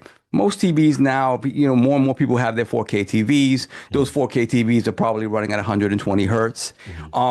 So in terms of what our display technology kind of limits are, that most people will have, and what those what these machines could display out, when it comes to like the average person looking at these two things side by side on their TV, you may not see that much of a difference, even with a 20 to 25% power bump overall that you're getting on Helix, right? I didn't really see much of the differences before when they was doing it. It's just that fanboys be ran when they're like, yo, look at the extra right? And it is going to be built now, their model I will off say of that. this though, right? They were speaking about that scenario in like the most basic of scenarios. If all things being equal all the time, that's not the truth though, right?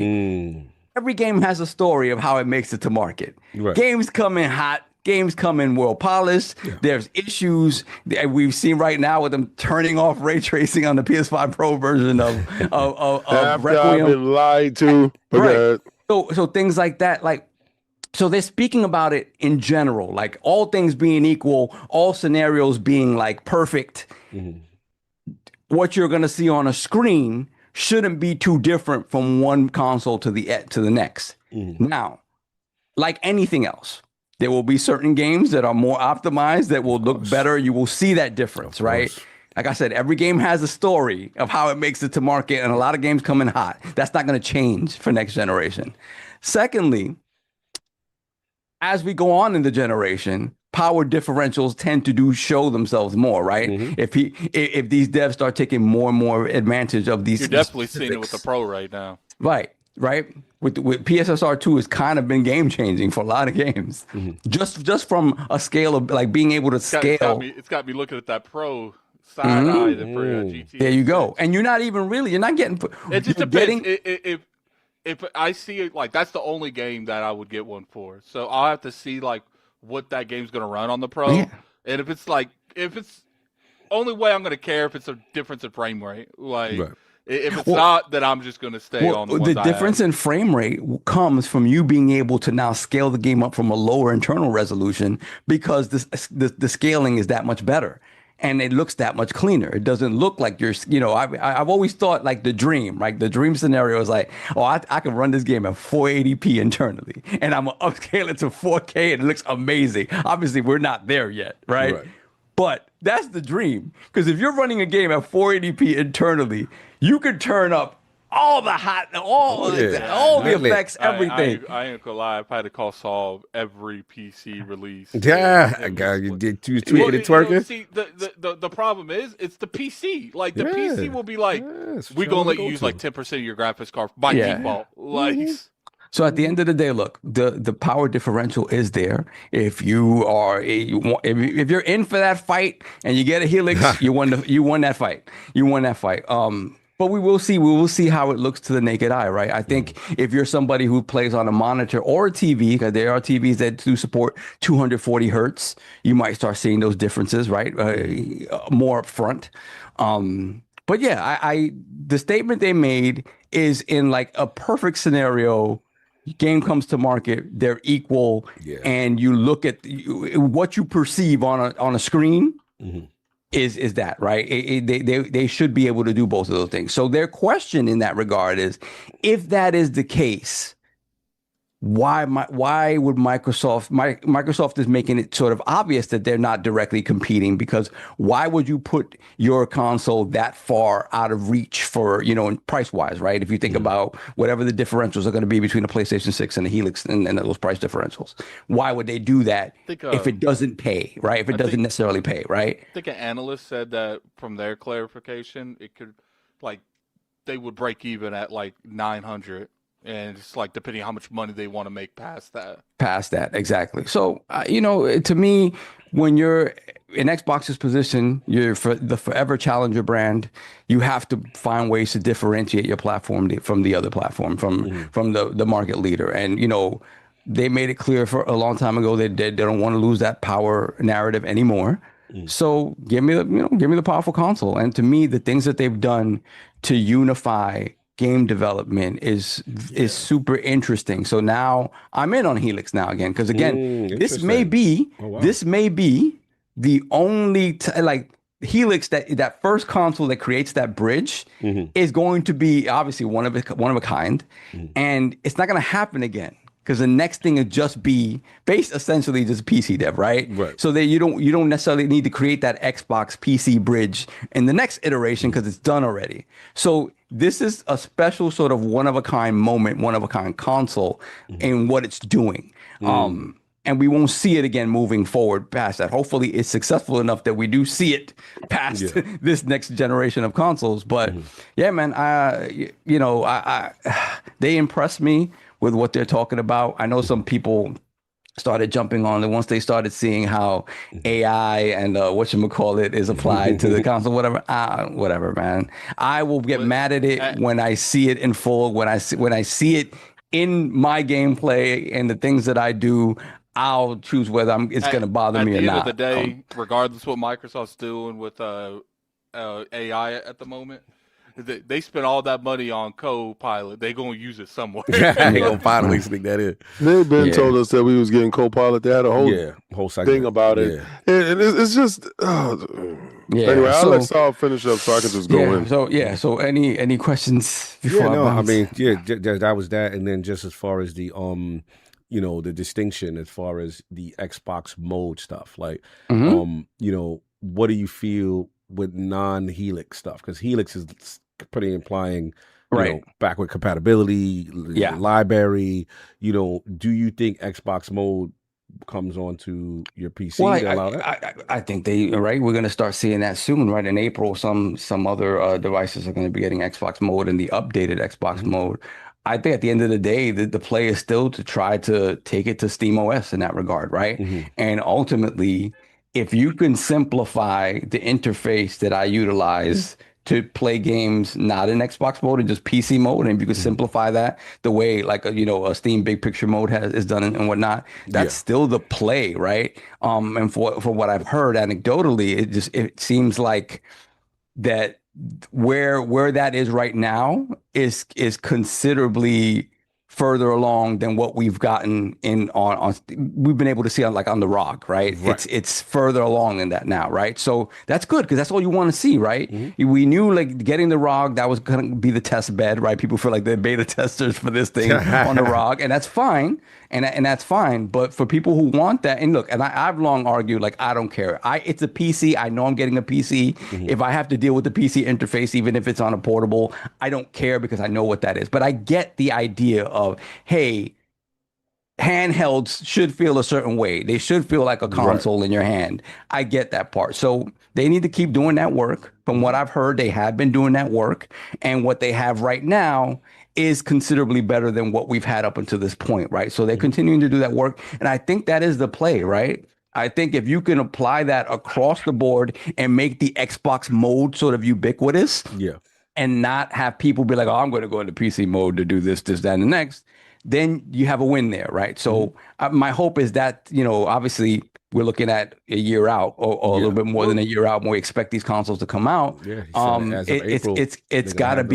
It's got to be kind of ready for prime time. And I know there's been some conjecture about, hey, if they're only selling, getting out alpha kits at the start of next year to these devs, how is it going to be ready for a launch at the end of 2027?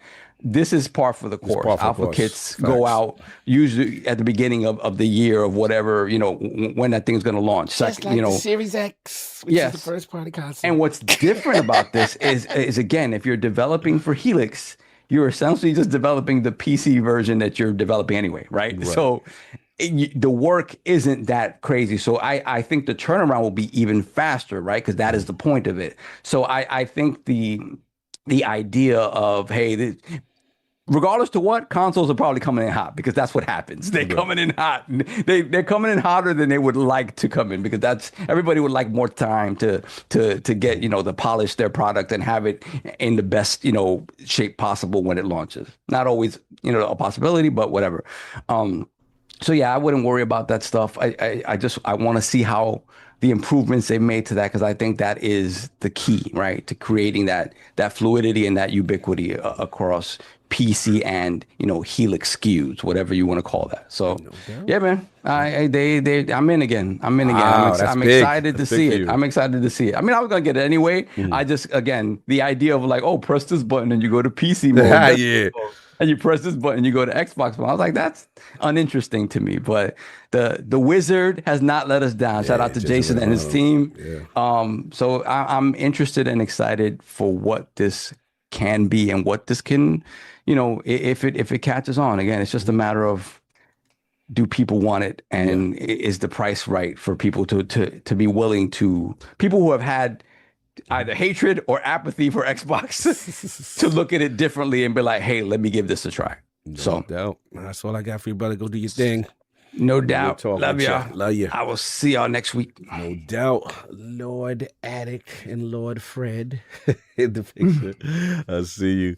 Xbox Project Helix. Didn't get a chance to really talk too much about it with you while I was out there. Obviously, the legendary Jason Ronald breaking down the news, all the information, the play fab stuff for developers, the onboarding, the marketing, wherever you want to go. How you feeling about all the Helix news?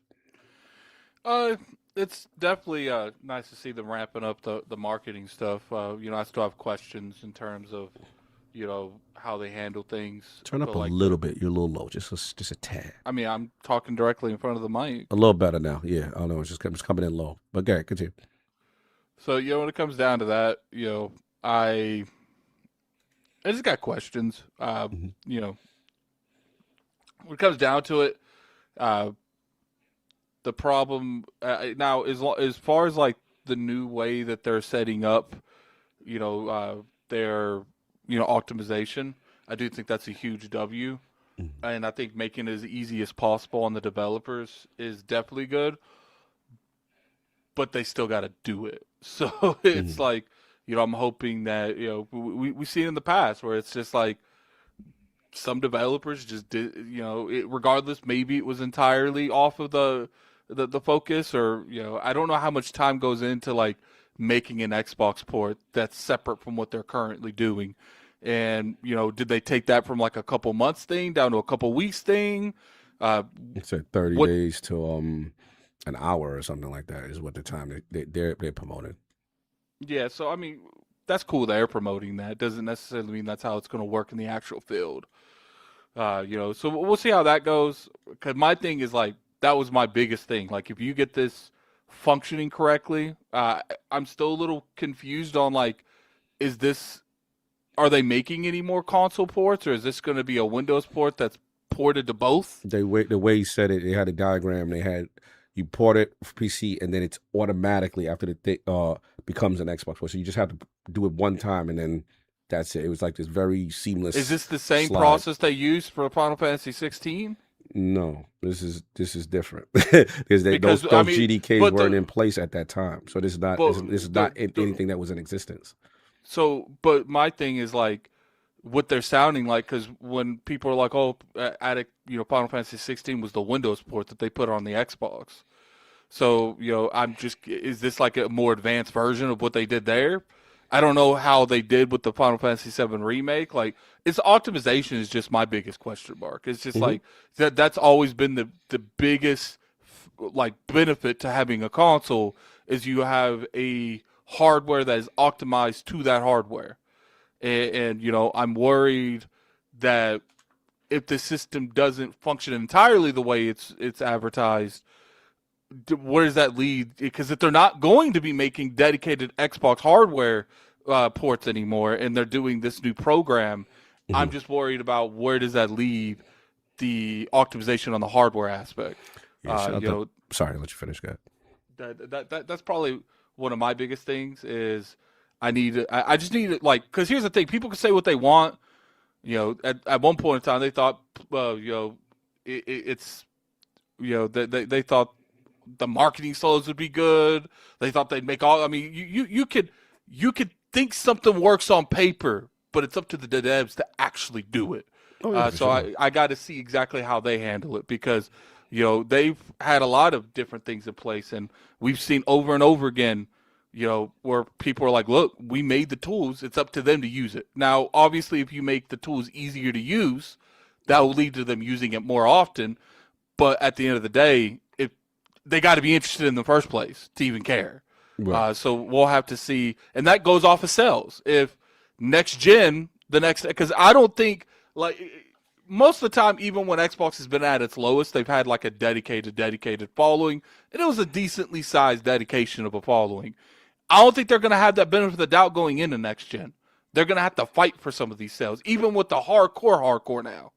So it's just like, if that hardware SKU isn't high enough, does developers even see? It's not even worth putting that on the platform. Don't developers make the game on PC first, generally as a starting platform? So if they say that all you do is making it on PC, it is a 10% lift. But what I'm put saying, it over, that eliminates that friction on the Windows Store, because they're porting it to both. For PC though, that's what I'm trying to say. Like, most games, for the majority, outside of Nintendo, like they're made on PC. So what they're saying is they're eliminating that friction where you got to do all these extra steps, costs, and all this other stuff.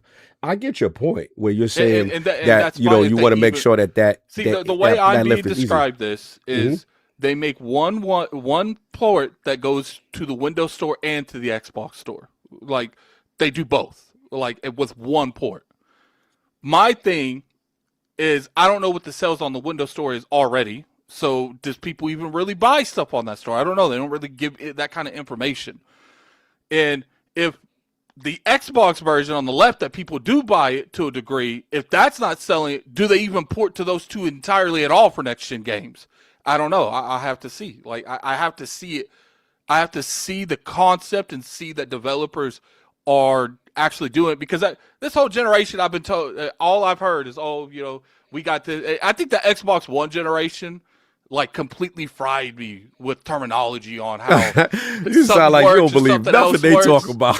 No, I don't, because here's the thing. The messaging has been so bad for years and years. Well, you got to show me. You gotta show. I get it. You in the I ain't ultimate. on this. I ain't on this. I'm just listening to people. No, but I understand that. But there's also developers talking about the process. And to your point, yes, we have to speak to developers and say, now that this new process is in place, right? How much easier is it? Is it actually implementing? And I get that. I just felt that in this particular case, when it came to the the guy from PlayFab, where it came to Travis Bradford, it was the most transparent thing I've ever seen, like down to the thing. Like, we understood all the problems as to why the ports are not there. So, again, we'll speak to developers. You know how me and you do.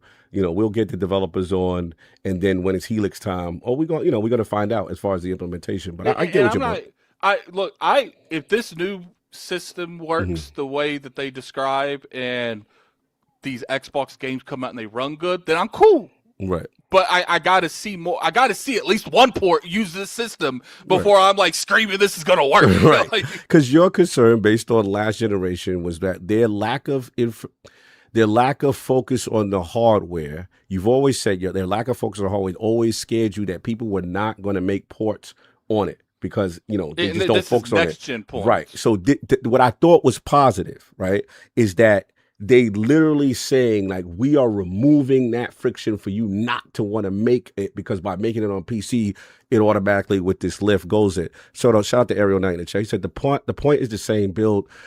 Because he's the vet. All right, the point is the same build we use for the Steam build would work for Xbox, and updating the game would be a lot faster. Okay, got it. And that's fine, but they didn't use like the word Steam or anything. Like the way I read it was the Windows, and if that's how it works, then that's even better, because then if my thing is, I don't ever want the Xbox consumers to be at the win on like what the hardware says or how many people are selling on the software portion of the Windows store. But if they're making the Switch version, then I mean that's the Steam version.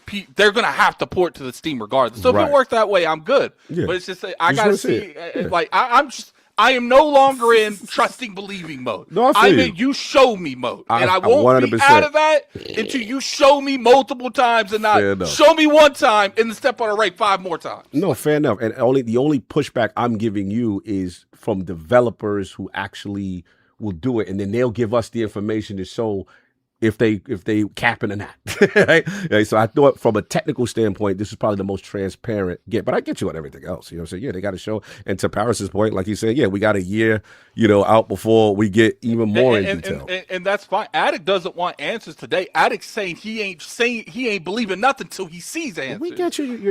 You don't trust anymore as you should. No, I don't trust. I don't trust none of these companies. Like it's not happening. Like you ain't gonna sit here and tell me with a straight face. All right. Fair enough, but all right. So my only pushback to you is if they do it, keep the same energy. I've always kept the same energy. Okay, that's my. I literally said on multiple my only thing with you is occasions. you come in very pessimistic, and I'll be like, yeah, they did what you said, or this, that, and third. All right, you know what I'm saying? So I'm just saying, keep that energy that you kept. I said I was very concerned that they're making an Xbox. The moment they said, yeah, okay, they finally, but these are things I need to see from the Xbox. I was very concerned upfront with that. I've always took my L when it was an L presented. No, it's not about L. I'm not even trying to make it an L. I just like when people, like for example, with me, I'm on their head top pause with the whole, Xbox Play Anywhere inconsistencies, right? It bothers me to no end. King knows this. Like, I don't like when I got a family of games like Square, and then this one particular game ain't Xbox Play Anywhere. Or I got a family of games from Sega, and Shinobi's not Play Anywhere. You know what I'm saying? Like, that bothers me to no end. So I'm like, okay, what do we do to reduce the friction? That's a hard fight, though. But to their credit, I just came off a whole GDC Xbox Play Anywhere showcase where, like, literally all the biggest games. I just met with the people from Crimson Desert, and they were like, yo, it's an Xbox Play Anywhere port. And I'm like, damn, like, it's optimized for the ROG Ally. Like, I'm like, I've never seen that before. So Zombie said Addict wants Xbox to recommit to console over mobile, but still giving him the side eye. No, here's the thing. Just because you switch the leadership, just because you come out there with a lot of okay, you can decide who you talk to. I'll decide who I talk to. At the end of the day, I'm not going to talking to everybody. That's fine. I am my own person. With it, right? At the end of the day, this guy's willy nilly. I thought you had. Are you done? As you finish or as you done? At the end of the day, like you guys All just right, sit go. here and get right in line. Ain't Whatever. don't you guys me. No, don't I'm do that. talking to the chat. Okay, I'm talking to the chat. Me in it. I'm like, You guys- I'm you not guys the can one that get never there criticized right them. with the next marching orders. That's cool. And Okay. here's the difference between me and you guys. I don't tell you guys how to move. Mm-hmm. I say, okay, I can understand. She's saying the right things. I got to see more actions than words. Sure. But you guys telling me that I got to move a different way when I'm not telling you how do you move. So don't be telling the pool dudes how to move. There it is. All right. So anyway, besides that, what did you feel about? So you got the play fab stuff. We did that. We did the Helix stuff. What about like the whole? Remember when I did the tweet and I showed the whole marketing? There's two trains of thought. Some people are like, yo, like what King said, like it's the same marketing. No, it's the same marketing. Yeah. But it's like I said, it doesn't matter if it's the same marketing or not the same marketing. It matters how you market it, what the messaging is, how you're perceiving the information. And that it's like I said, that this is an Xbox marketing ploy, in my opinion, will go down to some of the worst marketing that's ever been done in gaming by far.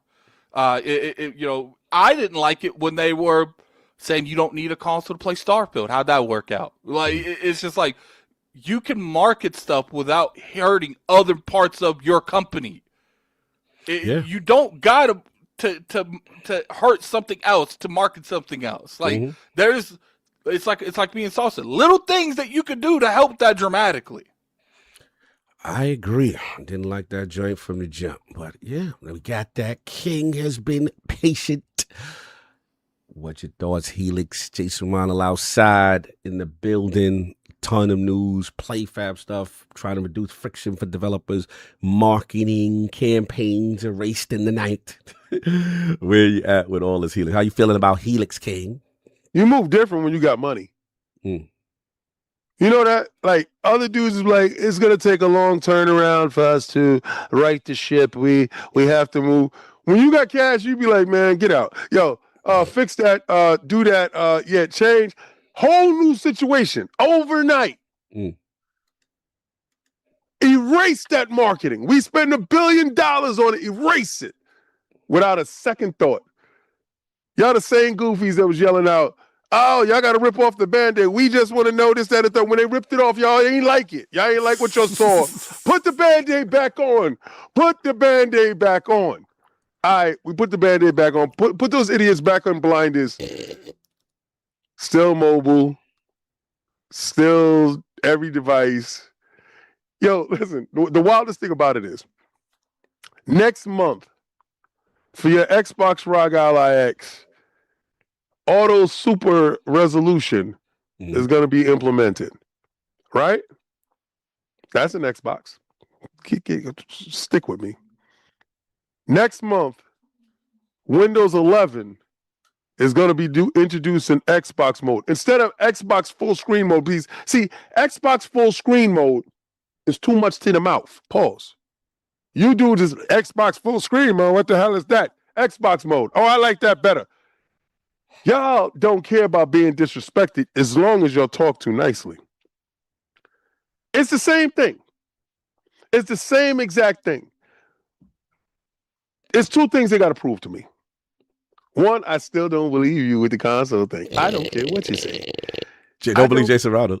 No, listen. No, you don't. You do. That's literally You do. And I know. I was there. I can't wait for your knees. I can't wait because you're just going down bad now. I love how you're going out. I love how you're going out now because it's going to be great to get your knees. Sorry. I can't wait for Xbox Busting Loose News Channel to bust out, with COD doing the frontline news with that. They're still going to be doing multiple SKUs of OEM. So for the record, they're not doing the Xbox first party hardware. This is not going to have an Xbox. I don't know. I just want to say it on the record for your needs again. It's 50. Because I like your knees really ashy for Asher. I want your knees. Just oil up next week, just please. Listen, I just need you oiled up. I think at this point it's you're like going down bad. Yeah, I love it. I listen. love how you're going out because we will clip this part right here, and then we're gonna get him in the position we like. Cool. Regardless of what, I'm still getting Project Helix. I don't care what it comes out on. I don't care what it is. They don't make consoles any damn way. They never did. Factories make them. Oh my God. But I mean, listen. The more I know, the more I know. I'm sorry. I thought they was made at a Microsoft freaking warehouse. I'm sorry. I thought Microsoft employees was actually making consoles. I'm sorry that I thought that was a thing. It's actually not. I did not know that they were sitting right next to each other making a PlayStation and making an Xbox together in the same factory. I apologize. Me learning more information skews my opinion of things. I do apologize. New information changes thought patterns. I'm sorry. Anyway, back to me. All the information that I got there showed me on the software side that they're going absolutely ham. All the problems that Microsoft had as far as with developers go, I didn't like the MT framework stuff with Capcom. I didn't like that. I didn't like that games were being made off of older versions like PlayStation 4, but still being implemented into PlayStation 5. But due to certain framework, they weren't going to be able to make that game available to Xbox. And there had to be extra steps in order to get that game available to Xbox. I don't like the extra steps. And it seems like they have basically done away with extra steps. I like the information coming from GDC with back-compat program being back implemented. Talking about OG Xbox games, Xbox One games, all generations is going to be represented. I also like the fact that I saw the XDK there with a disk drive. Now, does it give me hope that the final product has a disk drive? Yes, because if you're talking about back compat and you didn't say digitally back compat, you just said back compat. Now, from what I can do right now with my Xbox Series X, I'm able to throw in an old disc and play my games. That gives me hope there that you will have a device that I'm able to hook up to said machine, or it comes with a disk drive and I'm able to play all my library. This is the first time that they're telling you before the console comes out that your console will be supported. Not we believe in generations and you actually don't. No, but it's just that I believe they are structurally wise, has a solid foundation going forward. I think they realize, as much as we live in a now industry and as much as everybody loves information, I really think a lot of you guys don't. I really think a lot of you guys still want to be handheld, still want the kid gloves going forward. The outrage that people talking about with Copilot, they literally did, and I did videos on this, they literally did a whole segment with Jason Ronald and a couple of people playing some games, a couple of developers, it was on an Xbox program, talking about how Copilot is going to help people that have, like, just learning how to play games or people that's stuck inside games. It's an option. The same way Game Pass is an option. I got Copilot right now on my PC. I don't use it. It's an option. The same way that you have Google on your phone, you can ask Google different things. You got Siri, you got Alexa, you got all type of different AIs that are optional to help you. You can drive around with no damn navigation if you choose. You could be lost in the sauce if you want. That's an option for you. Oh, I thought she said there would be no AI slop. You're ignorant behind, don't even know what AI slop means. But you think all AI is AI slop. And this, as far as power narrative, we have diminishing returns. The same company coming out touting the PlayStation 5 Pro version is a superior version based upon the power spec that's inside the box. Oh, but when Xbox touts power, well, it's diminishing returns based upon your eyes won't be able to perceive. Shut the hell up! Is it the left or right? No, console war is back, baby. It's back. So I see now, ever since Helix has been talked about, I've never seen more PlayStation 5 Pro conversation in my whole damn life. Y'all dudes wasn't talking about that crap a minute ago. Y'all dudes wasn't touting it a minute ago. I brought Resident Evil based upon the facts that you told me that there was going to be ray tracing throughout. I got to Raccoon City and they decided not for you. Don't you think me purchasing that game based upon your recommendation of something that you did, I can't return it now. You already know the policies with PlayStation. It's up and it's stuck. And you pay 5 minutes in the game. If I call them and tell them I want my money back, they're going to ban my account. I know them dudes. If I complain to those dudes, they're going to kick me out the club and take away my key card. I know those dudes. I brought something based upon your thorough knowledge of frame rate and resolution. And I got over to that part, and my resolution wasn't what you said it would be. Actually, they removed it entirely. Oh, the pisser is doing incredible things. Oh, snap. I got one of those. Let me use it. The day I decided to use is the day you decided to screw me. And boy, you use absolutely no Vaseline. Pause. You guys just did me absolutely dirty. This is why I can't rep them dudes. This is the reason why I can't rep them dudes. I do not rep them dudes at all. First, you don't get your money back if joint. Y'all decided. Y'all said resolution. Y'all said ray tracing. I get over there. It ain't there. Like, what the hell happened here? Like, y'all said that it'd be food and neck like that. At the club. Don't do your neck like that. It ain't. Do you know how I felt when I pulled up to that part? I was looking for glory, and I found Bory. I found bland rocks. Like, I'm like, for glory's sake. Whoa! I said this is kind of crazy here. I said this is not what I was promised. This is not the previous experience. You had your leather, your Peter Pro leather. Bro, I was mad as hell. I'm not gonna hold you. You have jaded me from buying anything else with you dudes. Anyway, Play Anywhere. Mm-hmm. Getting back to GDC, they have a whole panel, and I'm glad Crimson Pearl Abyss looked at PlayStation and said, "Get off my lawn." We rocking with everybody. We know what we got. We know our worth. We're not a game science. We're not these little Joe Schmoes around the block like Shift Up. We know what we're worth, and we're not going to sell our soul to you. We're going to rock the block how we choose to rock the block, and we're going to play Xbox Play Anywhere. Guess who's getting Crimson Desert on Xbox? Okay. Because I want to use what they said.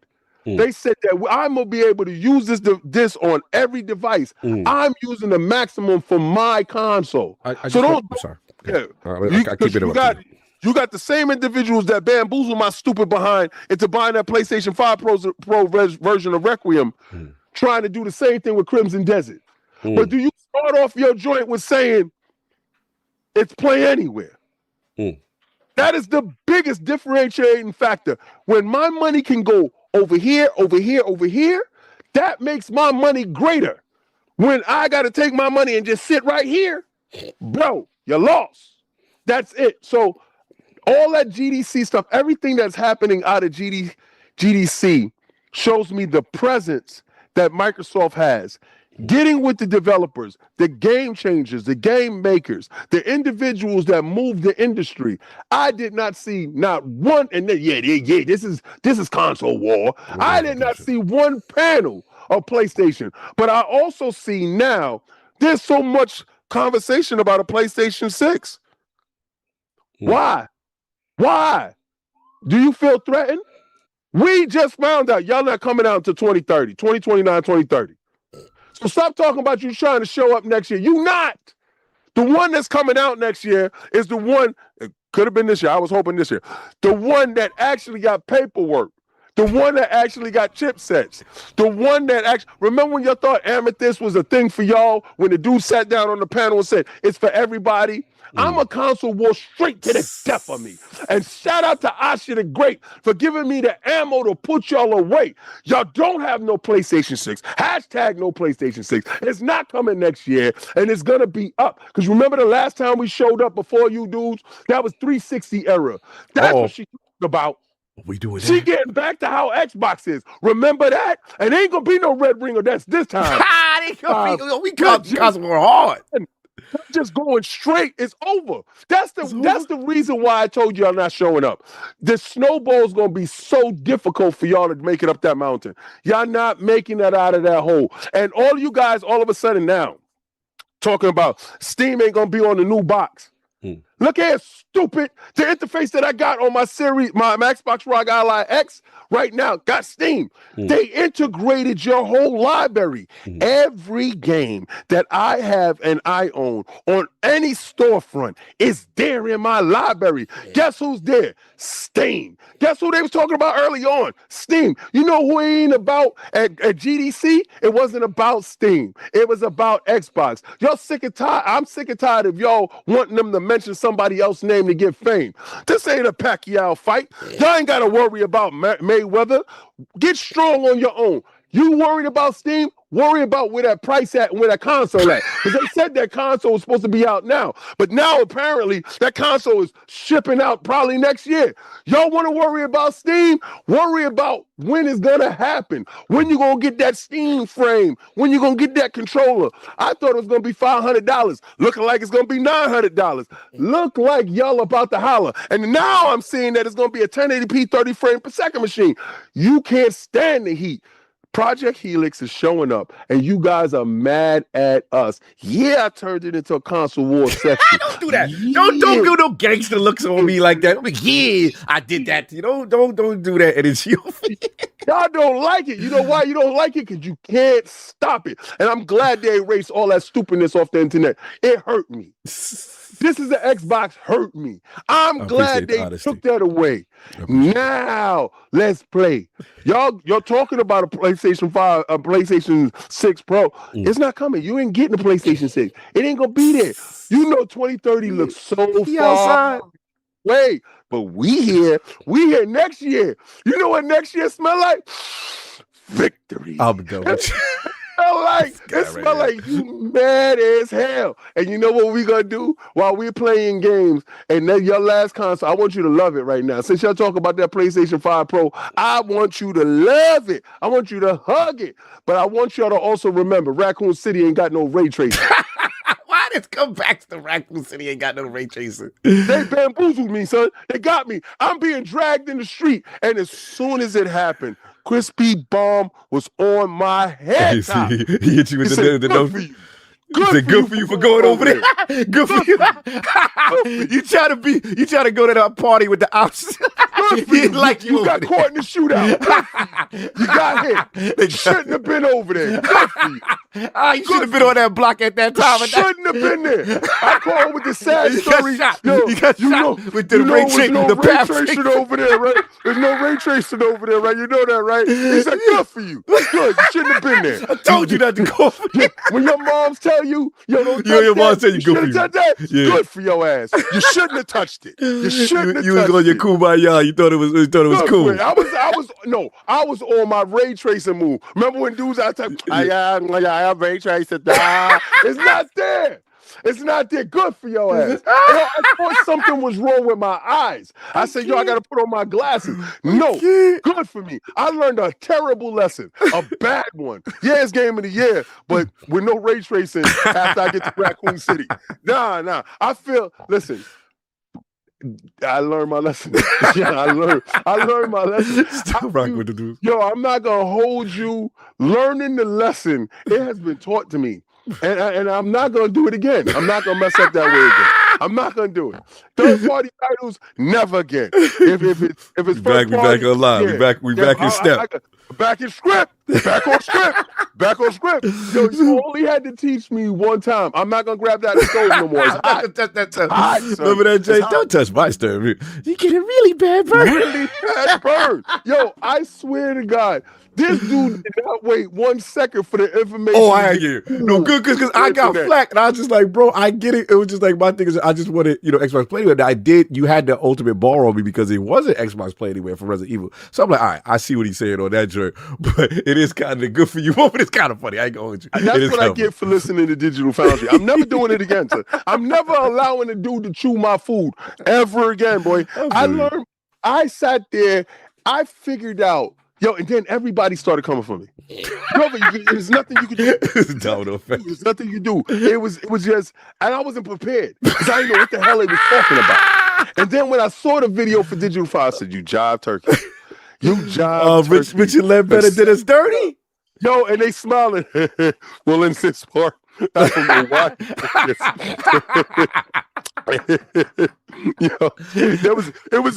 It's a curious decision that they made. Curious omission. Man. Did that, y'all would have been lighting their ass up. But us, no. Well, it's a curious decision. Don't do that, boys. I ain't like none of that, bro. Shout out to Digital Family, but I get it. I get it. Shout out to them. No shout out to them. I like John Letterman. He's been on the show. John Letterman, good family on the show. We like John Letterman. We like John. And he's a super graphics fan. He like you. Come on. He like you. He bonded with you. That's the bro. I never met Richard Ledbetter though. Listen, I ain't got no problem with the man. Yeah. I ain't got no problem with it. I got problem with the fact that y'all got me to get a game that had ray tracing and they ain't got no ray tracing. So boo that man. On God, you did me dirty. You're not giving me back my $79. It ain't. I got the deluxe edition. Yo, shout out to my stupid behind for getting the deluxe edition. You went all in, son. You went to that club. You had your best outfit on. Oh, come on, man! I had on my best lemon pepper steppers. Outside, put on the fur coat, shades, and all that. I was talking smack to Cog inside the chat for a minute. You guys don't really understand how goofy I look right now messing with these dudes. This is what happens when you don't mess with somebody and you decide to mess with them, and then you get burnt. I got burnt. Now I'm at the clinic. I gotta get a shot. I gotta get a shot. They saying bend over. You know what it is. I gotta get a shot, man. Yes. Oh, man. We've been there. PD clinic. You know what happened to me. I got bad. It's bad. When you see your mans, you was like, damn, you got caught out there too. Yo, you looked over the red. Both y'all in there. Both y'all in the clinic in the morning and that next day. No ray tracing, right? Yo, you stupid. Look, man, that was Digital Foundry. Yeah, he was the pimp. He was the connect. Yeah, I can't with you. I know that was funny as hell. King is back. Yeah, clearly, the Helix announcement has rejuvenated King, and he's outside. He likes what he's seeing. I just want to clarify for the record that you felt that when the Helix announcement, when they're downplaying it, you feel like the media is all. You said you used the comment like all of a sudden they're talking about. The Defense Force is out. Everybody's trying to do something to disrespect it. If you're starting to look at the conversations about it, listen about it. Power. Okay, we don't care about power. One of the main advantages was all the extra storefronts. They told you from the rip. Right. Oh, it's not going to have Steam. You're putting fear, uncertainty, and doubt inside people's head on purpose. You're doing this on purpose, right? So you got to think about it.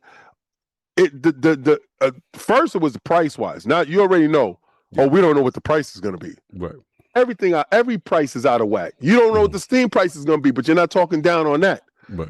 You see, they're starting. You don't like a double standard. You want the same. Anytime it's Xbox, there's always going to be some type of language. So tax is back. We doing this again. Tax is back. Tax never left. They want Xbox dead because they know. A strong Xbox, a strong Microsoft destroys everything that they're about. I hear where you're going at, and I do believe to some extent there is a inherent bias for some, for sure.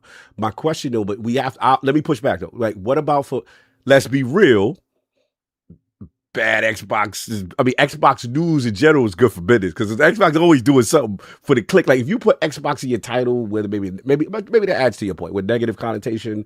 You know what I'm saying? Doesn't it like... What happens to all those people that said Xbox was dead and they made billions of dollars off of pushing that narrative on every site, on every content creator, on every writer, on everybody pushing that narrative? Xbox is out here showing you that they have a console. Right. I don't see not one of those sites coming out saying Xbox is alive, Xbox is moving, Xbox is pushing forward, Xbox future is bright, all of this stuff is great. What I do see is now they're giving reasons for failure. They switch it from Xbox is dead to the reasons why the next console is going to be a failure. That's the whole conversation now. Power doesn't matter. Right. It won't have steam. When you say there wasn't that energy when PS5 Pro came out, and they were okay. I see what you said. So now they're putting up a PlayStation 6 that Sony themselves said it's not coming out to 2029. Do you feel this is in the media? Because let's be honest, you are in the console warring streets. No, this is the media. And your circle of the people you out there shooting shots in the block that console warring. This is actual media. This is media. This is writers. This is all type of conversation. All right. They always got to put a verses. There is no verses when you ain't out. Right. All of a sudden now. And they get this from, I'm not going to give them energy, but they get this narrative that PlayStation is going to be out next year. They themselves told you they weren't. Right. It's not no hate on my end. They themselves said they weren't coming out next year. They themselves is talking late 2028, early 2029. It's speculation. They themselves. That's them. See, the problem when they talk to educated people that actually do the research in all these areas based upon I got a console war, right? I do that. So I actively look for negative PlayStation news to keep the boot on your neck. I champion this. I do this. I get up every day with a fury in my heart to go find the worst news upon you to bring it. K&N orange. I know that they won't bring it to the internet. Right. They withholding the information. They're keeping this away from the people. We got a show today. We're not even talking about them actively checking out using dynamic pricing. You can live in the same household as me, and I can live in the same household with you, but you can have a different price on a PlayStation game inside the store. We ain't even talking about that right now, and that's a controversy because we're talking about all this other stuff. Right. Do you understand? We're not talking about Marathon being an unmitigated failure eternally, metrically, by everything. The worst scored Bungie game in the history of Bungie games. We're not talking about everything that's going wrong with them. We are talking about other stuff. Actually overlooking all the things that's wrong. It's inherent. It's a bias. Right. It's against Xbox. But I'm here to balance the scales. The force will get balanced, baby. So again, when I tell you that bro ain't coming out next year. All right, yeah.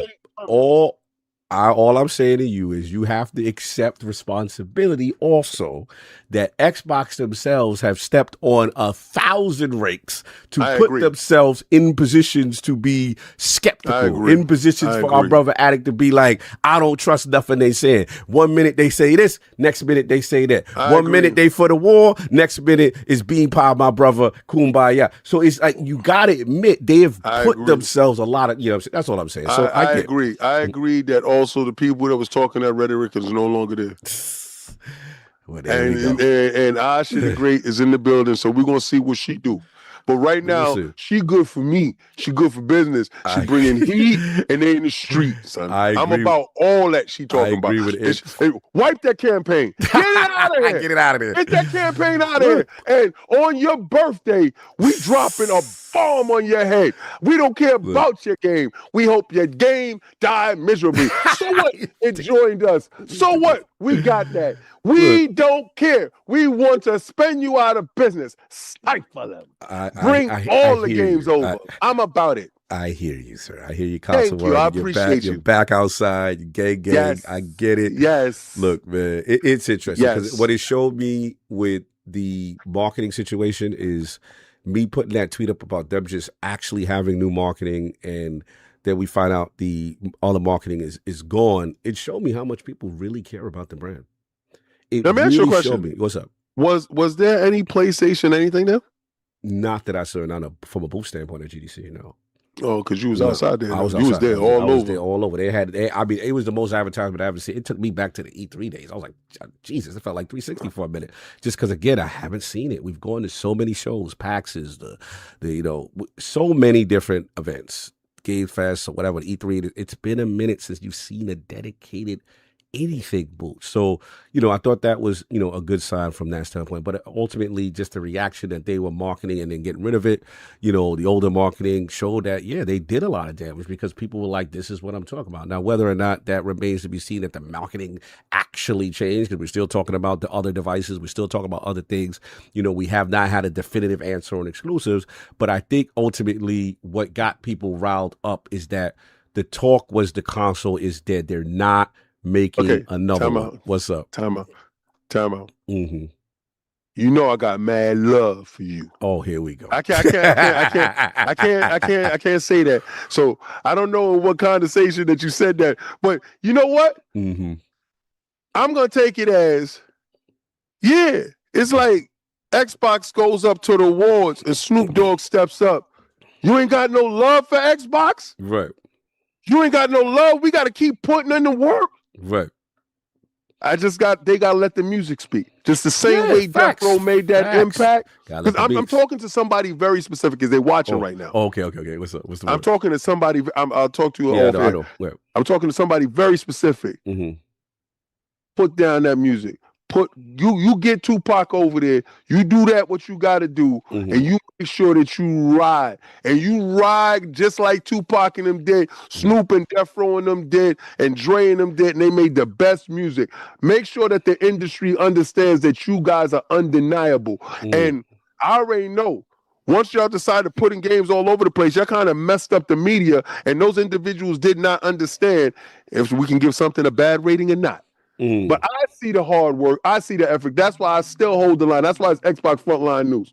But talk to you about that later. Okay, we talked about later. Clearly something's going on I don't know about. But my whole thing was it just showed me how much people care about the console. The console meant everything just to see them say it, Helix, and the whole thing is, I'm not getting into that whole debate about whether or not, or it's a PC or whatever. Look, can it play console games on it?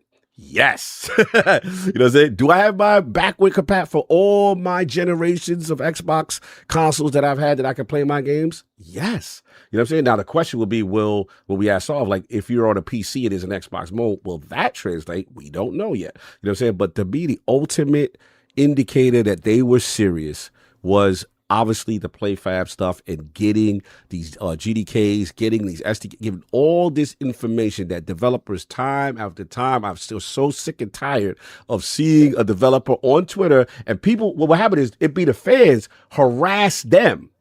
Yo, where's the Xbox version, bro? What are you doing? Like what? How come you announced it just for PC and PS5? We would see this time and time again. And then, real quick, I do something for someone over, I do a lot of release dates and a lot of like smaller AA stuff. I didn't realize how much stuff was missing the Xbox brand until I started doing that. Bro, you started that's why I'm on some, until I see that number come down. Of course. I'm on some waiting to see approach. Right. And I'm a type of person that's like, once you show me the effort, the first you try to show me the clear and concise plan to fix your problem. This kind of reminds me of when the Xbox One started, how terrible they were with getting indies on the platform. And remember, at that time, PS4 was, Indie Station and Resogun and indies. It was so easy to port and make games. Was we doing podcasting? What is the Indie Station? I believe so. I believe so. I believe PS4. That was like the beginning of the PS4 generation. Yeah, now we was there. We was there for this. How you we trade was like games. In the middle or the end of the PS4. No, we started. We was there. So the whole thing is now you go, okay, how did they fix that? ID at Xbox. Now they're the ones finding gems and they're the ones getting things, and sometimes it'll be exclusive for a little bit before it comes over to like the Dev Store, Echo Generation. You like, on the indie, like they have solved. So I'm the person, I will give you all the smoke when I see things I don't like. But when you start to make tangible efforts, clear and concise plans, this is how we fix. And it was the most detailed plan I ever seen on a technical level. I'm inside the GDC theater like, wow, okay. And they kept saying, this was a friction point. Developers told us that. Then you hit them with free 99 on play. I'm like, oh, okay. You basically taking the excuses away from dudes. You basically saying, I don't know. I don't have enough money to port. Free. You don't have public information. Boom. Okay. I'm still trying to figure it out. Documentation. Oh, I'm still waiting for an email from you. Automated. What's up? You see what I'm saying? Now it's like, well, I don't have to meet. You make it for PC, it comes to us. These are the strides. Now, to Addict's point, yes, we got to see the implementation. We got to see a dev say he went through from the process from stem to stern, and it was smooth. We start hearing them stories, then it's up, right? But I like the effort. I can't complain. And then when I see the effort, now I'm like, okay, I don't know. I have to at least commend the detail. Because one thing about Xbox, we have to admit, they're very coy about giving you exact numbers and exact details. They're very coy historically.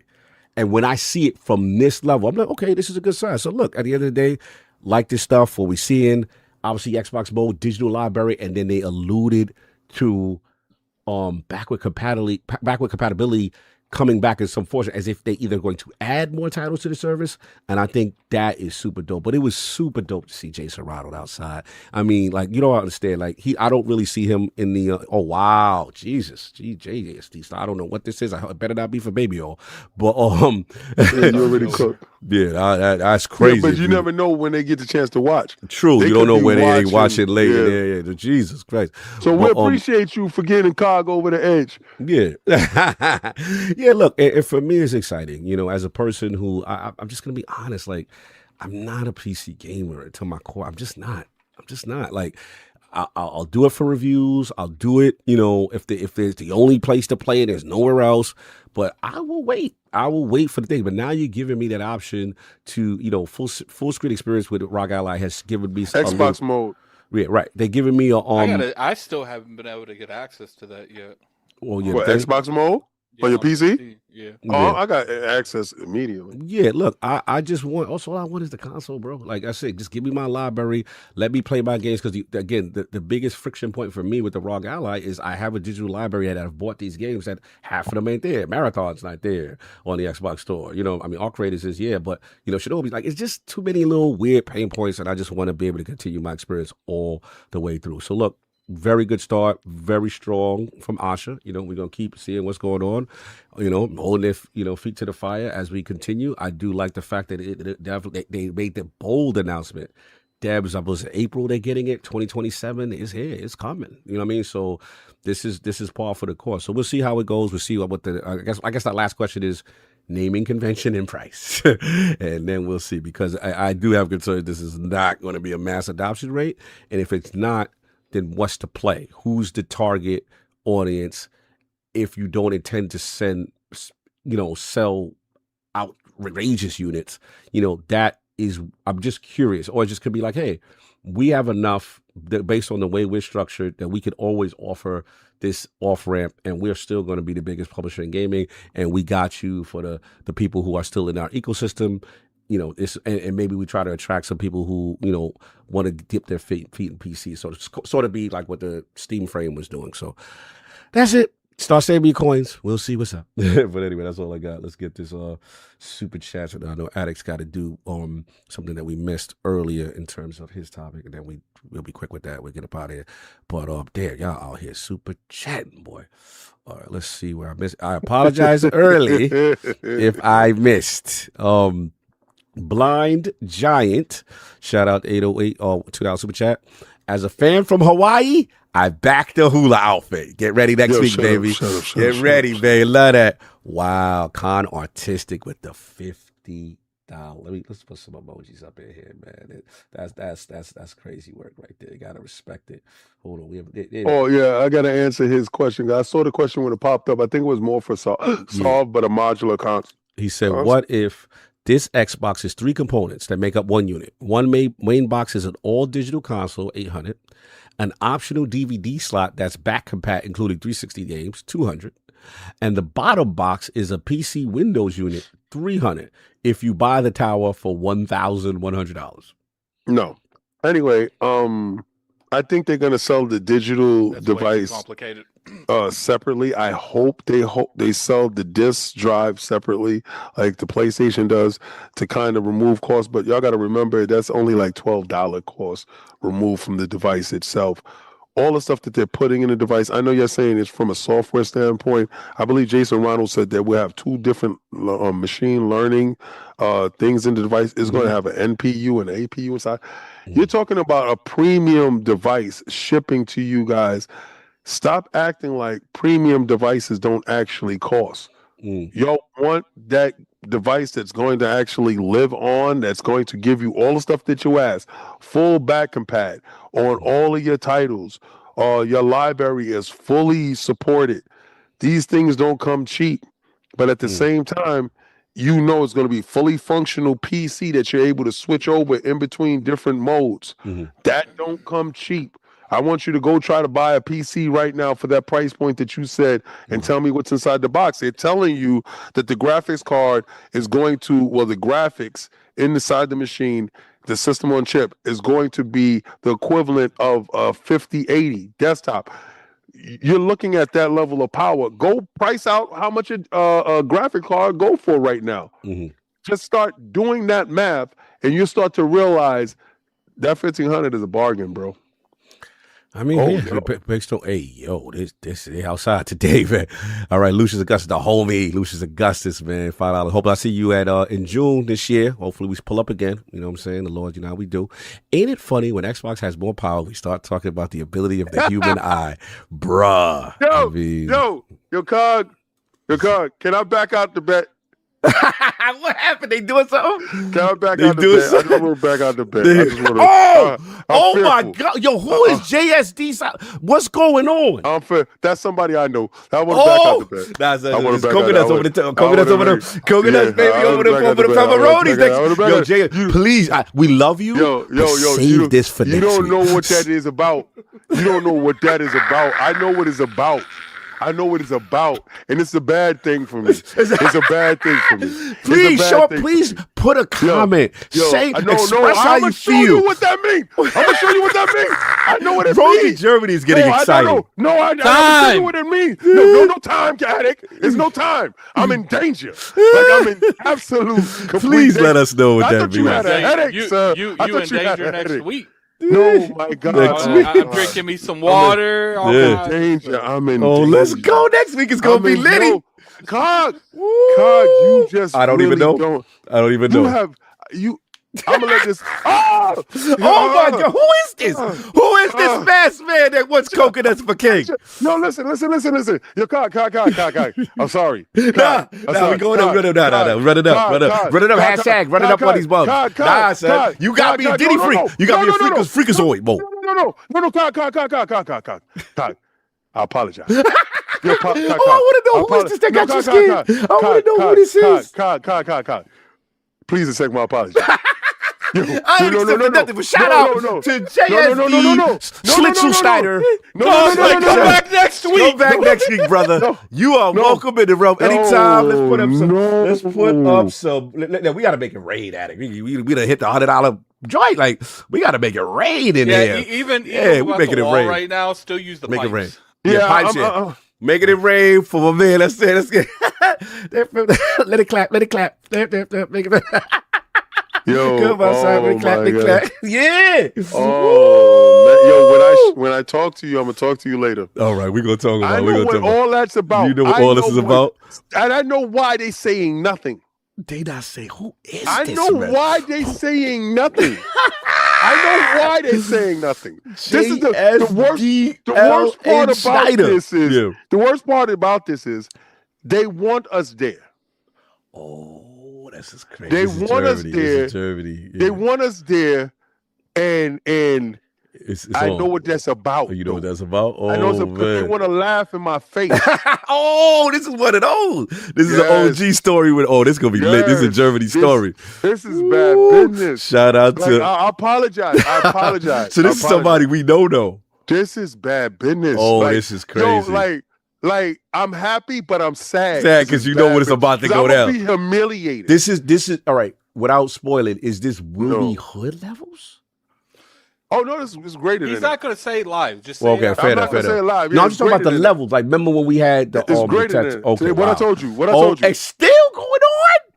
I told you. Hey, yo, thanks for making the history the Sunday. What is going on for Gamescom? What is happening? Hey, yo, this is crazy. This is great. I think the super chat limit is broke. I think they might try to shut us down. It's 500. That okay? We get close to limit. Like we're breaking records for this. No, like this. Individual people can only donate. Oh, okay. So that's crazy. You better stop. Anyway, we got that. I want to So we got the hire king for the bachelor party. We did that. We did Lucius Augustus. Shout out to Hargeet Shani, $10 super chat. PS6 Helix will have to prove out the need to upgrade.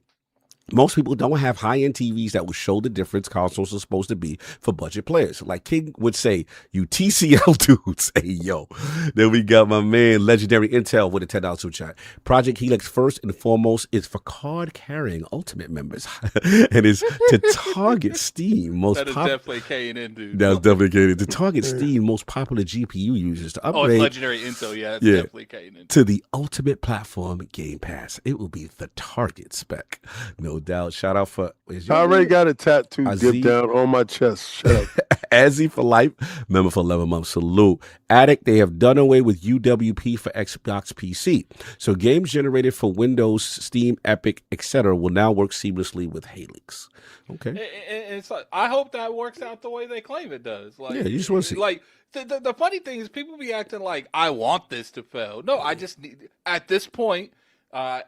They no longer get the benefit of the doubt for me. I'm a wait and see approach for everything Xbox related. Shout out to the Iron Rook again. He said, "Addict. The correct term is you people. You are hilarious." Legendary. And to be fair, PlayStation has never gotten my benefit of the doubt, not one time. So some leniency there. All right, we respect it. Legendary Intel again, Kingsman $2 super chat. PS5 Pro part-time ray tracing. Hey yo, this Resident Evil thing I didn't even know it was that big. Legendary Intel $2 super chat. Hashtag new PSX. No PSX. We outside. This is Kingsman. All right, Sword of Vision, salute, $10 super chat. I'm sick of these Twitter bums that talk like engineers and programmers but work at Best Buy.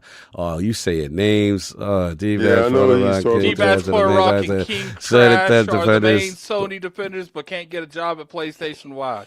I got no problem saying names. That's y'all. That's y'all for the street. That is Sons of Vision's words, not mine. Like, y'all the goons on the show. I'll let y'all. I got two. No, ain't no goons to it. Like, y'all the goons. If they got an issue with the take it up with Son of Vision 02. Fair enough. You're right. All right, and then here comes my man, JSD Leinschneider. JSD Leinschneider. This man has gone on a rampage. He said, "I try to be the king, but the ace is back." Who is this with the wire references that he went on a rampage? $50 super chat, salute. Leave some more bars with the joint. $50 super chat again, salute. $50 super chat again, salute. Then he gave some bars with a $20 one. Thanks for making the Sundays. Oh, that's what's up, man. Salute to you. And then we got the Jenna Gaming, £5. I'm heading to Gamescom for my 40th. Be my first ever gaming convention. Hopefully bump into the Lords without, bro. The way we going, we might hit Detroit. See this. Yeah, that's what's up. Awesome. Salute. So we all caught up. And then Addict, this is the last one. I saved it for you because we want to ride this home. This will be a quick one, man. And let me make sure I got my topic joint right. Yep, last one. Monster Hunter Stories 3 is out in the streets. Twisted Reflection, Addict. Lot of positive news right now. Currently sitting at an 85 Metacritic. The streak continues with Capcom. Looks like another banger. I did see the trailer. I'm gonna hold you. After seeing that trailer, I ain't gonna hold you.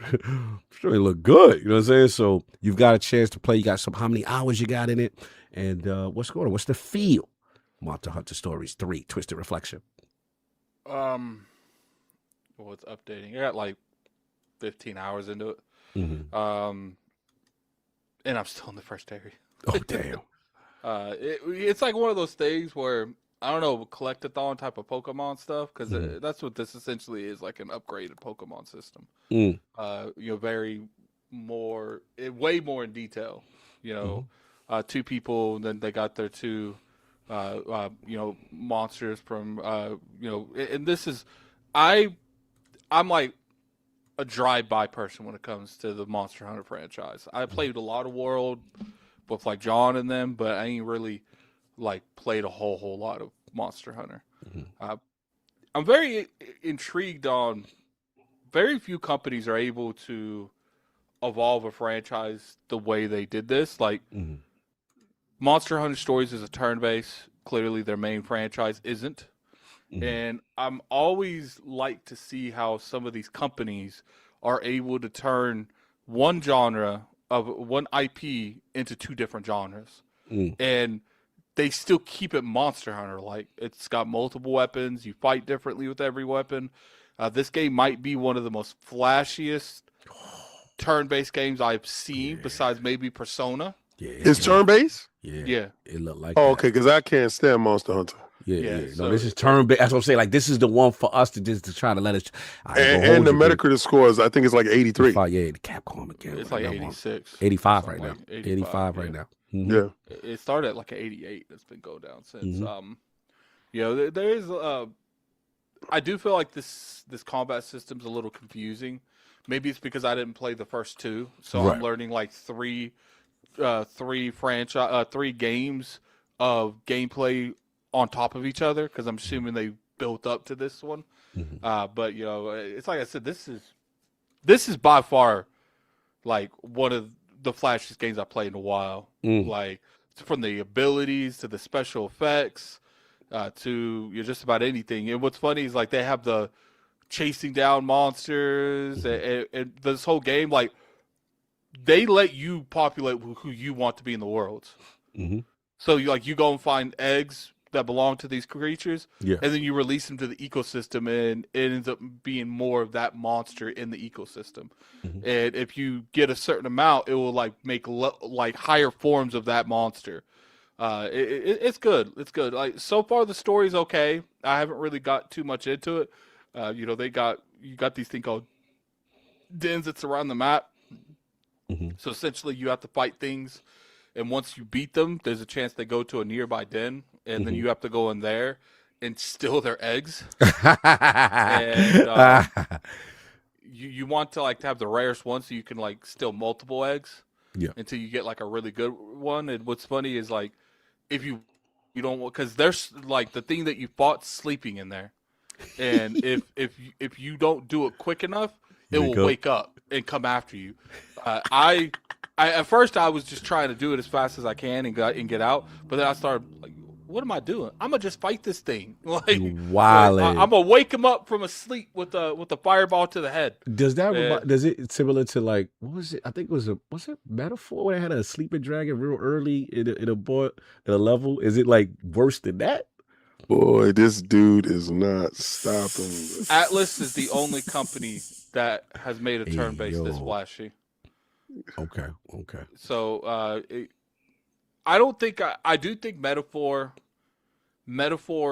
is a more complex overall system, but I feel like their onboarding is better. You learn their mechanics a lot easier. And like I said, maybe people that's played Monster Hunter Stories 1 and 2 can tell me in the comment section or the chat. I don't know if the first two was this complicated. It might not even be that it's complicated. It's just myself ain't never played the other one, so I'm learning all of these mechanics at the same time. And it'd be stressful sometimes because they have a rock paper scissors system.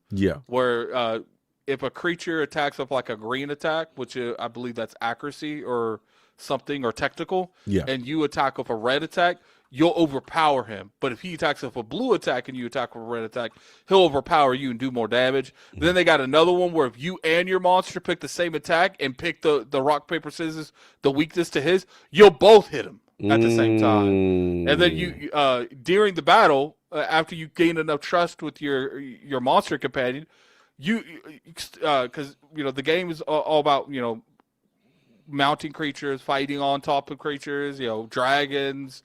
In the middle of the battle, you and your teammate can just do a dual mount attack with your creature. The only thing I will say is I don't like games that have two party members. Technically, there's four because if you count the two from both the creatures from both sides. All right, so I watched the trailer though. They had a character he had the black suit with the goggles. What he do? He looked like that's the dude I'm running with. He playable? I haven't came across it. Oh, okay. Because the trailer is crazy. The side stories seem to be very in depth though, because that's what I'm doing now. They got me doing side stories. Okay. So it's very interesting. I feel like the story is really picking up when it comes to this, but it's just when I'm sitting there playing this, you can look in the stream because I streamed like the first hour and a half to two. Yeah. Like I was like, this is a flashy game, and I know I've said flashy multiple times. That's how flashy this game is. Like it everything's got some style to it. It's like I said, Persona, and it's in a good style, because I feel some styles that Persona does is cringy.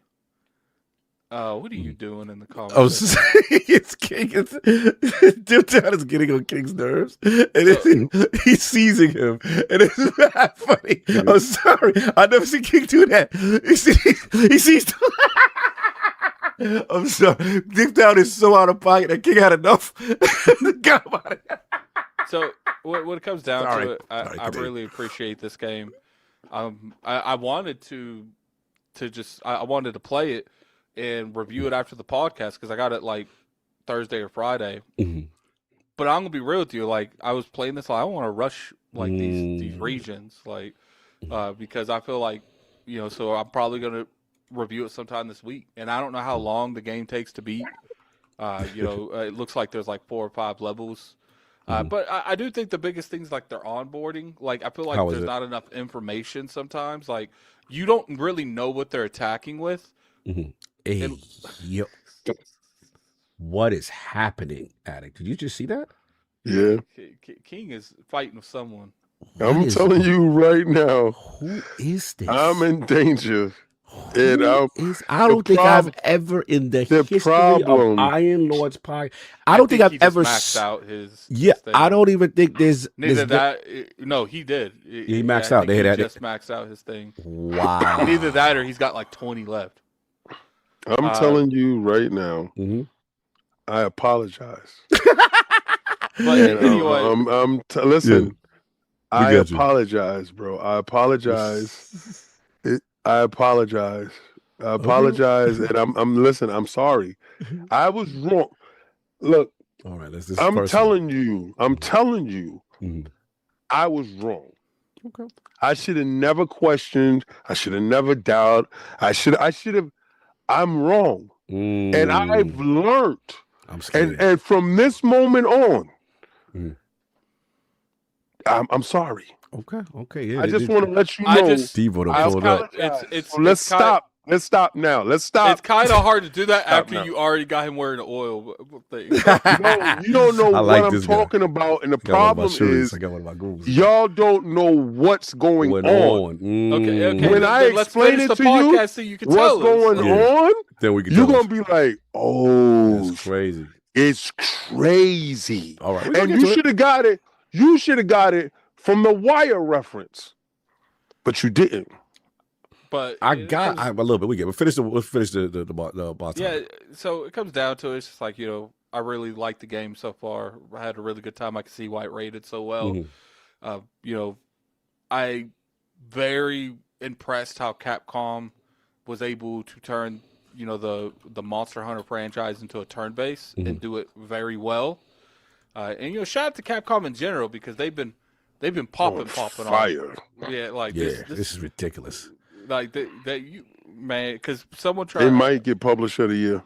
I was talking to someone, and they're like, "Well, because I said you can make arguments that they're the best publisher in the industry right now." They're like, "Well, they ain't made nothing that's close to like a Rockstar." And I was like, "Yeah, but sure, have they made anything close to like a Rockstar? I guess you could probably not, but."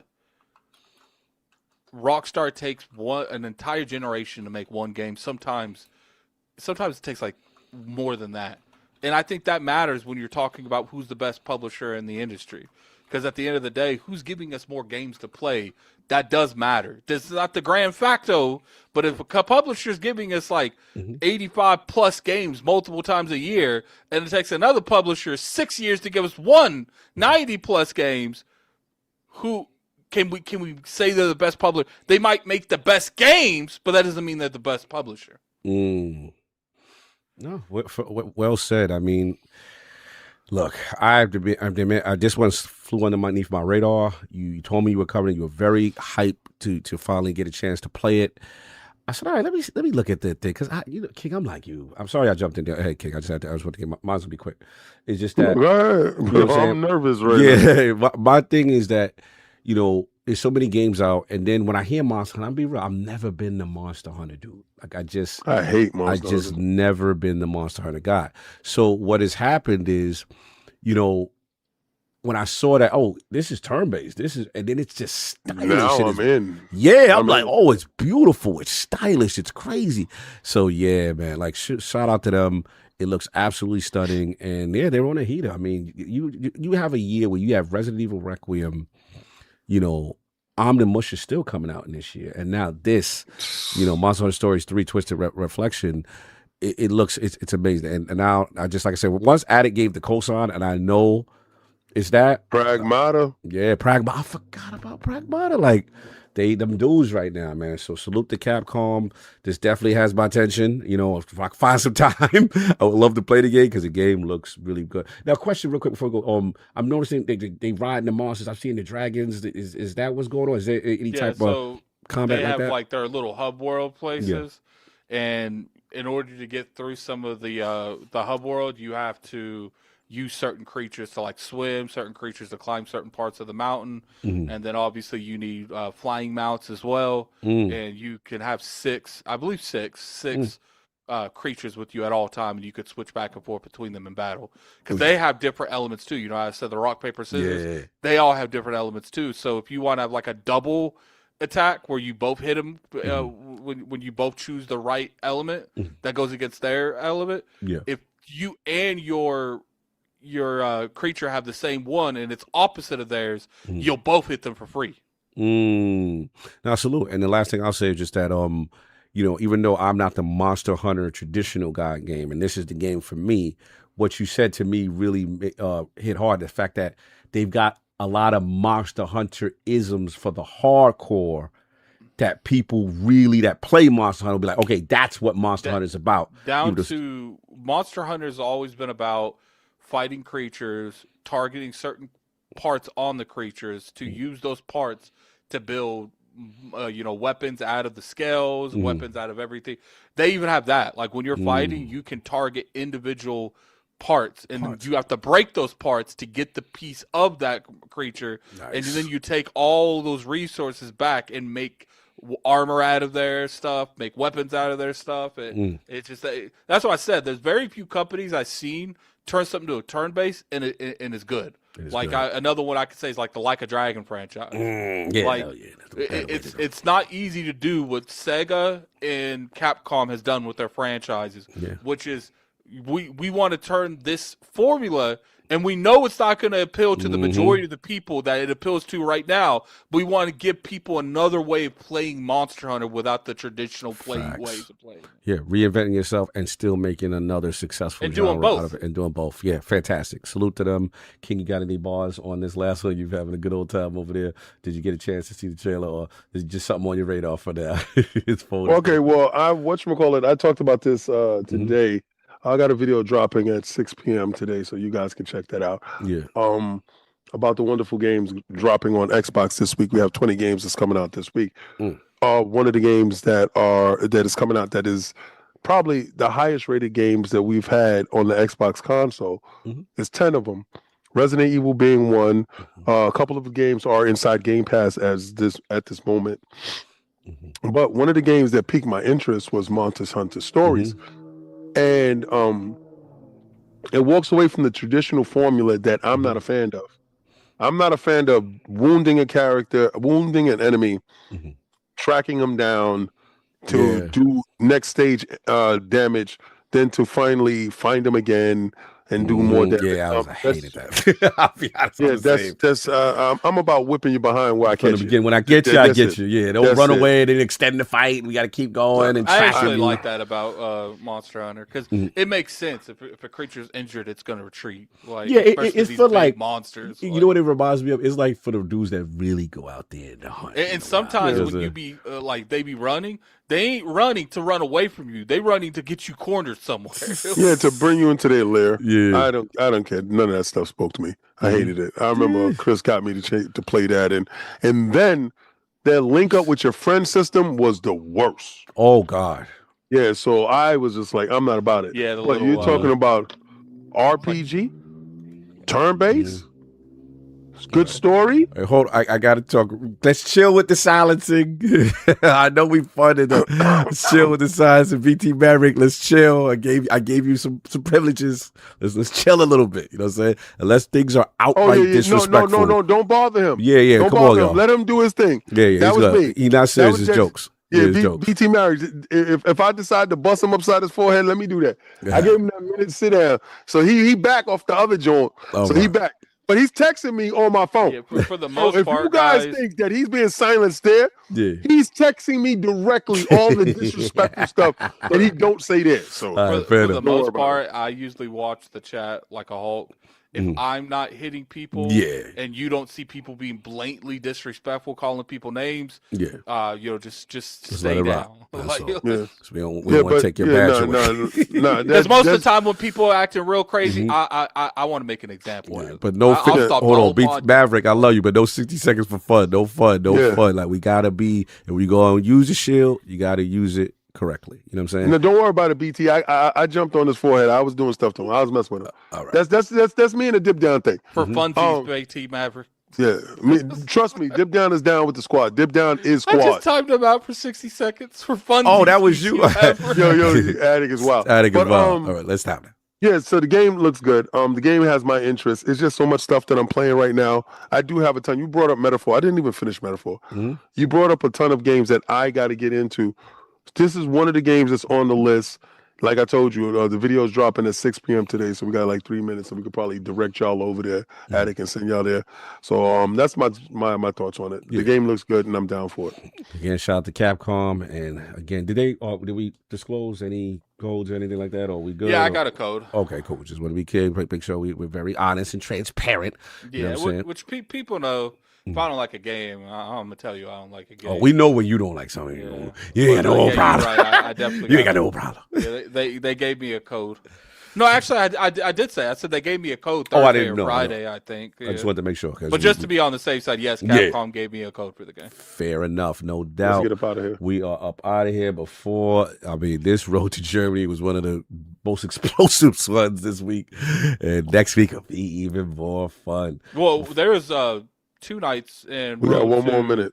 Japan that we made 1,000 plus. Attic, then I want you to send them to my channel. All right, no doubt. Well, I'm looking for it now. Yeah, get it set up. So while we do that, let's do our outros again. First of all, salute to everybody again that pulled up. TieGuyTravis. Salute to everybody in the chat. You know what I'm saying? Showing us love. And everybody again who was at GDC, who pulled up, who said hi, whether you're a content creator, developer, executive. You know, it's all appreciated. And the love that we get from ILP, I said, you know, I saw a lot of people. Yeah, sometimes we get down like, man, we wish we were bigger. We wish the numbers would say this. But I'm gonna tell you right now, in the realm, to have a community like the realm, like we are 27 or whatever it is, K, we got 27K struck. I don't see other communities be doing this like this. I mean, like punching at this weight.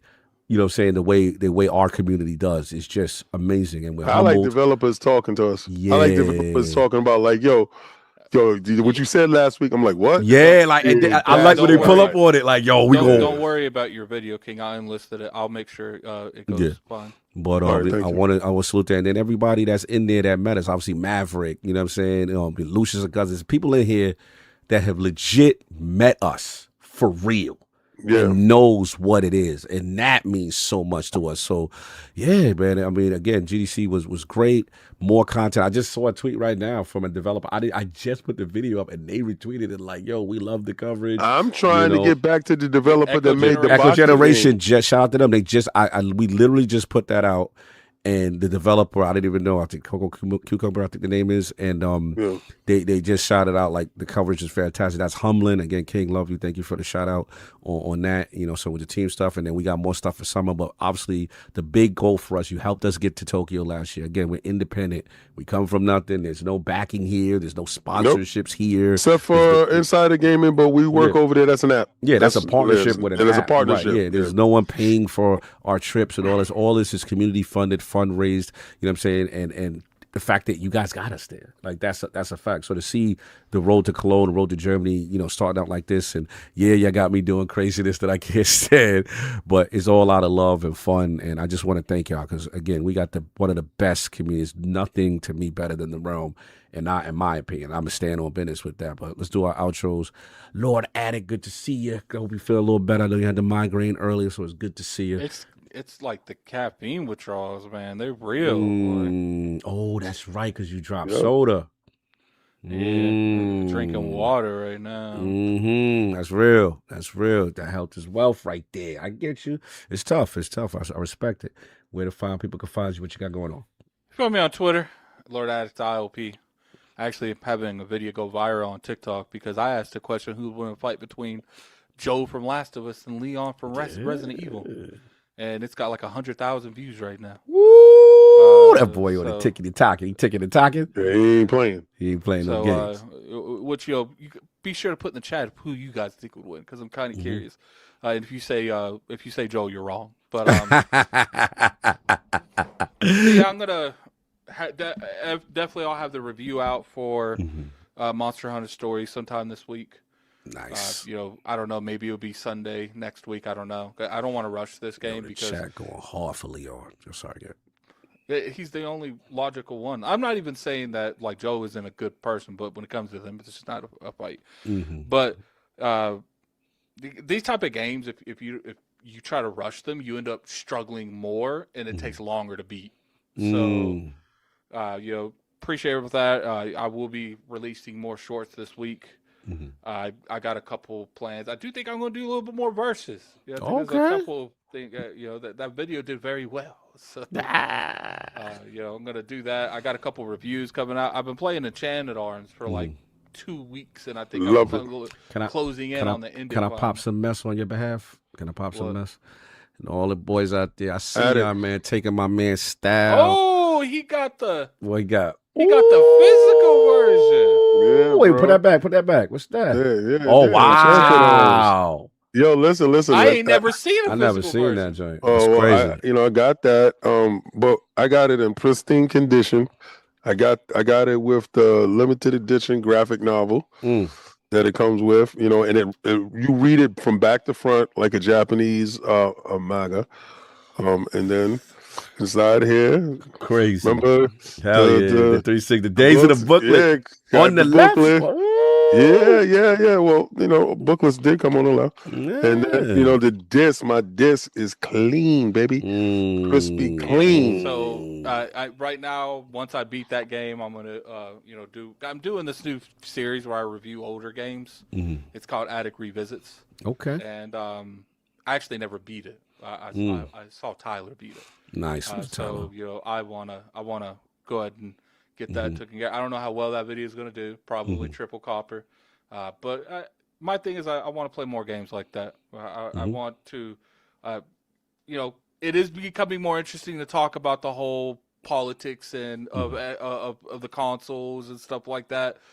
But I do want to include more just overall games in my content as well. Which is what you've been doing, seeing the transition do it down. I just wanted to pop a little mess, you know what I'm saying? I seen dudes out there running my boy style, running with his thumbnail, running with his ideas. All of a sudden he got an idea, and they got an idea on their TikTok. I'm just saying, you know what I'm saying? We be setting little trends. I got to pop a little bit at it. You be doing your thing.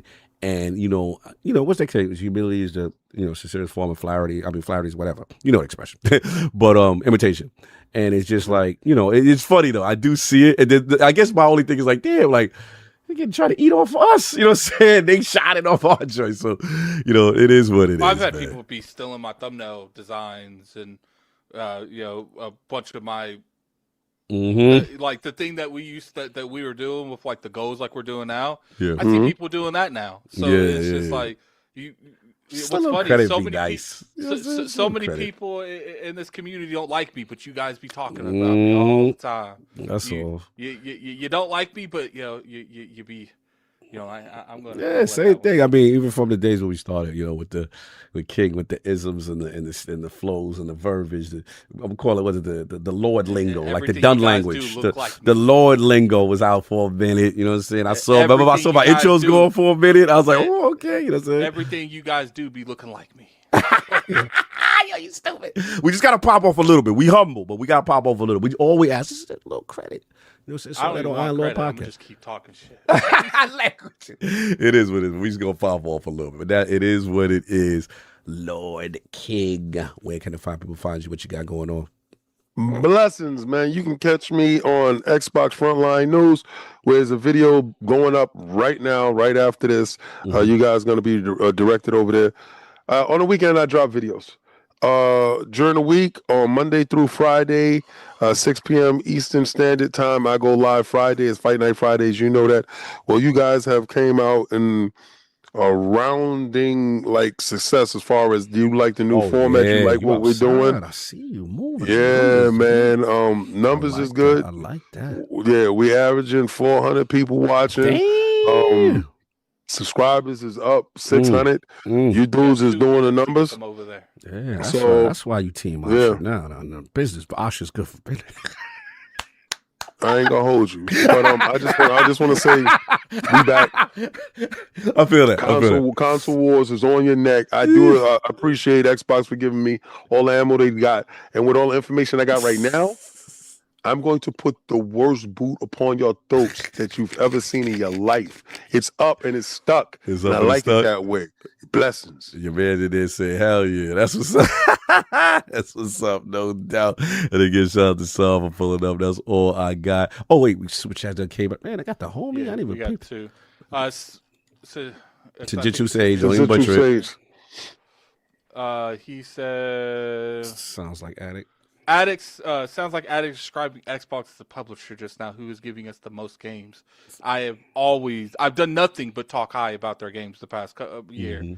And then she saves another $5. Speaking of stealing, how about dude stealing my workflow, word for word, bar for bar, while lying? Oh, I see what you're doing. I know what he's talking about. I know what he's talking about. I did see that. It was accurate. We'll talk about that. But yeah, all right. And then shout out to Big Matt Mo, member for 67 months. Salute to the fam. # Buddha the next season. # you pay, I play. # and Asha. Oh, y'all got Asha slide. Y'all parasocial relationships. Y'all not told y'all. They ain't gonna like all this parasocial relationships. Anyway, that's all I got. We good, y'all. We rolling. Everybody enjoy your Sunday. We up out of here. Peace.